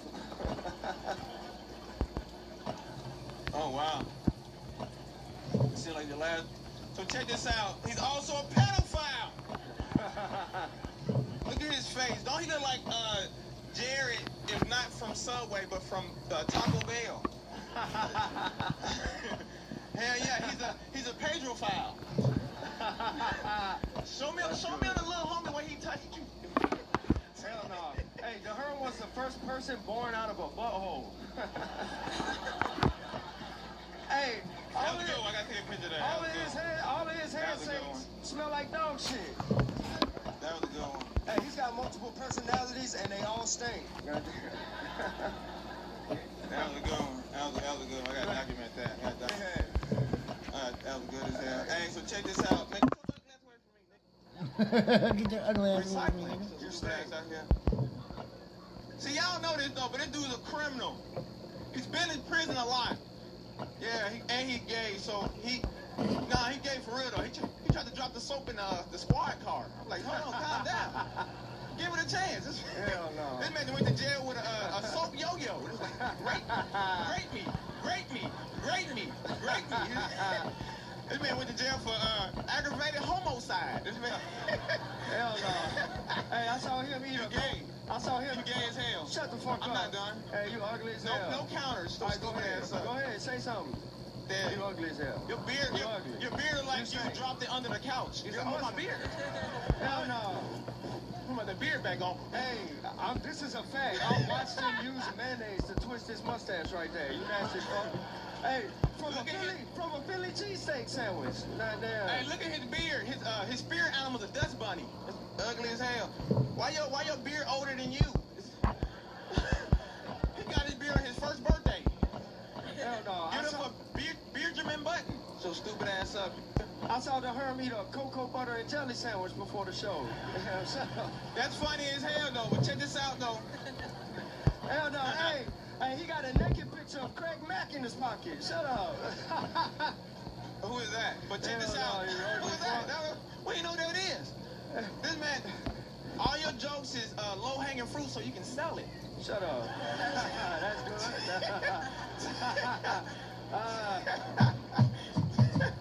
Hey, but when you show up, I can smell it. Goddamn. Hell no. You like you call ice on yourself. Hey, the Herb jacks off so much. When somebody says go fuck yourself, he takes it as a compliment. Yeah, he's like, no, officer, I have permission to do this. That's not good at all. You stink, man. That wasn't good at all, for sure. Hey, he's so cheap. Hey, he's so cheap. Instead of getting a hotel room, he rented a U-Haul truck. Damn. I did, for real. Hey, he tried to invent a Hennessy sports drink. Shut up. I mean, you keep going until you get one good one, though. Hell no, you know what I'm saying? Hey, he's a germaphobe, but he sleeps on the ground. He's That's gonna crazy. kick back up. Hell no. Hey, this ugly he won't drink bottled water because it's got plastic in it, but he slept in a mud puddle last night. That's crazy, man. That's actually decent, though. You look like a new rapper called Paul Built That Wall. That's what you look like. Hey. You had your turn. Shut your stupid ass back. Hell no. You had 7 bombs and 1 good one. Shut your stupid ass up. Hell no. Hell no. You don't keep going until you get a good one. Shut your stupid ass back. Hey, he looked like if a street rat was in the Wu-Tang Clan. Shut up. Ugly as hell, Nick. I know I seen you in the subway. You was in the subway eating a slice of cheese. Shut up, man. Hell no. Shut your stupid ass back, Nick. Slept in the blanket with another Shut your man last El night. Pollo looking ass up. No. You like you do IT for a Taco Bell. Shut your stupid ass up, Nick. Hell no, hey. Hell no, Nick. He travels with a pop-up tent. Shut up. Look at his dirty ass beard. Skunk mouth. Why you got a skunk mouth? Your beard is black on top and gray at the bottom. And he's so stupid, he matched it with the glasses. Hey, oh, damn. Hey, his finger stank. Glasses, beard combo. This man weird as hell. Dirty ass. No. Hey, when you jack off, you gotta wash your hands afterwards. That wasn't good. That's not ruining like that at all. You can tell you a Selena fan I because know for a fact he's wearing dirty underwear right now. I'll wait. Go ahead. Stanky booty little boy, shut up. The dirty underwear didn't hit though. You can tell you're a Selena fan because you bitty bitty bomb bombs. Hell no, the smell just bitty bitty bomb bombs. Shut your stinking ass up. Hell no. Your head stinks. Shut up. Hell no. Your stupid ass up, nigga. You got a finger wave under that hat. Shut up. Hell no. Get your ugly ass out of here, nigga. Mustache smells like dog shit. Shut up. You like a gas station mannequin. Hey, he stepped in. hey, he stepped in dog shit and got the dog shit dirty. Shut up. Yeah. He said, yeah. I can do breakdance and poses after sex. This is too much fun. I don't want to stop.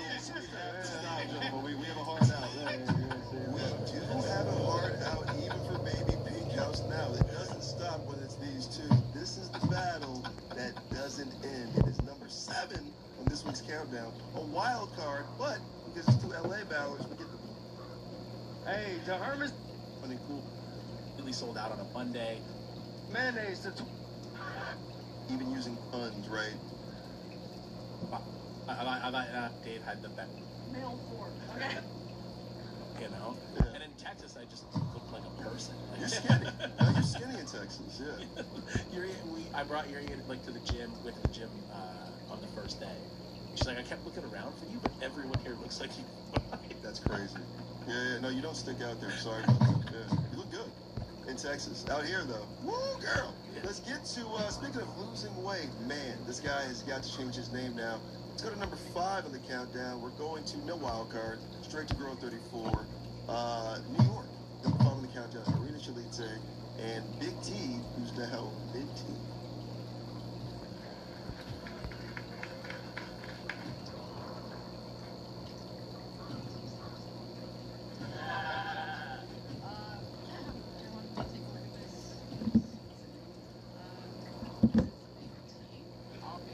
Of my arms, and she went, I mean, that was just... We love it here, man. Oh, Chicago's watching this one. This is a fun one. But let's get to another major populous area, London, who's just steady as they come always. Number 4 battle in the world this week. It's some legends. Esther versus Kim Grinnell.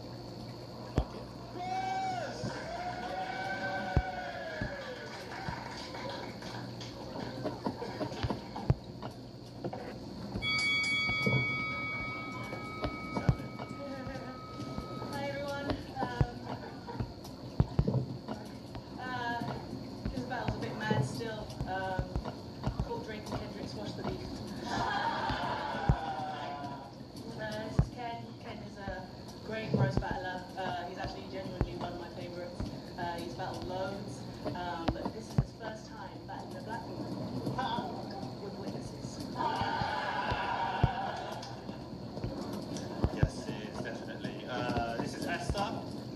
might recognize her from stepping out the shower with a dry scalp.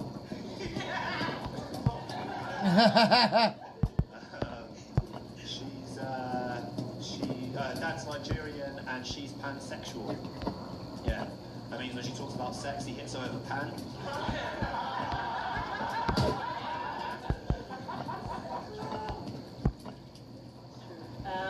You look like you bark at kids.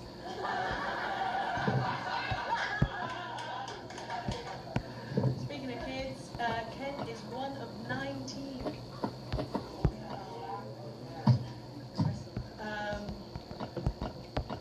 Sorry, I shot myself there. One of 19 kids, and they grew up really poor, obviously.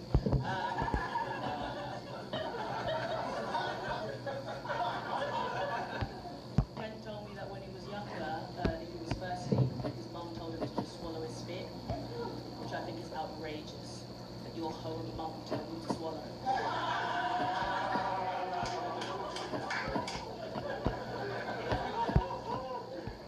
Yeah, Esther's mum's given my mum leaflets about Jesus.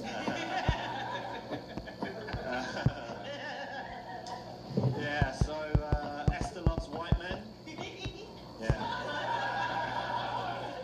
If she was in the movie Get Out, it'd be called I'm Staying. I'm staying. Only thing whiter than her boyfriend is his boyfriend.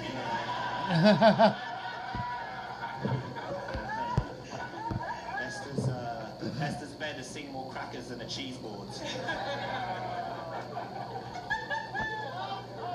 You're literally half one.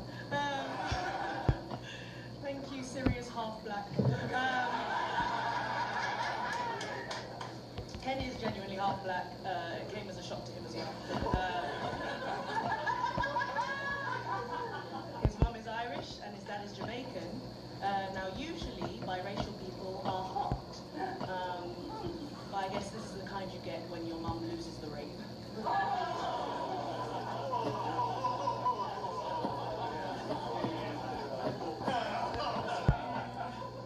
Yeah, I look like the guy who makes Esther's weave. Yeah, so this is Esther. Some of you might recognise her from rolling her eyes behind the reception desk. Alright, let's bounce off this game. I'm kind of done with it. I don't think I have to do anything. Let's jump on our bike and run out. I don't think I need to do shit. I got my floppy disk for today. We got 8. Fucking 8. So each 150 is a floppy. So spent quite a bit today. But I'm not gonna do those. We already got that thing done.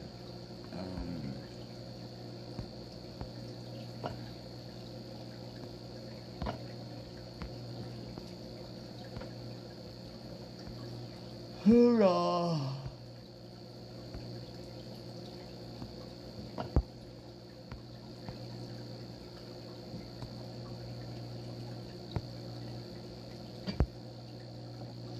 There's a fucking hamster or something.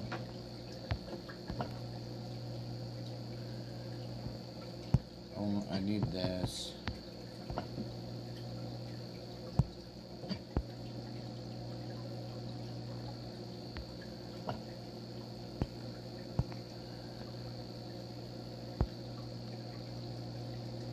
Oh, we can get another one of these.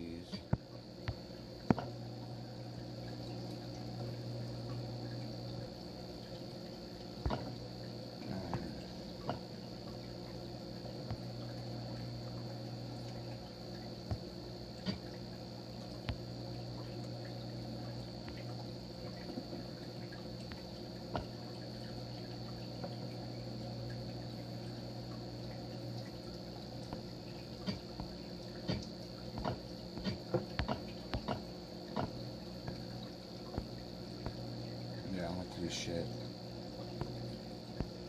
So let's upgrade our dude. Our fish She tried to fridge. kill herself 3 times. Yeah, because she heard the milk survey rate was higher.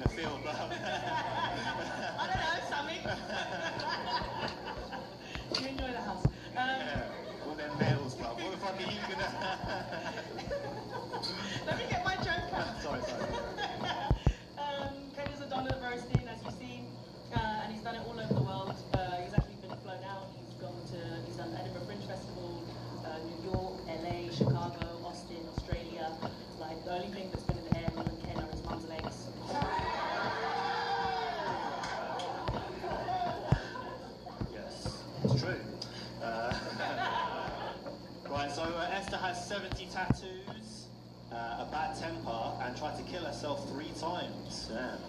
Or as she says on Hinge, he's easygoing and likes to travel. Oh, fuck. This bitch is crazy. So that fits.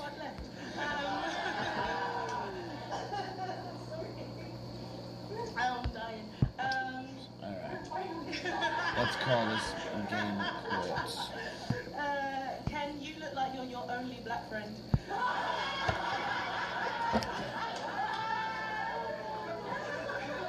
You look like before you're around black people, you practice saying the N-word.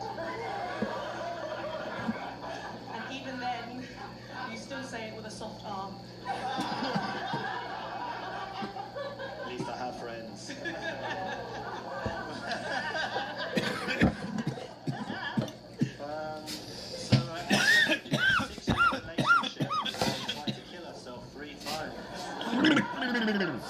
Yeah, it turns out she's really bad at flying cars.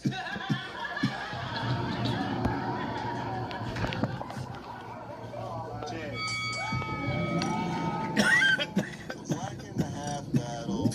London coming in at number 4 in the How is this number 4? Because you're gonna see the top 3 battles and you're gonna be like, oh, I understand. Because this is outstanding.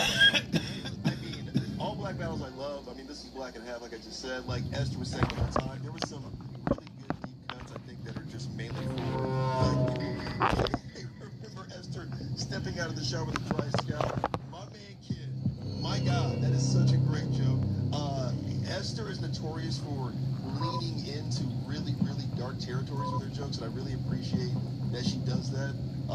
Ken was great for revealing some stuff about her that we've already heard, but he kind of flipped it. But some things I haven't heard the way he told those jokes about her. Talking about punchline accuracy early, I felt like that was, if that was almost the a dramatized version of Joseph and Ahern, but with written jokes. That was Esther and Ken, and the punchline accuracy, you can tell because they were written, was much higher than just, we're coming off the dome and just kind of going, you know, whatever we're thinking about, kind of see you and I kind of know you. This was 2 people who respected each other. You talk about professionalism. That was uber professional and just like taking big swings and nailing some of them, and when they didn't, it almost didn't feel like they were failing.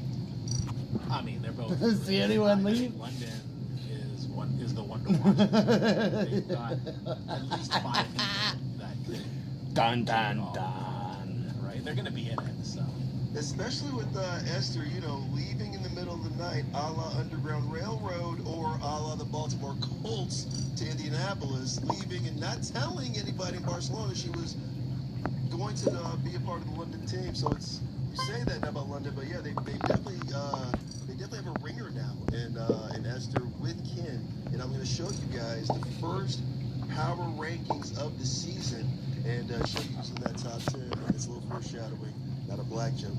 Oh, they were going to try to kick that one purple dude out. Let's go to the wild card, man. Another wild card. This is from the Comedy Cellar Show. We did a live stream. Interleague battles. This is Houston finally back on the countdown versus New York. Victor Tran from Houston. Dayton Bichette from New York. Number 3 in the world. Wild card. Let's rouse! All right. Well, thanks, Dayton, for making it here after shooting up the White House Correspondents' Center last night. Yeah. Dayton is actually named after a very famous city in Ohio. Yeah, it's called Stupid Bitch Boy. Everybody thinks I'm gay.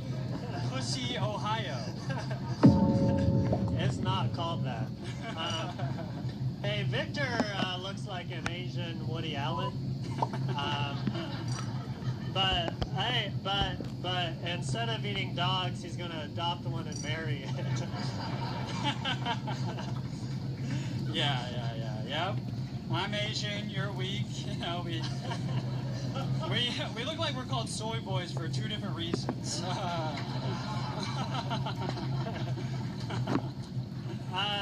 No, the joke I did before.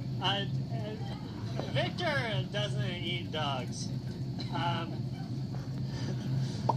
But he does put peanut butter on his balls dogs and licks it off. Alright, yeah, give it up for Hobo Burnham, everybody. debilitating OCD. Yeah, he has to check if the door's locked 5 times before he breaks into a woman's apartment. That's true. It is. Hey. Victor kind of looks like the guy from Heated Rivalry. You guys know Heated Rivalry? Shut the fuck up.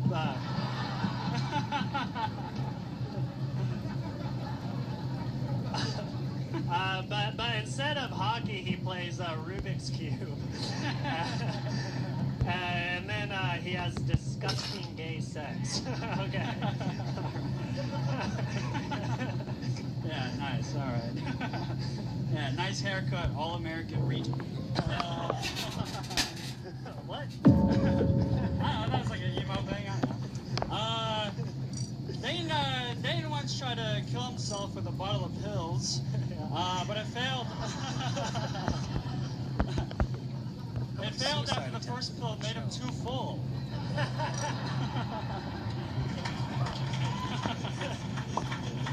Shut the fuck up. No, fuck you. Hey, Victor has a cleft lip. Or as he calls it, a cleft rip. Clap! Thank you. Oh, Jesus Christ. Yeah. Crap, everybody, crap! Crap right now. Is this the last one? Is this 5? Oh, this is it? Okay. Dane suffers from manic depressive thoughts, and they're all correct. And, yeah. Dane takes antidepressants. Yeah, he takes antidepressants because he was uncle molested. And I couldn't come. Victor would never hit a woman. Unless she picks Yoshi before him in Mario Kart.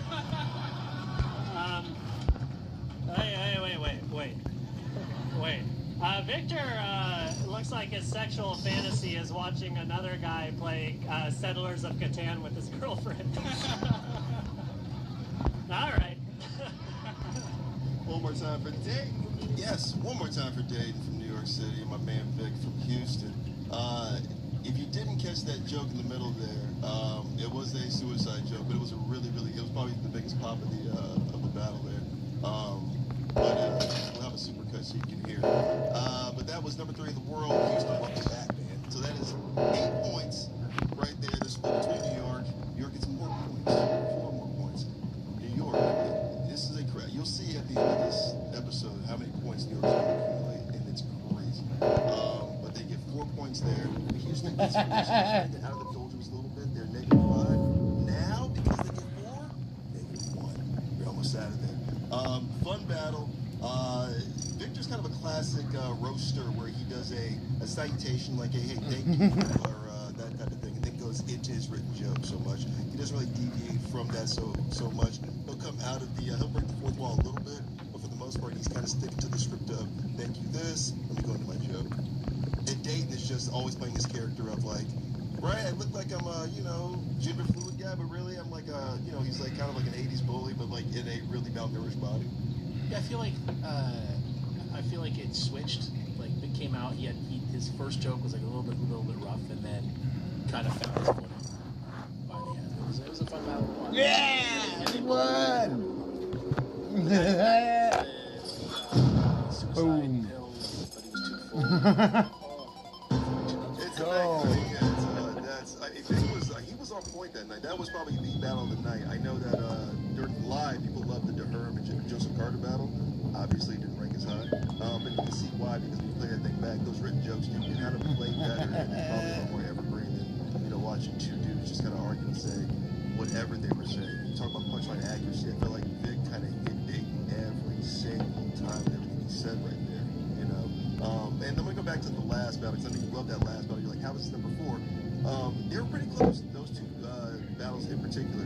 And I gotta say, when Esther and Kim were doing I mean, like, the ancestors could see those two literally cosplaying the slave thing, being like, no, you be in the house all week. I mean, like, the house and field, that was just perfect for me anyway.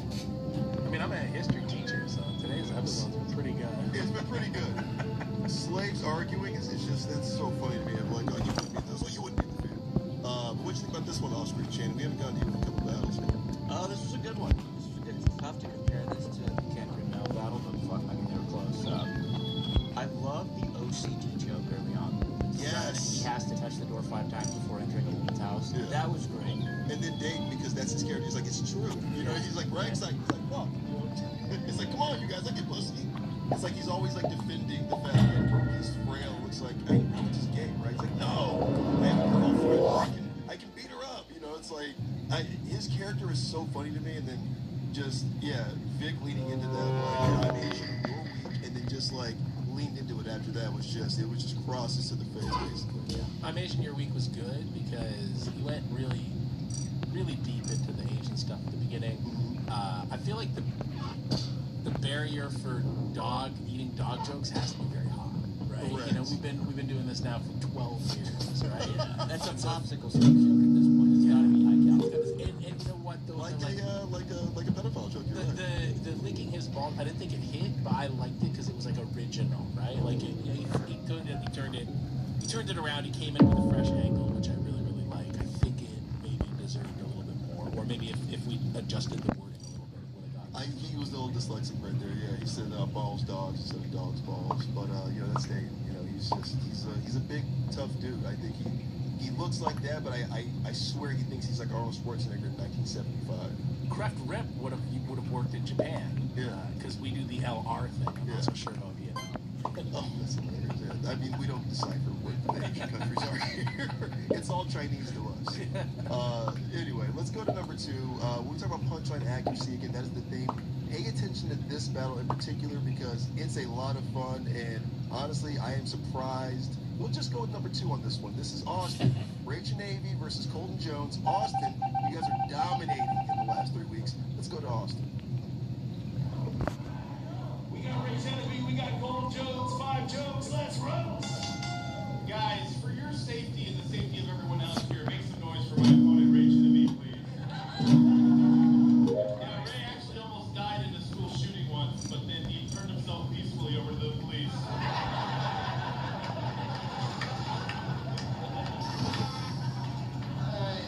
Thank you, Homer Simpson, if you didn't drink water.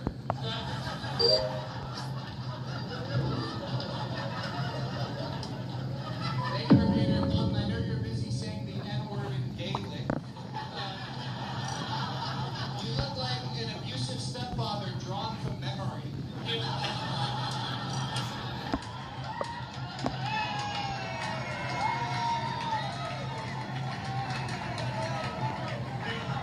Dude, imagine drawing someone and then talking to them like that as soon as they walk out on stage. Ray looks like he calls the candy coating on an M&M the skin.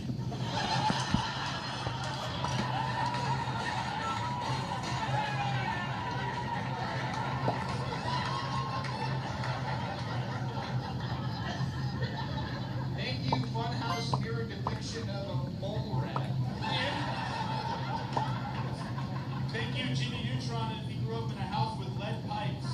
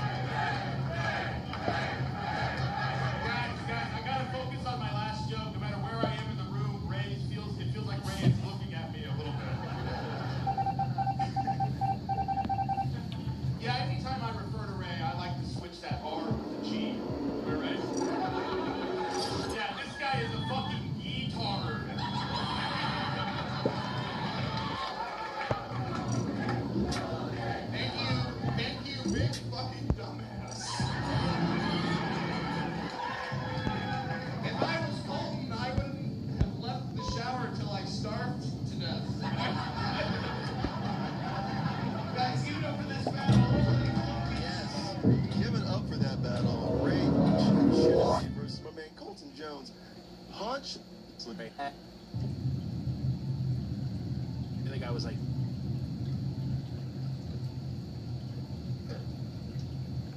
She's from New York. She's from Hodgson.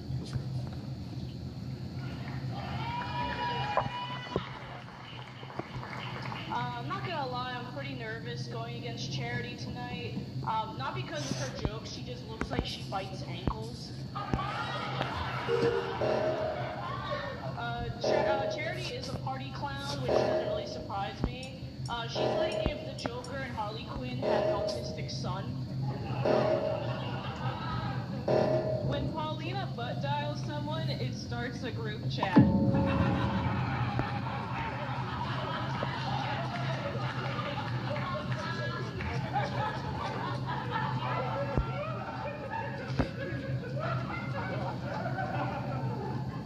What can I say? I have a lot of friends. Thank you, Tim Burton's Napoleon Dynamite. She was definitely that girl in high school that ran in front of the school shooter and went, "Stop! This isn't like you." Keep it going for the thinnest woman on a cruise ship.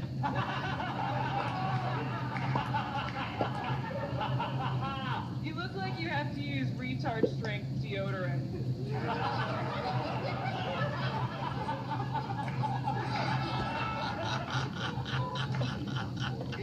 You know, 3 of Charity's exes were men that transitioned into women. Damn, how bad were you at sucking dick? And then all these guys are like, you know what, I don't even want this thing anymore.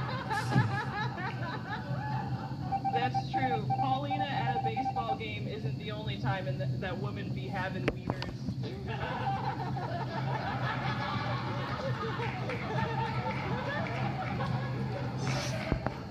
Paulina told me she's still looking for her missing piece, so I directed her to the autism logo. That joke works better about me. Go ahead. That's crazy. You said that. You look like if Junie B. Jones rode the stupid, smelly short bus to school.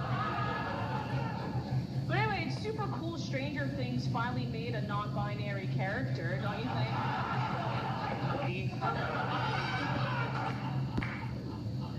Paulina used to teach tap dancing.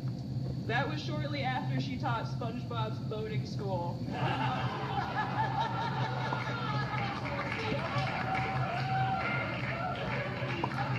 my God, Charity, you chicken little looking bitch.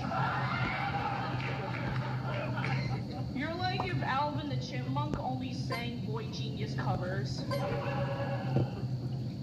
Paulina's boobs are the only part of her that can touch her toes.